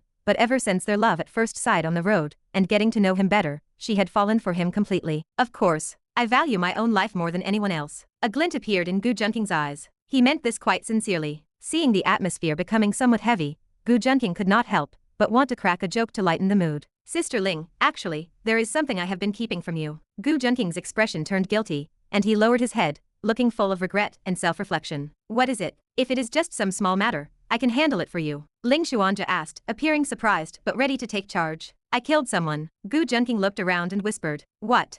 Are you serious? Ling Xuanja's eyes widened in shock. She spoke loudly at first, then realized there were many officers around, and leaned in close to Gu Junqing to whisper, her expression full of worry and inner conflict. She was clearly at war with herself. I could not control myself last time, and killed billions of people. Gu Junqing sighed. Billions? Are you trying to get yourself killed? Ling Xuanja finally realized that Gu Junqing was teasing her again, and she retorted with annoyance. However, looking into Gu Junqing's eyes as he smiled at her, she found herself saying, "Then next time, let me help you kill those billions of little tadpoles." Ding. Host has stirred the heart of the heroine, Lingyue. Rewarded with 2,000 villain points. Gu Junqing was speechless. So, you can flirt with the heroine by engaging in lewd banter? Lesson learned. Chapter 288. Gu Junqing departed once he finished the necessary arrangements. Given his status, he did not need to spend the night at the police station like an ordinary person. This was the importance of fame and standing, as everyone was willing to trust his word. Before leaving, he made sure to bid farewell to Lingyue with a deep kiss. He kissed her until she was too embarrassed to see him for some time. Meanwhile, in an ordinary house in Luodu,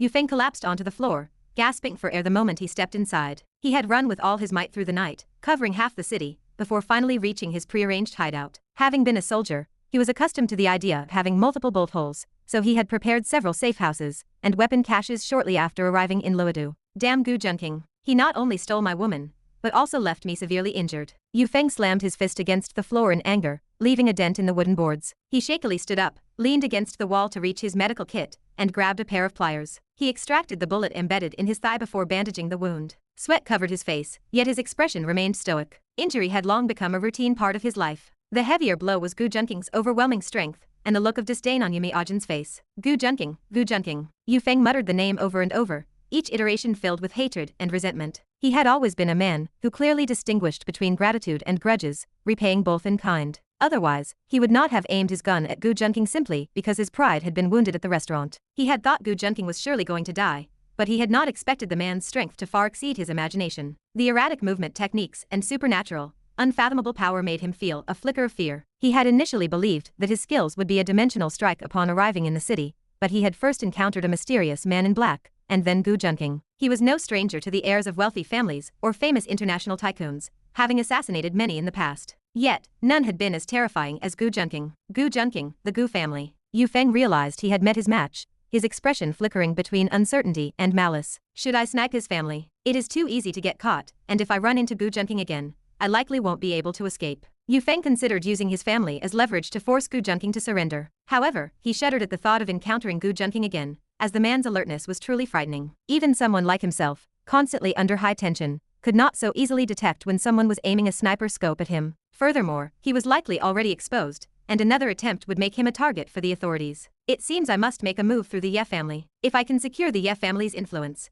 I should be able to go toe-to-toe with Gu Junqing. Yufeng lay in the bathtub, struggling to think of a way to deal with his enemy. I need to accelerate the process of winning over Ye Qingxian. Yufeng decided to dedicate all his energy to pursuing Ye Qingxian. Securing the Ye family would be just a matter of time once he had her. Given her icy temperament, he had originally intended to court her slowly, but time was clearly no longer on his side. Gu Junqing, I will have my revenge. You just wait. Yufeng roared at the ceiling in helpless rage. Having always had things go his way, today was his first true Waterloo. Elsewhere, in Yumi-Ajin's room, a faint, fragrant scent lingered in the air, mixed with the unique musk that only emerges after the union of a man and a woman. To put it simply, there was a distinct, fishy aroma. Two figures lay entangled on the bed in the center of the room, the atmosphere heavy and sensual. They were locked in a struggle, inseparable, with the air thick and stifling. The attacker surged forward with relentless force, then retreated to the entrance, seemingly gathering strength to strike deeper. He aimed to charge straight into the heart of the fortress. The defender could only try her best to wrap herself around him. They fought until the attacker thrust into the very core of her body,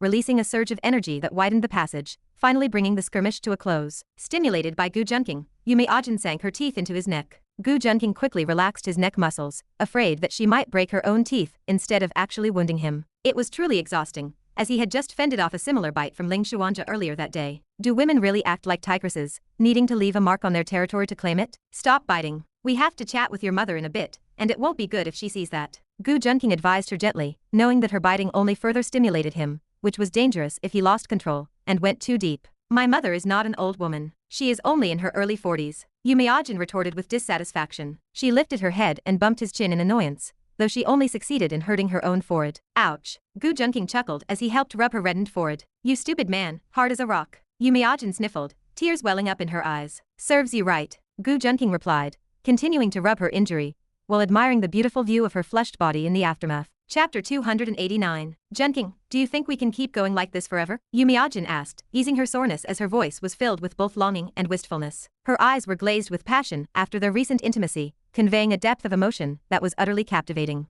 I had only ever heard of the postcoital clarity that men experience, but it seems women have it too. Is she starting to think about the future now that she is satisfied? Gu Junqing was speechless, as he himself could not guarantee such things. However, Gu Junqing would never say such a thing. As long as he was alive, he would never abandon the women who had given him their entire hearts. Of course we will keep going. Look at how I cannot live without you. Do you really think you can leave me now? Gu Junqing gently traced a finger across her beautiful face, sending shivers down her spine. Even after we finished, you were still wrapping yourself around me from every side. That is only because you refused to pull out, claiming it was cold outside, and that you needed a cave to warm yourself up. Yumiajin complained indignantly. If anyone heard that, they would think she was obsessed with eating hot dogs, even when she was too full to take any more. Gu Junqing blinked, realizing that Yumiajin was becoming much more eloquent. Her ability to talk dirty was now on par with his, and she was no longer the dignified and serious teacher she used to be. Take right now for example. Whenever Gu Junqing patted her bottom, she knew to change her position. If he lay down, she knew to get on top, and if he stood up, she knew to kneel. When you have been together for a long time, these things become second nature. It is not like a little girl who would just turn around and scold you for hitting her. Teacher you, your mother will not ask you to go on blind dates anymore, right? Gu Junqing played with her hair,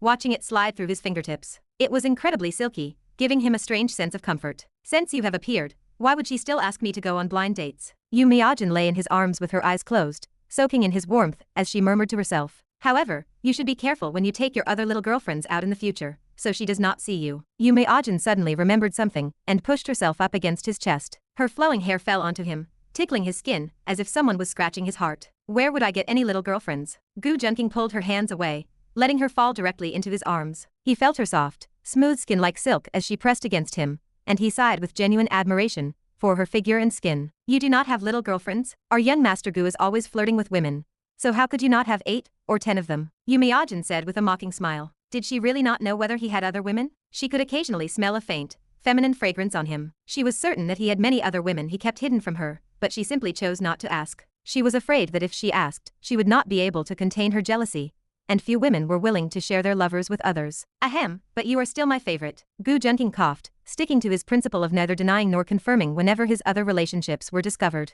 This ambiguous attitude prevented women from getting too jealous, and with a few sweet words, he could easily smooth things over. Humph, do you still take me for a little girl like Mirongwan? Yumiajin snorted. His smooth talk might work on young girls, but to deceive a mature woman like her, he clearly needed something more substantial. He truly did not have 8 or 10 little girlfriends, as many of them were actually mature women just like her. Gu Junqing had always been starved for love, so he needed the affection of more mature women to fill his empty heart. He could also help fill the empty hearts of women like her. Teacher you do not believe in my sincerity? Gu Junqing put on a hurt expression, but his grip on her tightened, as if he would have no choice but to silence her if she did not believe him. Since he was already occupied with one, silencing another would not be an issue. I believe you, please stop. Yumiajin felt like crying, thinking that this student of hers was truly unfilial. Every time he needed to clarify his stance, he used this method of silencing her to make her submit. How much do you believe that I like you the most? Gu Junqing raised an eyebrow and asked calmly. I really do believe you. Yumiajin said in a panic as she felt him rising within her. She was like a budding flower,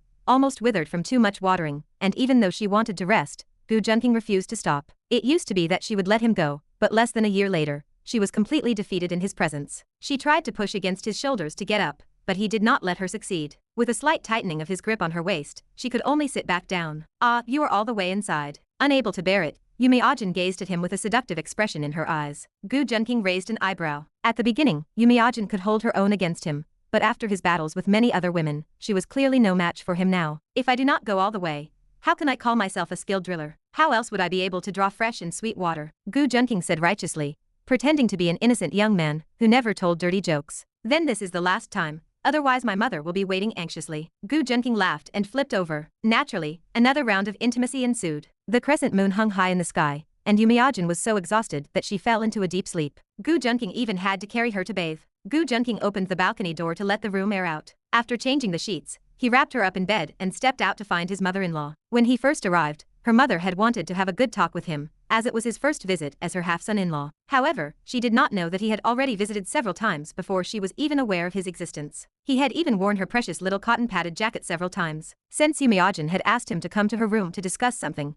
he had not spoken to her mother. Instead, he had gone straight to having several intense encounters with Yumiajin. Chapter 290. Gu Junqing walked out of Yumiajin's room and into the first-floor living room. The area was pitch black, so he wandered through the space slowly. Had his mother-in-law already gone to bed? Gu Junqing muttered to himself. For Gu Junqing, Seeing in the dark was quite easy. He groped around, trying to find the light switch. The living room was unusually quiet, but Gu Junqing could still hear light footsteps and soft breathing not far behind him. Gu Junqing raised an eyebrow. Was it his mother-in-law? Why would she be moving so quietly in her own home? Sister, is that you? Gu Junqing spoke up, as he knew choosing the method that pleased Yu Miajin's mother was the best approach. It's me. I thought a thief had broken in, sneaking around like that. Yu Ying let out a sigh of relief and slowly walked out. He wondered if stealing her daughter would count as being a thief. Gu Junqing thought to himself, keeping the words locked behind his teeth. Click. Gu Junqing flicked the light switch, turning to watch his beautiful mother-in-law walk over to the sofa and sit down. Little Gu, come over here and help me dry my hair. Yu Ying's voice was soft and delicate,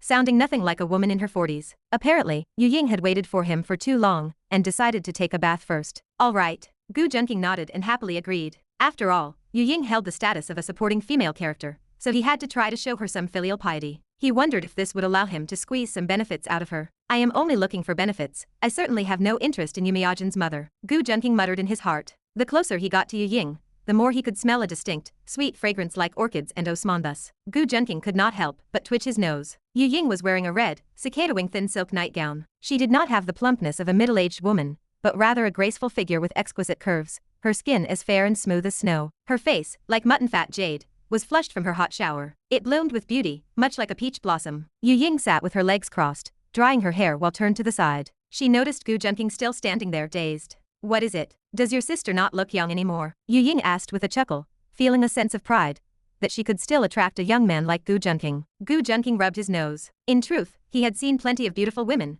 including his master Ji Zhuyue, who was as ethereal as a celestial fairy. However, Yu Ying truly had a unique charm that was completely different from ordinary women. That was the only reason Gu Junqing was slightly surprised. How could you be old? There is not a single difference between you and a woman in her 20s or 30s. Gu Junqing meant this sincerely, as her mindset and skin texture were truly indistinguishable from a younger woman's. Giggle, no wonder my daughter likes you. You certainly have a sweet tongue. Yu Ying glanced at him with a seductive charm that made even the experienced Gu Junqing feel a flutter in his heart. If he had not already emptied his reserves on Yu Miajin, he would likely have shown his respect right then and there. Gu Junqing stood behind Yu Ying and took the towel from her, beginning to dry her wet hair. It truly ran in the family, as her hair was just as silky smooth. Gu Junqing muttered to himself. The softness of her hair was identical to Yu Miajin's. I agree. Gu Junqing replied without false humility, nodding in agreement. Among all those leading ladies, who would disagree that his mouth was made of honey? Little Gu, you are certainly interesting. You have even managed to change my daughter, who is such a dull and straight-laced girl. Yu Ying sighed with emotion,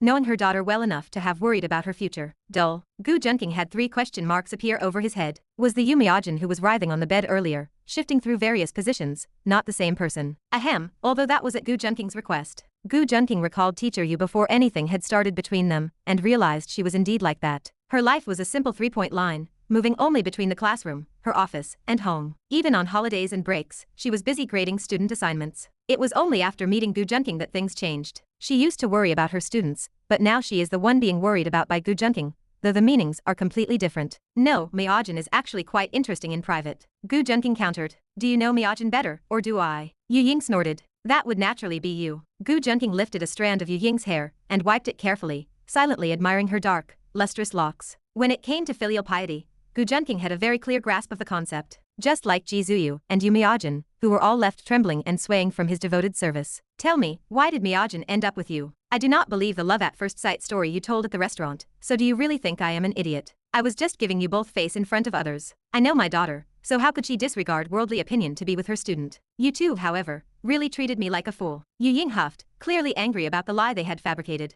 Gu Junqing was not surprised, as she likely would not have invited him over to chat if she did not intend to ask these questions. A mother truly understands her child. However, Yu Miajin had indeed been very conflicted about whether to be with Gu Junqing. It was thanks to Gu Junqing's dedicated efforts, draining his reserves on her several times and offering plenty of guidance, that Yu Miajin finally let go of worldly prejudices. How could Gu Junqing keep anything from his future mother-in-law? He laid out the truth about Yu Miajin, including the time the school director tried to drug her, urging her to be more understanding of Miajin's job instead of nagging her to find a husband when someone as good as Gu Junqing was already there. What, you are saying Miajin was drugged? Why did she not tell me? That silly girl. Hearing what Gu Junqing said, Yu Ying's beautiful eyes burned with obvious rage. Gu Junqing figured that if the school director were here, he would surely be torn to shreds by this protective mother. Where is that director? I want to find him and chop that thing off myself. Yu Ying stood up in a fit of rage, her eyes glaring at Gu Junqing as if they were burning with fire. Do not worry, sister. That director has long since vanished without a trace. I do not know who might have captured him. Gu Junqing shook his head with feigned regret, looking as if it had nothing to do with him. However, both of them naturally understood what was implied. These things did not need to be spoken to be known, as it was clear Gu Junqing had taken care of it. That is good. I hope that vigilante does not let him off easily. There was deep meaning in Yu Ying's words. Anyone who knew their daughter had almost been drugged and violated by an unknown pig would be furious. Yu Ying was actually showing quite a bit of restraint. Of course not. I am sure that director is no longer in human shape, Gu Junqing said with a smile. Gu Junqing still had some memory of that director. He not only used his authority to prey on teachers, but he did not even spare the pretty students. After things went wrong, he only used money to bribe officials and avoid punishment. It must be said that he was a complete animal. Yet, a piece of trash like that actually survived in the original book of Lin Tian, and even lived quite successfully after defecting to him. Although the director had turned over a new leaf under Lin Tian's intimidation in the original, this only made Gu Junqing disdain the actions of such protagonists. Some people cannot be forgiven, and some people cannot be utilized. If someone like that director can be forgiven, then who will pity those who have been tortured by him? Sometimes the protagonist is not completely righteous. It is merely a matter of status and perspective. Chapter 291. That is good. Yu Ying nodded with resentment. She felt no pity for the principal's plight, as he deserved everything he got. It is over now. My sister, it has been a long time, and Miajin does not care anymore. Gu Junqing saw her indignation, and stepped forward to knead her shoulders. The exquisite, elastic sensation beneath his hands left him wondering how a mother could possibly have such skin. Brother Mend, I finally understand your legacy. I know you had many preferences throughout your life, and I finally grasp why you were so obsessed with the wives of other men. Gu Junqing muttered this inwardly. So, is this how you hooked up with my daughter? Yu Ying stopped being angry when his large hands pressed down. She sat up straight, letting him continue the massage. That is right, Gu Junqing replied. Tell me the truth, do you mind that Miajin is 6 years older than you? Yu Ying asked again. She did not want Miajin to get hurt in this relationship, as it was her first love. Of course I do not mind, Gu Junqing chuckled. For someone with his grand ambitions, if he ever pursued immortality, there would be women 600 years older than him. A mere 6 years was nothing. Women 3 years older bring gold. Women 30 years older bring an empire. Women 300 years older bring immortality pills. 3,000 years older, and you ascend to heaven. A 6-year difference was vastly underestimating him. That is good. Yu Ying let out a sigh of relief. She feared he might care about the age gap. Do you mind Miajin's profession? Yu Ying asked casually, though her concern was evident. Of course not. Please rest assured. I truly love everything about Miajin. Gu Junqing spoke with righteous conviction. Besides, there is nothing wrong with being a teacher. If my family agreed, I could work as a plumber, a teacher, or even a patient. Gu Junqing added this to show there was no distance between them. Even as a young master of the Gu family, he could do those jobs. He did not mean anything suggestive, though he was unsure if anyone would believe him. Do you think I have not seen those kinds of movies? Yu Ying giggled. Her figure trembled in a way that drew the eye. However, Gu Junqing was currently in his sage mode, and did not dwell on it. He was known as Saint Gu. If not for her identity as a secondary female lead, he would not be paying this much attention to her. It was all the fault of that animal, Yu Feng. He truly despised the man for being led by his lust. Xiao Gu, you really are interesting. In that case, I will not stop your relationship. Besides, my daughter has been completely had by you. The commotion earlier could be heard halfway through the house. Yu Ying glanced at Gu Junqing with a meaningful look. She felt a flush of embarrassment after speaking, as his suggestive tone reminded her of eavesdropping on them earlier. She had been curious why they ran to her room as soon as they got home. 20 minutes later, she crept to the door, only to hear things she was not supposed to hear. At first, she was angry that her daughter was so reckless. Now, hearing Gu Junqing's words, she understood what her daughter had been through and forgave her. After hearing the sounds from her daughter, she had felt a strange stimulation and had to take a shower. Well, you know how it is. Gu Junqing went silent. He realized that was why he had heard hurried footsteps while they were in the middle of their intimate moment. So it really was Yu Ying eavesdropping. For some reason, he felt an indescribable thrill. Perhaps that was just a common flaw in men. A beautiful mother-in-law. He had only ever seen that in movies. Both of them fell silent, unsure of what to say. All right, that is enough. Go to sleep now. There is nothing else I need to know. Yu Ying coughed and lowered her head. She felt the atmosphere was becoming a bit too strange. Understood. Gu Junqing also coughed, feeling it was best not to linger. As a man, when your mind starts drifting, it goes all the way. This was still Gu Junqing, whose character was relatively noble, and who did not let his imagination run too wild. If any other normal man were here, massaging a beautiful mother-in-law, he would have already plotted out an entire romance movie in his head. Most likely, it would be an action film. This situation did resemble the beginning of certain types of films. In truth, Yu Ying was exactly the type to stir a man's nerves. She was elegant and alluring, with a top-tier figure. Her snow-white legs rested lightly on the chair, exuding such charm that it made one want to explore their mysteries. The skin was flawless and delicate. Gu Junqing could not help but look twice. Noticing his gaze, Yu Ying glared at him, though she felt embarrassed herself. Ding. Host has stirred the heart of supporting female lead Yu Ying. Reward, 2,000 villain points. Piffed. Gu Junqing wanted to cough up blood. The system was slandering his innocence. He had truly only taken a glance, and there was no lust in his eyes at all. He really was a decent person. Chapter 292. Is it nice to look at? Do you want to touch it too? Yu Ying's voice was teasing, dripping with charm. She extended her long, smooth legs from beneath her red silk robe, crossing them slowly as she rubbed them together. Her dainty feet danced in the air, light and provocative. It felt like a feather brushing against Gu Junqing's heart, stirring a restless itch deep within him. Gu Junqing drew a sharp breath. Who could resist such temptation? Ahem, touching it isn't entirely out of the question. Gu Junqing cleared his throat, feigning a look of righteous composure. Don't misunderstand, sister. I have no interest in women. I merely wish to test the coefficient of friction on your legs since they appear so smooth, as I am simply a Taoist dedicated to the pursuit of science. Calling himself a Taoist wasn't entirely wrong. After all, he was a student of Yumiajin, and had recently joined a new sect, the mysterious sect. Piffed, lecherous Taoist would be more accurate. Yu Ying spat the words out, rolling her eyes with a feigned expression of shyness and anger before pulling her legs back. She felt the hair on her arms standing on end. Little Gu, truly, one cannot judge a book by its cover. You look so dashing and refined, yet your words have no filter. Do you think I am someone you can just tease? Gu Junqing had no choice. Pursuing younger heroines might only require a handsome face, but pursuing a mature woman required more. It required wealth, a sweet tongue, and physical stamina. The ideal standard for stamina was to have the endurance to go all night, without ever leaving the bed. What are you saying, sister? You are still young. Don't call yourself old. Gu Junqing replied. Gu Junqing understood the complaints often held by women of her age. He knew they didn't just want sweet words without action, but he was a man who took care of things. Yu Ying chuckled. Setting age aside, our social standing forbids it. As she spoke, she suddenly remembered a collection of mother-in-law themed videos she had seen on Yu Feng's computer that afternoon. She found herself too embarrassed to continue. Sister, you don't actually think I have ulterior motives, do you? Gu Junqing laughed helplessly, his expression turning serious. I only want to treat you for your illness. Treat my illness? Yu Ying was taken aback. While Gu Junqing did aspire to a lifestyle of endless romantic conquests, he still maintained basic moral boundaries. However, a man without wandering eyes was as rare as an honest politician. Yes. Don't you often experience sudden swelling and highly irregular menstrual cycles? You likely feel abdominal pain and cramping as well. Even your mood swings are erratic, often leaving you feeling suddenly anxious and restless. A flash of golden light crossed Gu Junqing's eyes. Using his god-level medical skills, he assessed the flow of her meridians and blood vessels, identifying most of her ailments in an instant.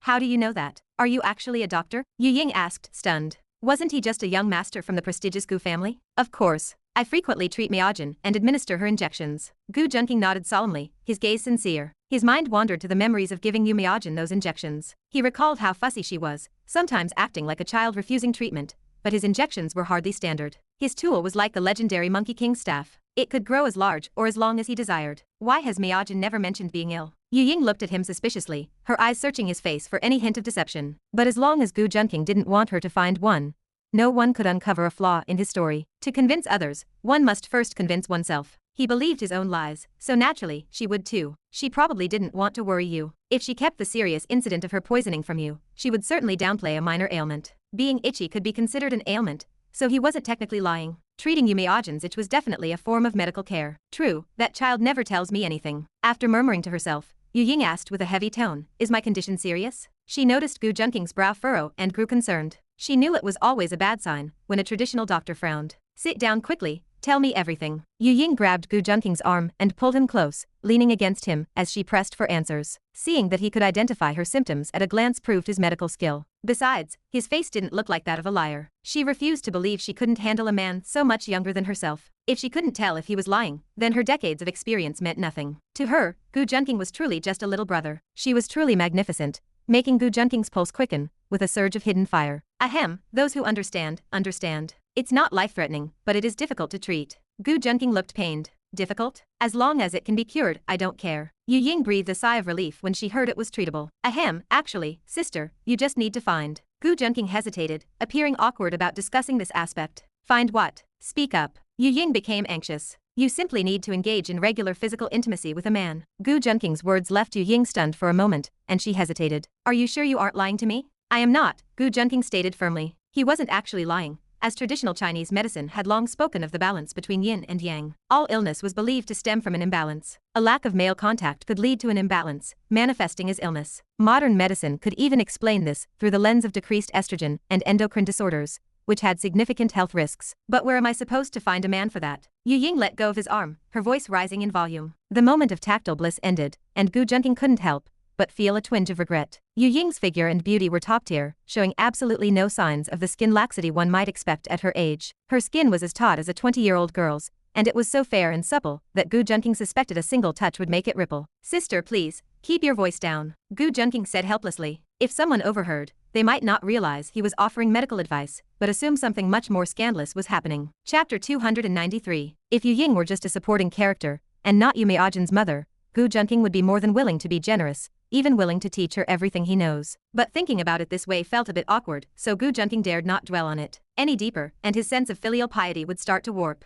Although, it was not the first time it had warped. If I don't find a man, and I don't get treatment, what will be the consequences? Yu Ying kept her voice low, knowing it would not be good to wake Yu Meijin and have to explain things. Rest assured, there is no life-threatening danger. Gu Junqing gave her a reassuring look, and Yu Ying felt a bit more at ease. Well then, that is fine. I do not need any treatment. Relieved, Yu Ying went back to being carefree. There are no major problems, it is just that your skin will start to age and deteriorate. It is prone to developing dark spots and pimples, just minor issues. Gu Junqing nodded with a gentle expression and added, not a big deal. What did you say? Yu Ying began to panic, even more terrified than when she thought her life was at stake. Few women do not care about their appearance, especially beautiful ones. Gu Junqing did not believe for a second that someone like Yu Ying had never taken care of herself. Many modern women suffer from appearance anxiety, largely because the social rat race has become so intense, whether it is looks, education, or career success. Yes, that is correct. Gu Junqing nodded firmly, as he had no reason to lie about this aspect. Yu Ying was momentarily speechless, not knowing what to say. If she only needed a regular man, countless people would be willing to offer themselves, but that was not what she wanted. She did not want to choose between finding a man or growing ugly. Even though she was in her early 40s, her skin, complexion, and figure were like those of a woman in her 20s. Naturally, she did not want to start aging and growing ugly now. Actually, there is another way to solve this. Gu Junqing spoke slowly and deliberately, looking as if victory was already in his grasp. Gu Junqing had always been skilled at finding people's weaknesses, and her appearance was clearly hers. Once he had this leverage, farming for villain points would be easy, just like he did with protagonists. What way? Yu Ying quickly grabbed Gu Junqing's arm again. Gu Junqing had no choice but to bear the heavy burden once more, feeling her soft, cotton-like touch. I just need to perform acupuncture on you. A few sessions will show results. Gu Junqing sighed inwardly as he felt the exquisite sensation of her curve pressing against him. He thought to himself that older sisters truly were great, though the sister status was not strictly necessary. Big was simply good enough. Really? Then why did you make it sound so scary? Yu Ying glared at Gu Junqing. She felt like he was no different from a search engine, making it seem like a terminal illness, when it was just something acupuncture could cure. Apologies, it is a professional habit. Gu Junqing apologized, though he was secretly thinking that if he had not said it that way, she would never have agreed to the acupuncture. So, Dr. Gu, do I need to take off my clothes? Yu Ying asked tentatively, as she was still a tiny bit skeptical. You do not need to take it all off, though if you are willing, I certainly would not mind. Gu Junqing replied. You are teasing me again. Yu Ying gave Gu Junqing a charming, flirtatious roll of her eyes. Hearing that she did not need to remove everything, she believed him a little more, and decided to let Gu Junqing try. Rest assured, in a doctor's eyes, even a beauty is just a piece of meat. Unfortunately, I am not actually a doctor, Gu Junqing muttered to himself. All right then, I will trust you. Yu Ying nodded and continued, however, you must massage my legs first so I can see if you actually have the skill to perform acupuncture and massage. A stroke of luck like this? Gu Junqing naturally chose to agree, as he could not always encounter such good fortune. Hey, I am just a doctor. Why are you treating me like a masser? Very well, I will indulge your wish. Gu Junqing pretended to be helpless, his expression full of integrity and righteousness. There was not a hint of desire, only sincere emotion. Yu Ying nodded, relieved, believing that Gu Junqing was not a lecherous man, and that she could feel safe around him. Wait a moment, I will go prepare and put on some stockings. Yu Ying thought for a moment, deciding not to let Gu Junqing touch her directly, as that might be too much to handle. Her body had been neglected for too long, and she feared she would lose control, so she went upstairs to change into a different outfit. A massage requires preparation? Gu Junqing was puzzled, but he was willing to wait. He was a qualified hunter, possessing both patience and attention to detail, and often played the prey to secure the catch. Gu Junqing did not wait long before Yu Ying came back down. He looked on with curiosity and was shocked, as she was still wearing the red silk robe, but underneath it were black silk stockings. Her dark hair, now mostly dry, fell to her waist. Her delicate eyebrows were slightly raised above a fair, flushed face, complemented by her voluptuous figure. Her long, elegant legs were wrapped in black pantyhose, exuding both elegance and sexiness. The subtle, tantalizing view made Gu Junqing swallow hard. Was this a perfectly ripened cherry? Just looking at it made his mouth water. It reminded Gu Junqing of the story of Cao Mend, the ultimate connoisseur of married women, and his trick of using plums to quench thirst. Gu Junqing wondered if the plum in that story was actually a high-level married woman, the kind that made one drool just by looking at her. He held a certain amount of respect and desired to learn from Cao Mend, that powerful hero. After all, that man had once sacrificed his own son and favorite general for the sake of a married woman. Little Gu, the sound of you swallowing is a bit too loud. Yu Ying walked over with a beaming smile, quite satisfied with his reaction. So much for her being just a piece of meat. There was no sound of swallowing, you are imagining things. Gu Junqing refused to admit it, stubbornly holding his ground. Is that so? Then why are your eyes about to pop out of your head? Even if I am a doctor, I still have the right to appreciate beauty. Gu Junqing insisted, finding the situation difficult, as admitting it would make him a pervert, but denying it made him seem inept. I really hope your mouth is as hard as another part of your body. Yu Ying giggled. Gu Junqing watched her body shake with laughter and found it hard to resist. Mature women are indeed a treasure trove of knowledge, the modern saying holds true. It seems I have finally found an opponent who knows how to drive. Chapter 294. Gu Junqing sat upright, his gaze fixed forward without the slightest wander. He was currently in Yu Ying's bedroom, with the glamorous and curvaceous woman sitting right beside him, bathed in the suggestive amber glow of the room's lighting. He wondered what he should do, and he was currently waiting for an answer. Ultimately, they had chosen to return to Yu Ying's room for her massage and acupuncture treatment. This was to avoid any embarrassment should Yu Miajin wake up and walk in on them. Is the color of this light a bit strange? Gu Junqing asked, his mouth twitching slightly. He was genuinely here just to act as a doctor and treat her illness. There is nothing I can do about it, as the light is not very noticeable, Yu Ying replied, pursing her lips. She did not care, so she wondered why Gu Junqing was being so uptight. We are not doing anything shameful, Gu Junqing retorted. Besides, I swear on my honor that Miajin will not be able to wake up. He knew better than anyone whether Yu Miajin would be able to get up. After hours of intense, non-stop physical activity, a person's spirit would naturally be exhausted. I do not care, it is just a light, or perhaps I should just turn it off, Yu Ying said. Gu Junqing muttered to himself that turning it off might not be a bad idea, as he could not be blamed if he accidentally touched something he shouldn't. In any case, she did not know that he possessed night vision. Enough, hurry up and massage me, Yu Ying said impatiently,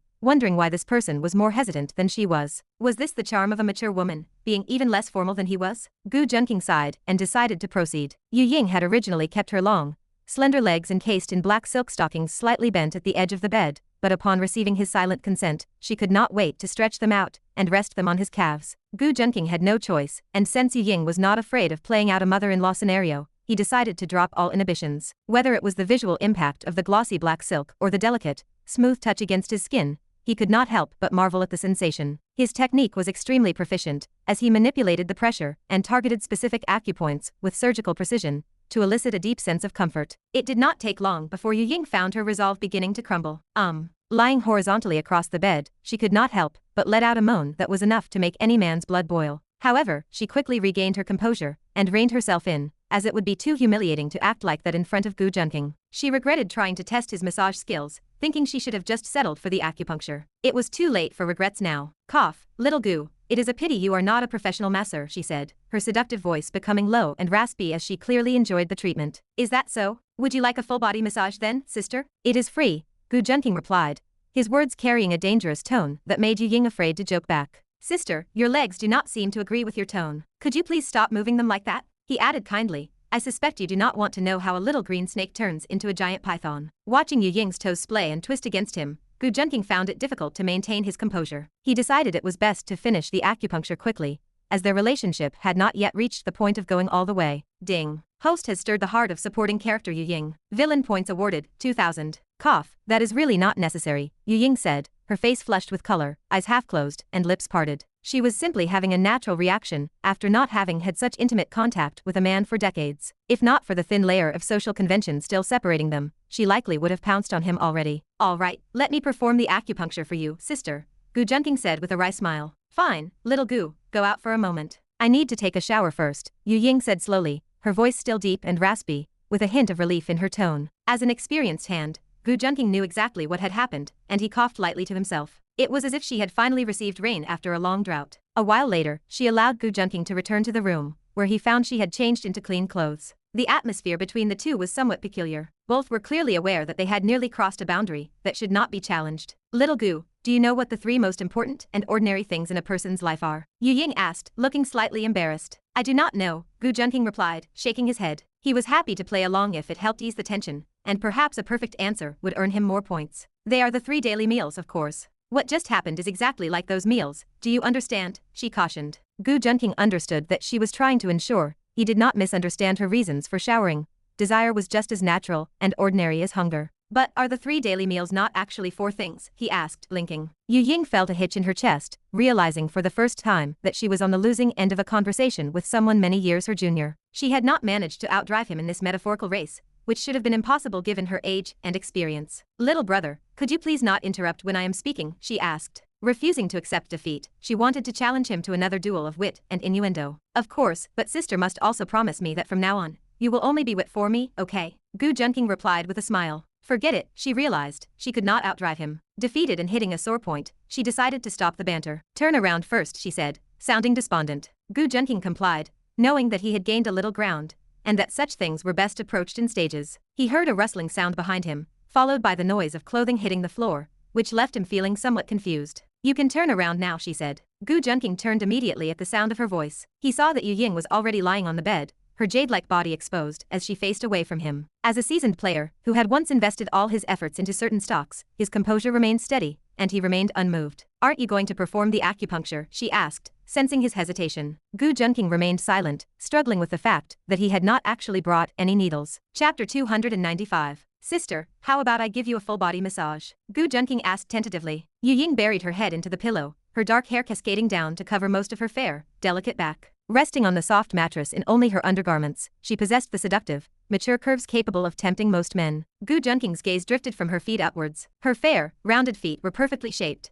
with delicate ankles that looked like the finest jade. Her toes were slightly curled, small and exquisite. Even someone like Gu Junqing, who had no specific fetishes, found himself tempted to reach out and hold them. Gu Junqing sighed, realizing that if Miajin saw this scene, it would be impossible not to misunderstand. It was for the best that he had taken precautions, otherwise, he would never be able to explain himself to her. What is wrong? Yu Ying asked, her voice muffled by the pillow. I did not bring any acupuncture needles, Gu Junqing said, feeling somewhat awkward. All he had was his own tool, and it certainly could not double as a medical instrument. What? Yu Ying lifted her head in surprise, turning her body slightly toward Gu Junqing. Her hair fell to one side, revealing the red ribbon of her undergarments and a glimpse of her bare chest underneath. I calculated my fortune before leaving, and it was right. I am facing a dangerous situation today, Gu Junqing muttered to himself. The two of them locked eyes for a moment, both left speechless. Aren't you a doctor? You do not carry your tools with you? I have already taken off my clothes, and you tell me this? Yu Ying said, feeling speechless. She soon noticed Gu Junqing's gaze, which sparked a sense of amusement and a desire to tease him. She was no longer a young girl, so she was far more open-minded about these matters, and Gu Junqing was handsome enough that she did not feel at a loss. Truly, looks decide everything, and Gu Junqing felt his decision to invest so heavily in his charisma was a foresight. He was popular with all ages, regardless of status, as everyone was influenced by him. Then, how about I help you put your clothes back on, sister? Gu Junqing blinked his eyes. Is that so?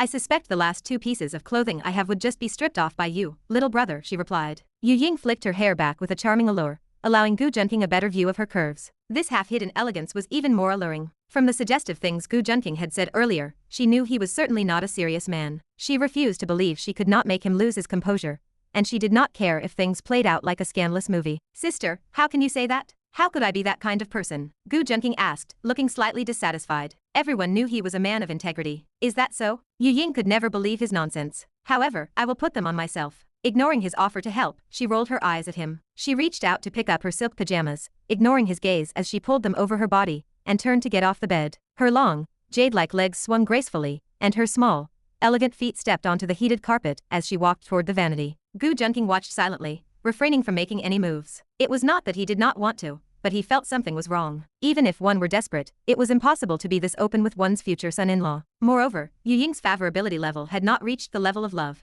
remaining in the range of 30 to 40. At most, she simply appreciated him. She was not like the heroines with 70 or 80 favorability points, who would not mind being seen. Xiaogu, I have actually been testing you all night, Yu Ying said, her eyes looking a bit misty. Testing me? Gu Junqing appeared confused on the surface, but his heart remained completely calm. Because your status is too noble, and I am truly afraid that Miajin might be deceived by you, Yu Ying said. Before he could speak, she looked at her reflection in the mirror and began to explain. Miajin has lacked a father's love since she was young, and I was too busy working to pay her enough attention. She is a child who is very starved for affection. Then why did you not find a father for Miajin? Gu Junqing muttered to himself, thinking he could be both a husband and a father, and they could just maintain their separate relationships. However, considering his age back then, Gu Junqing was merely a cell. Relying on others is not the life I want, and besides, with the beauty Miajin inherited from me, what if she ran into a bad stepfather? Yu Ying explained. Gu Junqing understood, for as a widow with a daughter, it was normal to fear someone might treat her child poorly. That is why I was afraid that you were only after Miyajin's body, and had tricked her with sweet words. If I had not seen that you had no intention of making a move on me, I would have suspected you of getting the school director to drug her so you could play the hero. Yu Ying voiced her suspicions, as anyone would be worried about the crown prince of Luodo falling for their daughter. Although her daughter was extremely beautiful, there were many other beautiful women in the world. Perhaps this young Master Gu had a fetish for teachers? Yu Ying looked at Gu Junqing while brushing her hair, her eyes filled with doubt. Sister, if you have these questions, you can just wait for Miyajin to wake up and ask her, Gu Junqing replied helplessly. This future mother-in-law was far too suspicious. She was indeed a good mother for risking herself to test his character, though the cost was a bit steep. She was taken to your room, and did that thing as soon as she got back, Yu Ying said, her face flushing as she glared at him without finishing her sentence. Gu Junqing felt awkward, as she did have a point. It was indeed suspicious to drag someone's daughter into a room and engage in such acts all night on his first visit to his mother-in-law's house. So please do not blame me, Yu Ying said, sounding apologetic, as she had treated him with suspicion from the start. Of course not, Gu Junqing replied with a smile. He coughed internally, thinking,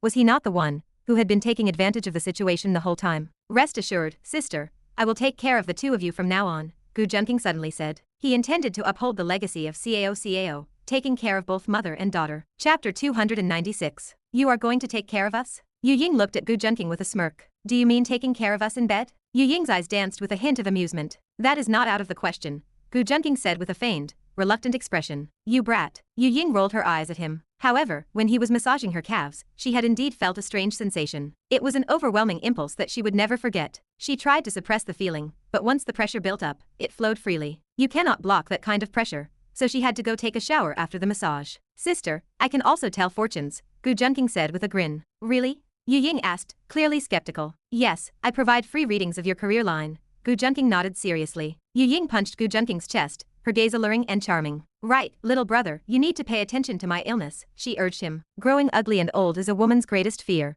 as every woman wants to remain young forever. Notice how Yu Ying was beaming because Gu Junqing kept calling her sister. Of course, whatever health issues you have, I will naturally keep them in mind. Actually, sister, you only need a single dragon bone to reduce fever, stop the itching, and nourish your body. It would cure your problem completely, Gu Junqing coughed. You really have no shame, little brother. As someone experienced in flirting, Yu Ying rolled her eyes, catching the hidden meaning behind his words. It is not shame, but a conscience acting in your best interest. Gu Junqing's words made Yu Ying burst out laughing. A conscience in my best interest? I think you just want to touch my heart, she said, her seductive charm leaving Gu Junqing stunned for a moment. They had completely let go of their inhibitions, interacting like normal acquaintances, so Yu Ying made no effort to hide her true self. All right, go to sleep. I am done playing, and I need to remove my makeup. After laughing, she felt she should not stay with Gu Junqing any longer. She sensed a special pheromone on him that always made her lose her composure. Remove your makeup? But you are not wearing any, sister, Gu Junqing said. Yu Ying's face was completely bare, yet her soft arms, shapely legs, and smooth skin showed no traces of cosmetics. Do not doubt Gu Junqing's judgment, for he was a man who had seen it all. This kind of makeup, Yu Ying said,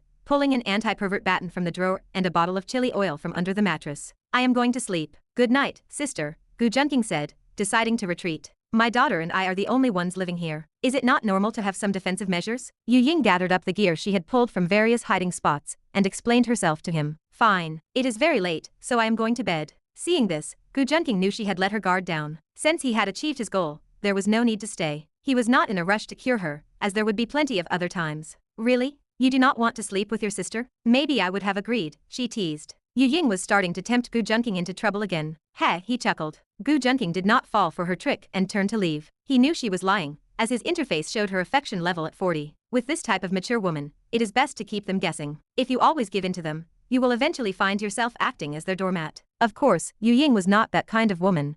Otherwise she would not have gone so long without being with a man. Yu Ying raised an eyebrow, thinking, the little brat is so obedient, but if he had really stayed, would I have agreed? She whispered to herself. It is safe to say that if Gu Junqing had held any other identity, she might have actually asked him to stay.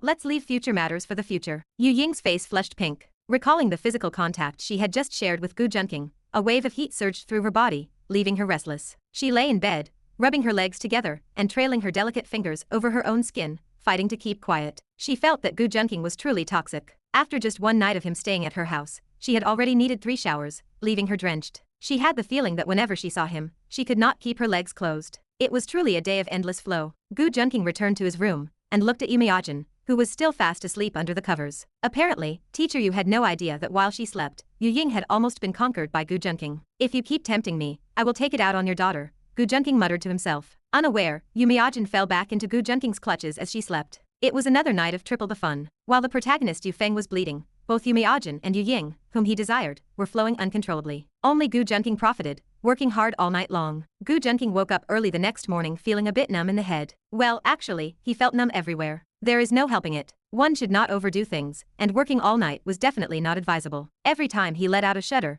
he felt his energy draining. But the influence of his dual cultivation technique quickly returned a strange sensation to his body, allowing him to fight harder the more he battled. Yu Miajin yawned as she watched Gu Junqing quickly get dressed. Why are you up so early? We do not have class today. Her eyes were sleepy. Having been dragged up for mischief late last night, her stamina could no longer keep up with Gu Junqing's rhythm. Your mother called us down for breakfast. Gu Junqing finished dressing. Despite his labors throughout the night, he felt no fatigue, appearing refreshed instead. Since his headache was gone, he was naturally fine. Let me hug you again. It is a bit cold. Yu Miajin looked like a young beauty lazily waking up, letting the morning sun shine against the western wall. Gu Junqing had no choice but to step forward and let her hug him. Feeling his warmth, Yu Miajin's legs wrapped tightly around him, as if she wanted to drown in his embrace. Teacher's staying in bed? That is ridiculous, Gu Junqing muttered to himself. An hour later, after the three of them finished their meal, Gu Junqing stood up to leave. The fact that he was targeted by a sniper yesterday had clearly caused some unrest within the Gu family. He needed to go back and explain the situation clearly. However, there were some small episodes during the meal. Little Gu leaving so early? Why not stay for a few more days? Yu Ying looked perfectly serious, her expression flawless, displaying only concern for a junior. It is all right, sister. I will be back. Gu Junqing smiled, his expression equally flawless. The atmosphere between them was incredibly serious, quite the display of filial piety. This put Yu Miajin at ease, as she had worried that Yu Ying would not get along with Gu Junqing. However, under the table, Yu Ying's long, silk-clad legs were stretched out and resting on Gu Junqing's. He held them, playing with them wantonly, and felt quite pleased as he touched the smooth, rounded skin. Gu Junqing felt innocent as he ate. Suddenly, a pair of legs reached over. At first, he thought they were Yu Miajin's, as their legs were similar and equally perfect. But after thinking about it, he realized it could only be Yu Ying. Truth be told, if his willpower had not been incredible, he would have broken character. Since it was delivered to his doorstep, it would be a waste not to play with it. Mom, why are your eyes red? Yu Miajin asked, looking up at Yu Ying in confusion. Little Gu has only stayed for one day. Mom is just a little touched. Yu Ying managed to choke out the words. I have never seen you like anyone else this much before. Silly, can I be compared to anyone else? Gu Junqing interjected promptly. Yu Miajin nodded obediently. All right, I will head out. Thank you for your hospitality, sister. Gu Junqing stood up and said with a smile. You are welcome, Yu Ying said, her lips twitching slightly. She had only wanted to tease Gu Junqing, not expecting him to get the better of her. After Yu Miajin got up to see Gu Junqing off, she returned to the kitchen. She found Yu Ying wiping her own chair and wanted to help clean up. I accidentally spilled some porridge on the chair. You go attend to your things. Gu Junqing, however, knew nothing of this. Chapter 297. Gu Junqing had just returned home when his mother, Xie Ying, pulled him into a bear hug. Oh, my poor son. How could you suffer through such a terrifying ordeal? She sobbed. Even with Gu Junqing's high status in the family, Xie Ying still treated him like a child. She held him tightly, her heart aching as she anxiously asked, Are you hurt anywhere? I'm fine, don't worry, Gu Junqing reassured her. Xie Ying sighed in relief after seeing no visible injuries on him, though her expression shifted to one of mild reproach. You child, don't you know how worried we get? You didn't come home all night, and your father was so anxious he couldn't sleep. Gu Junqing felt a warmth in his heart, realizing he had indeed been thoughtless. I understand, mother. From now on, I will notify you immediately if anything happens. His sincere tone finally calmed her down, and she stopped her tears. All right, since you are fine, go talk to your father and explain what happened. Xie Ying patted his shoulder and took his arm as she spoke. All right, Gu Junqing replied, following her into the living room. Seeing Gu Junqing walk in, Gu Junqing showed no obvious change in expression. Yet, the relief in his demeanor was palpable. How were you targeted by a sniper? We are in the middle of the city, and sniper rifles aren't exactly easy for just anyone to acquire. Gu Junqing was aware of his son's capabilities, so he did not share Xie Ying's level of panic. He knew that, regardless of the circumstances, Gu Junqing could protect his own life. Father, mother, please rest assured. Ordinary firearms can hardly threaten my life anymore. Gu Junqing spoke to ease their worries before continuing his explanation. This might just be an enemy I crossed paths with. He is a mercenary king from abroad, so obtaining such weapons is easy for him. From abroad? Gu Junqing frowned. How did you provoke someone like that? Were you looking for trouble again? Xie Ying asked worriedly. Mother, have you considered that I might have just crossed paths with someone while looking for a daughter-in-law for you? Gu Junqing raised an eyebrow. Perhaps the impression left by the previous Gu Junqing was too deeply ingrained. Even though the current Gu Junqing had transformed perfectly, those traces of the past remained. Oh, so you were looking for a daughter-in-law? Then it's fine, Xie Ying said. She currently had only 2 wishes. One was for Gu Junqing to find a wife, and the other was for him to find many. Seeing that Xie Ying was appeased, Gu Junqing sighed with relief. The priorities of men and women certainly differ. Is there anything the Gu family needs to do now? Gu Junqing asked thoughtfully. Seeing that his father had kept his wits about him, Gu Junqing finally relaxed. He was genuinely worried that the Gu family would fall into that classic trope where hitting the small leads to the old, and hitting the old leads to the even older. There is no need for drastic action, only strengthened security. We must ensure there is no blind spot near the Gu estate, especially around potential sniper vantage points, Gu Junqing said in a deep voice. He did not fear Yufeng's sniping, but the same could not be said for everyone in the Gu family. After all, Yufeng was known abroad as a mercenary king, and he possessed the support of a protagonist's halo. Gu Junqing would not underestimate his intelligence or strength. Judging by the way Yufeng immediately arranged a sniper attack the moment he felt threatened, his reputation was well earned. Understood. I will arrange it, so you don't need to worry about that. Gu Junqing nodded and accepted Gu Junqing's instructions. After seeing the 2 men finish their discussion, Xie Ying pulled on Gu Junqing's arm again. Son, what does this new daughter-in-law look like? She asked curiously, as every girl her son had found recently, whether kept at home or outside, was a breathtaking beauty. Of course she is beautiful. Don't you trust my taste, mother? Gu Junqing asked with a laugh. Then how do you manage to find so many beautiful girls? Xie Ying could not understand how her son had become so capable of finding such stunning women. Usually, one rarely sees women of that caliber even on television, yet Gu Junqing was surrounded by them. It's because I'm following the protagonist, so beautiful women naturally appear, Gu Junqing muttered to himself. The protagonist's luck with women was truly no joke. None of the female leads or supporting characters were plain. Gu Junqing, however, would never tell Xie Ying that. Your son inherited your stunning beauty, so finding girls is very easy. Gu Junqing appeared to be talking about himself, but he was actually complimenting Xie Ying. That is true indeed. Xie Ying touched her face, looking perfectly accepting of the statement. It's a good thing you didn't inherit your father's looks, or you wouldn't have so many girls chasing you. Xie Ying started to preen with pride. Dealing with women can be simple or difficult, depending on one's approach. Gu Junqing watched his wife being easily swayed by their son, feeling a bit helpless. He had protected his silly wife far too well. Oh right. Father, how is the situation with the Wang family? Gu Junqing suddenly realized he had rarely kept up with such matters lately. He had been too focused on burying himself in the affairs of the female leads and figuring out how to fleece the protagonist. We are almost wrapping things up. Don't worry, don't you have faith in your father? A sharp glint flashed in Gu Junqing's eyes. He had been busy with this matter recently. Once this was finished, the Gu family would effectively become the sole power in Luodu. The days of the 4 major families coexisting would be a thing of the past. Gu Junqing nodded, feeling at ease. Regardless of what the future held, the power and influence the Gu family wielded now were incomparable to the past. The 3 of them then began to chat about family matters. Chapter 298. Young master, the task you assigned us is complete. Qizhi walked in while Gu Junqing was chatting with Gu Junqing and Xie Ying, reporting his progress. He had finished his punishment of digging coal,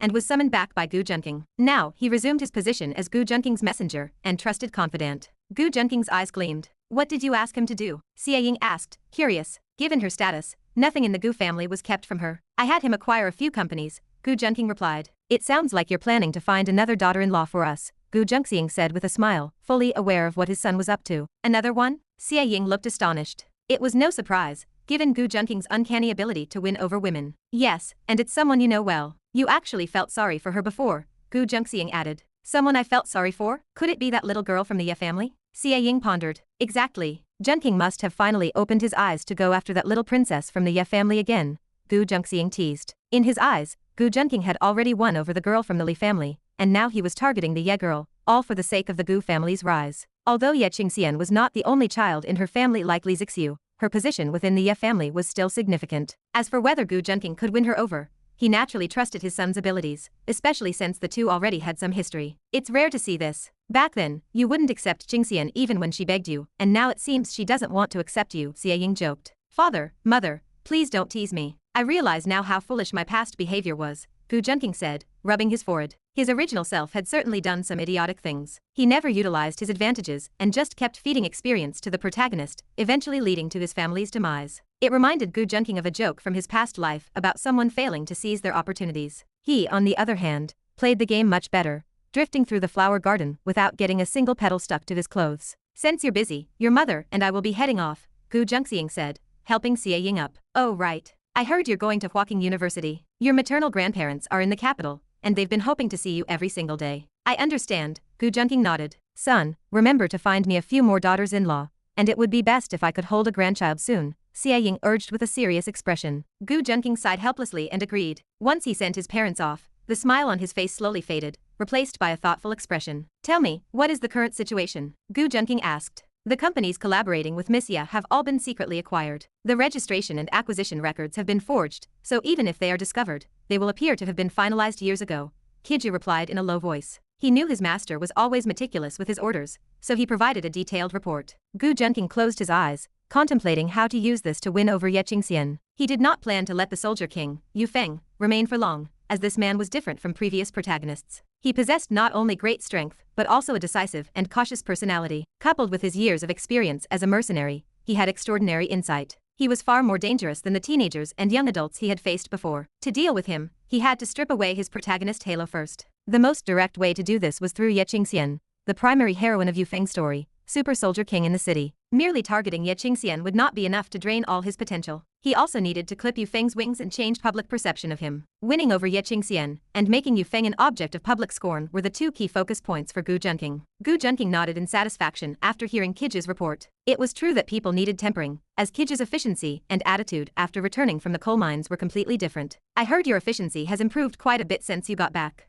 My training wasn't in vain, Gu Junqing teased, raising an eyebrow. Young master, digging coal is not work for a human, especially when everyone else is using machines. But you made me use my bare hands, Kiju complained. A resentful look flashed in Kiju's eyes, remembering he was only punished for suggesting his master change his pants. Wasn't that to temper your unyielding spirit? Look how much more serious you are now, Gu Junqing chuckled. Should I thank you for your training then? Kiju asked, on the verge of tears. That won't be necessary, Gu Junqing said, patting Kiju's shoulder with a sense of satisfaction. Oh right. Since you're back, you can have Baldi return as well. Of course, if he's enjoying himself too much to leave, then don't bother bringing him back, Gu Junqing added. Baldi and Kiju had been with him for a long time. Even if their strength couldn't keep up, they were still very convenient to use. As you command, young master. Kiju accepted the order and retreated. Meanwhile, outside a bar in Lodu, Yu Feng arrived, dragging his injured leg. Although he had been hurt by the saboteur, he had managed to avoid any vital organs, so he could still walk. Isn't this the old location of the Wild Wolf Gang? Yu Feng frowned. The leader of the Wild Wolf Gang was a former underling of his who respected him greatly. He intended to check on the status of his influence. He also wanted to help the man rise to the top of the underworld, which would allow him to get things done in the shadows. The laws of the Xia Kingdom were too strict, preventing him from acting openly. Therefore, he had to rely on the criminal underworld to achieve his goals. If I recall correctly, didn't Hepburn say the Wild Wolf Gang once tried to call me? Yu Feng muttered to himself. We aren't open during the day. Come back at night, a bartender said, wiping a glass as he noticed Yu Feng walk in. Yu Feng stepped forward to ask. I recall this being the Wild Wolf Gang's territory, right? The Wild Wolf Gang. Buddy, you must be living in the Stone Age. That's old news. The Wild Wolf Gang was swallowed up long ago. This is Boss Yang's territory now, the bartender said with an amused chuckle. Boss Yang? Yu Feng narrowed his eyes. Yes, and many people in the industry consider this the beginning of the unification of the Lodu underworld. The Wild Wolf Gang crossed the wrong people back then, and were wiped out on orders from above. That event became the catalyst for the entire Lodu underworld to start merging, eventually forming the current structure, the bartender explained, looking quite proud of himself. Chapter 299. Oh, what is the current landscape like? Yu Feng asked. The bartender shut his mouth, realizing this guy was out of the loop and clueless about local affairs. He saw an opportunity to extort some cash,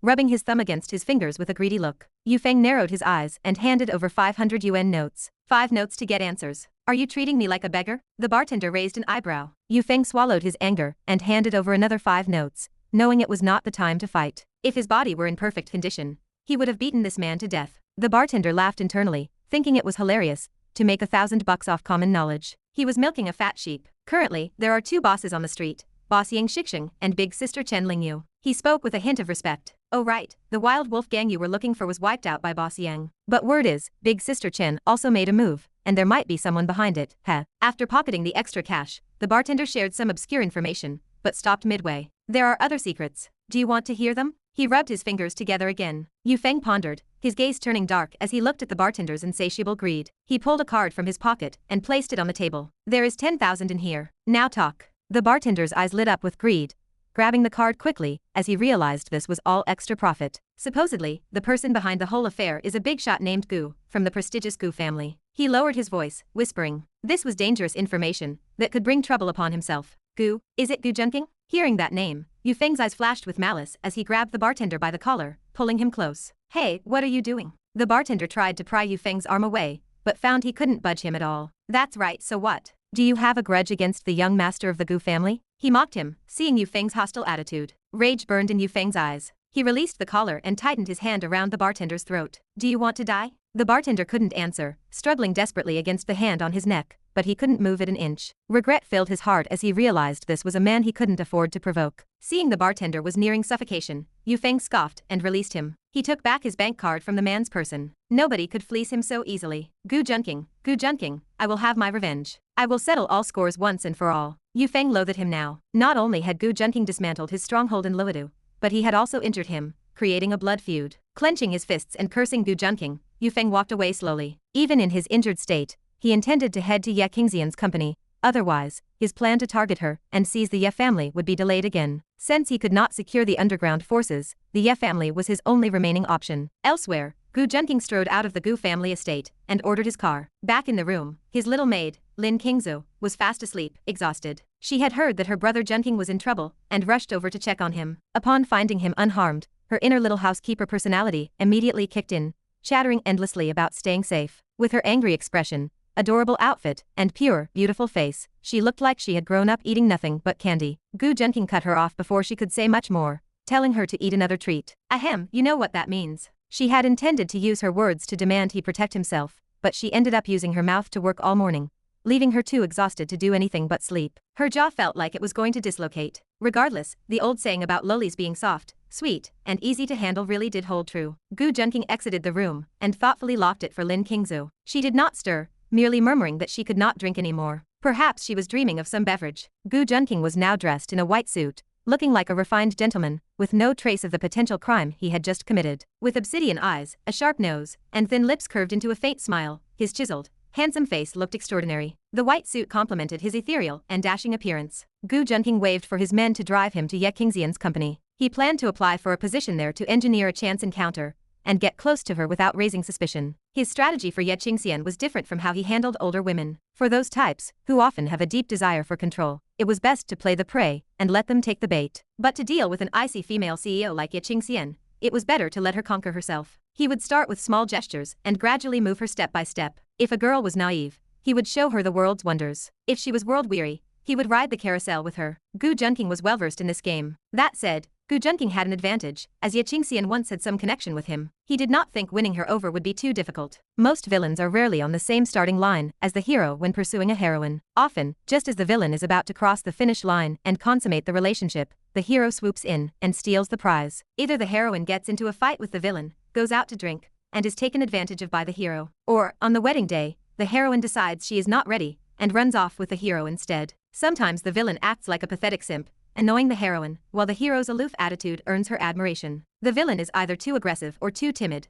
which are both bad strategies. Building a relationship over time, like Gu Junqing, is the only true way. There is only one path to a woman's heart. Gu Junqing refused to believe that if they were constantly physically intimate, their hearts would not eventually align. Chapter 300. Gu Junqing arrived at the downstairs of Ye Qingxian's company, having already submitted his resume. He had forged his age and omitted the fact that he was still a student. He could simply claim that he had been guaranteed admission to a higher program and was here for a graduation internship. Upon entering the building, he discovered a large crowd of candidates waiting for their interviews. While they were not as young and handsome as Gu Junqing, almost all of them appeared to be industry elites. Gu Junqing wondered to himself if Ye Qingxian would conduct the interviews personally today. "Hello, sir. Are you here for the interview as well?" A receptionist approached, her eyes seemingly sparkling with heart-shaped adoration as she looked at him. She felt a little voice inside her screaming about how incredibly handsome he was. "Yes, I am." Gu Junqing offered a harmless, gentle smile that made him appear refined and composed. The receptionist, struggling to speak clearly, handed him an application form to fill out. Gu Junqing followed her to complete the paperwork. Once finished,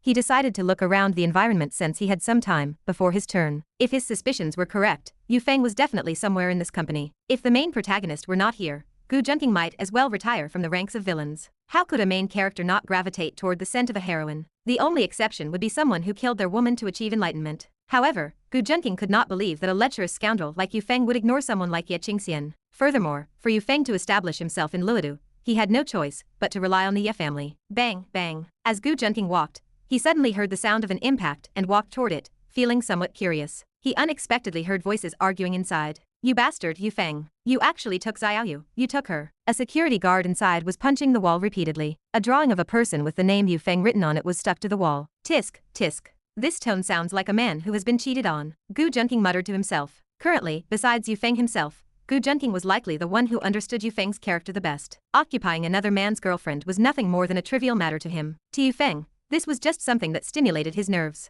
Gu Junqing had long understood the background of these foreign mercenary protagonists. They spent their years walking between life and death, so their nerves were already different from normal people. Only special, stimulating methods could pique their interest. Otherwise, they would feel listless no matter what they did. Gu Junqing did not feel any sympathy for the guard, nor did he intend to walk in and deal with Yufeng. Doing so would serve no purpose other than acting as a source of experience points for Yufeng. Many villains thought that some people or events could topple the protagonist, but they failed to realize it was merely adding fuel to the protagonist's growth. This guard was probably just a minor villain. Eventually, he would be portrayed in the story as an abusive partner, and the final outcome would reveal that his woman was actually saved from the abyss by Yufeng. However, Gu Junqing kept a mental note of the name Xiaoyu. It might be helpful for him to deal with Yufeng in the future. Before long, Gu Junqing finished touring the company and returned to the main lobby. He noticed the queue was still quite long and felt somewhat helpless. He grabbed a chair, sat outside, and waited for his name to be called. Being a young master of the Gu family, waiting here for a company interview was not something he ever expected to do. If word got out, he wondered what people would think. Gu Junqing mused to himself. He lazily listened to the candidates around him chatting. He only just realized that everyone who came was a man. Tisk, tisk.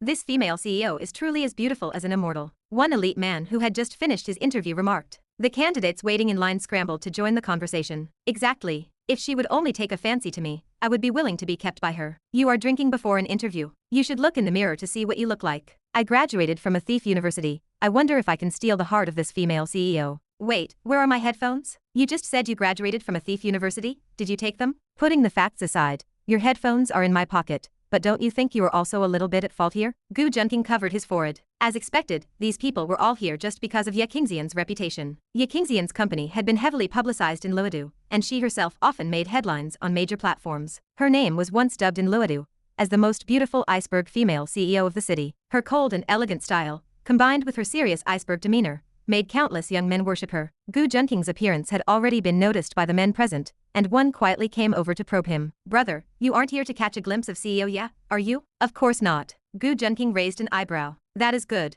You have no idea how much pressure you are putting on everyone here. That man let out a sigh of relief. Then why are you here? Gu Junqing did not reply to the man, because he had already been called in for his interview. Gu Junqing walked into the interview room, and immediately saw Ye Qingxian sitting in the middle. He took a few glances at her. She had a head of black, satin-like hair draped over her fragrant shoulders, a well-defined oval face, and tender, crimson lips that made Gu Junqing's own lips purse slightly. She also had a pair of clear, bright phoenix eyes that curved inward and turned outward, though they radiated a piercingly cold light. Get out, she said, her cherry lips parting. Ye Qingxian had been infuriated by the previous interviews, which felt like a joke since those men simply wanted to see what she looked like. Now, she was even more annoyed to see this irritating face. Gu Junqing heard this, turned, and left. He counted silently in his heart. 5, 4, 3, 2, 1, come back. Come back. Just as Gu Junqing counted down in his heart, Ye Qingxian spoke again. Gu Junqing turned his head, glanced at Ye Qingxian, and turned away with a haughty attitude. Slap. You come back here. Ye Qingxian stood up and slapped the table forcefully, shouting with a trace of fatigue. It was the first time she had been so undignified in front of the company staff. This was the exact tone he was looking for. If they could not meet with red eyes,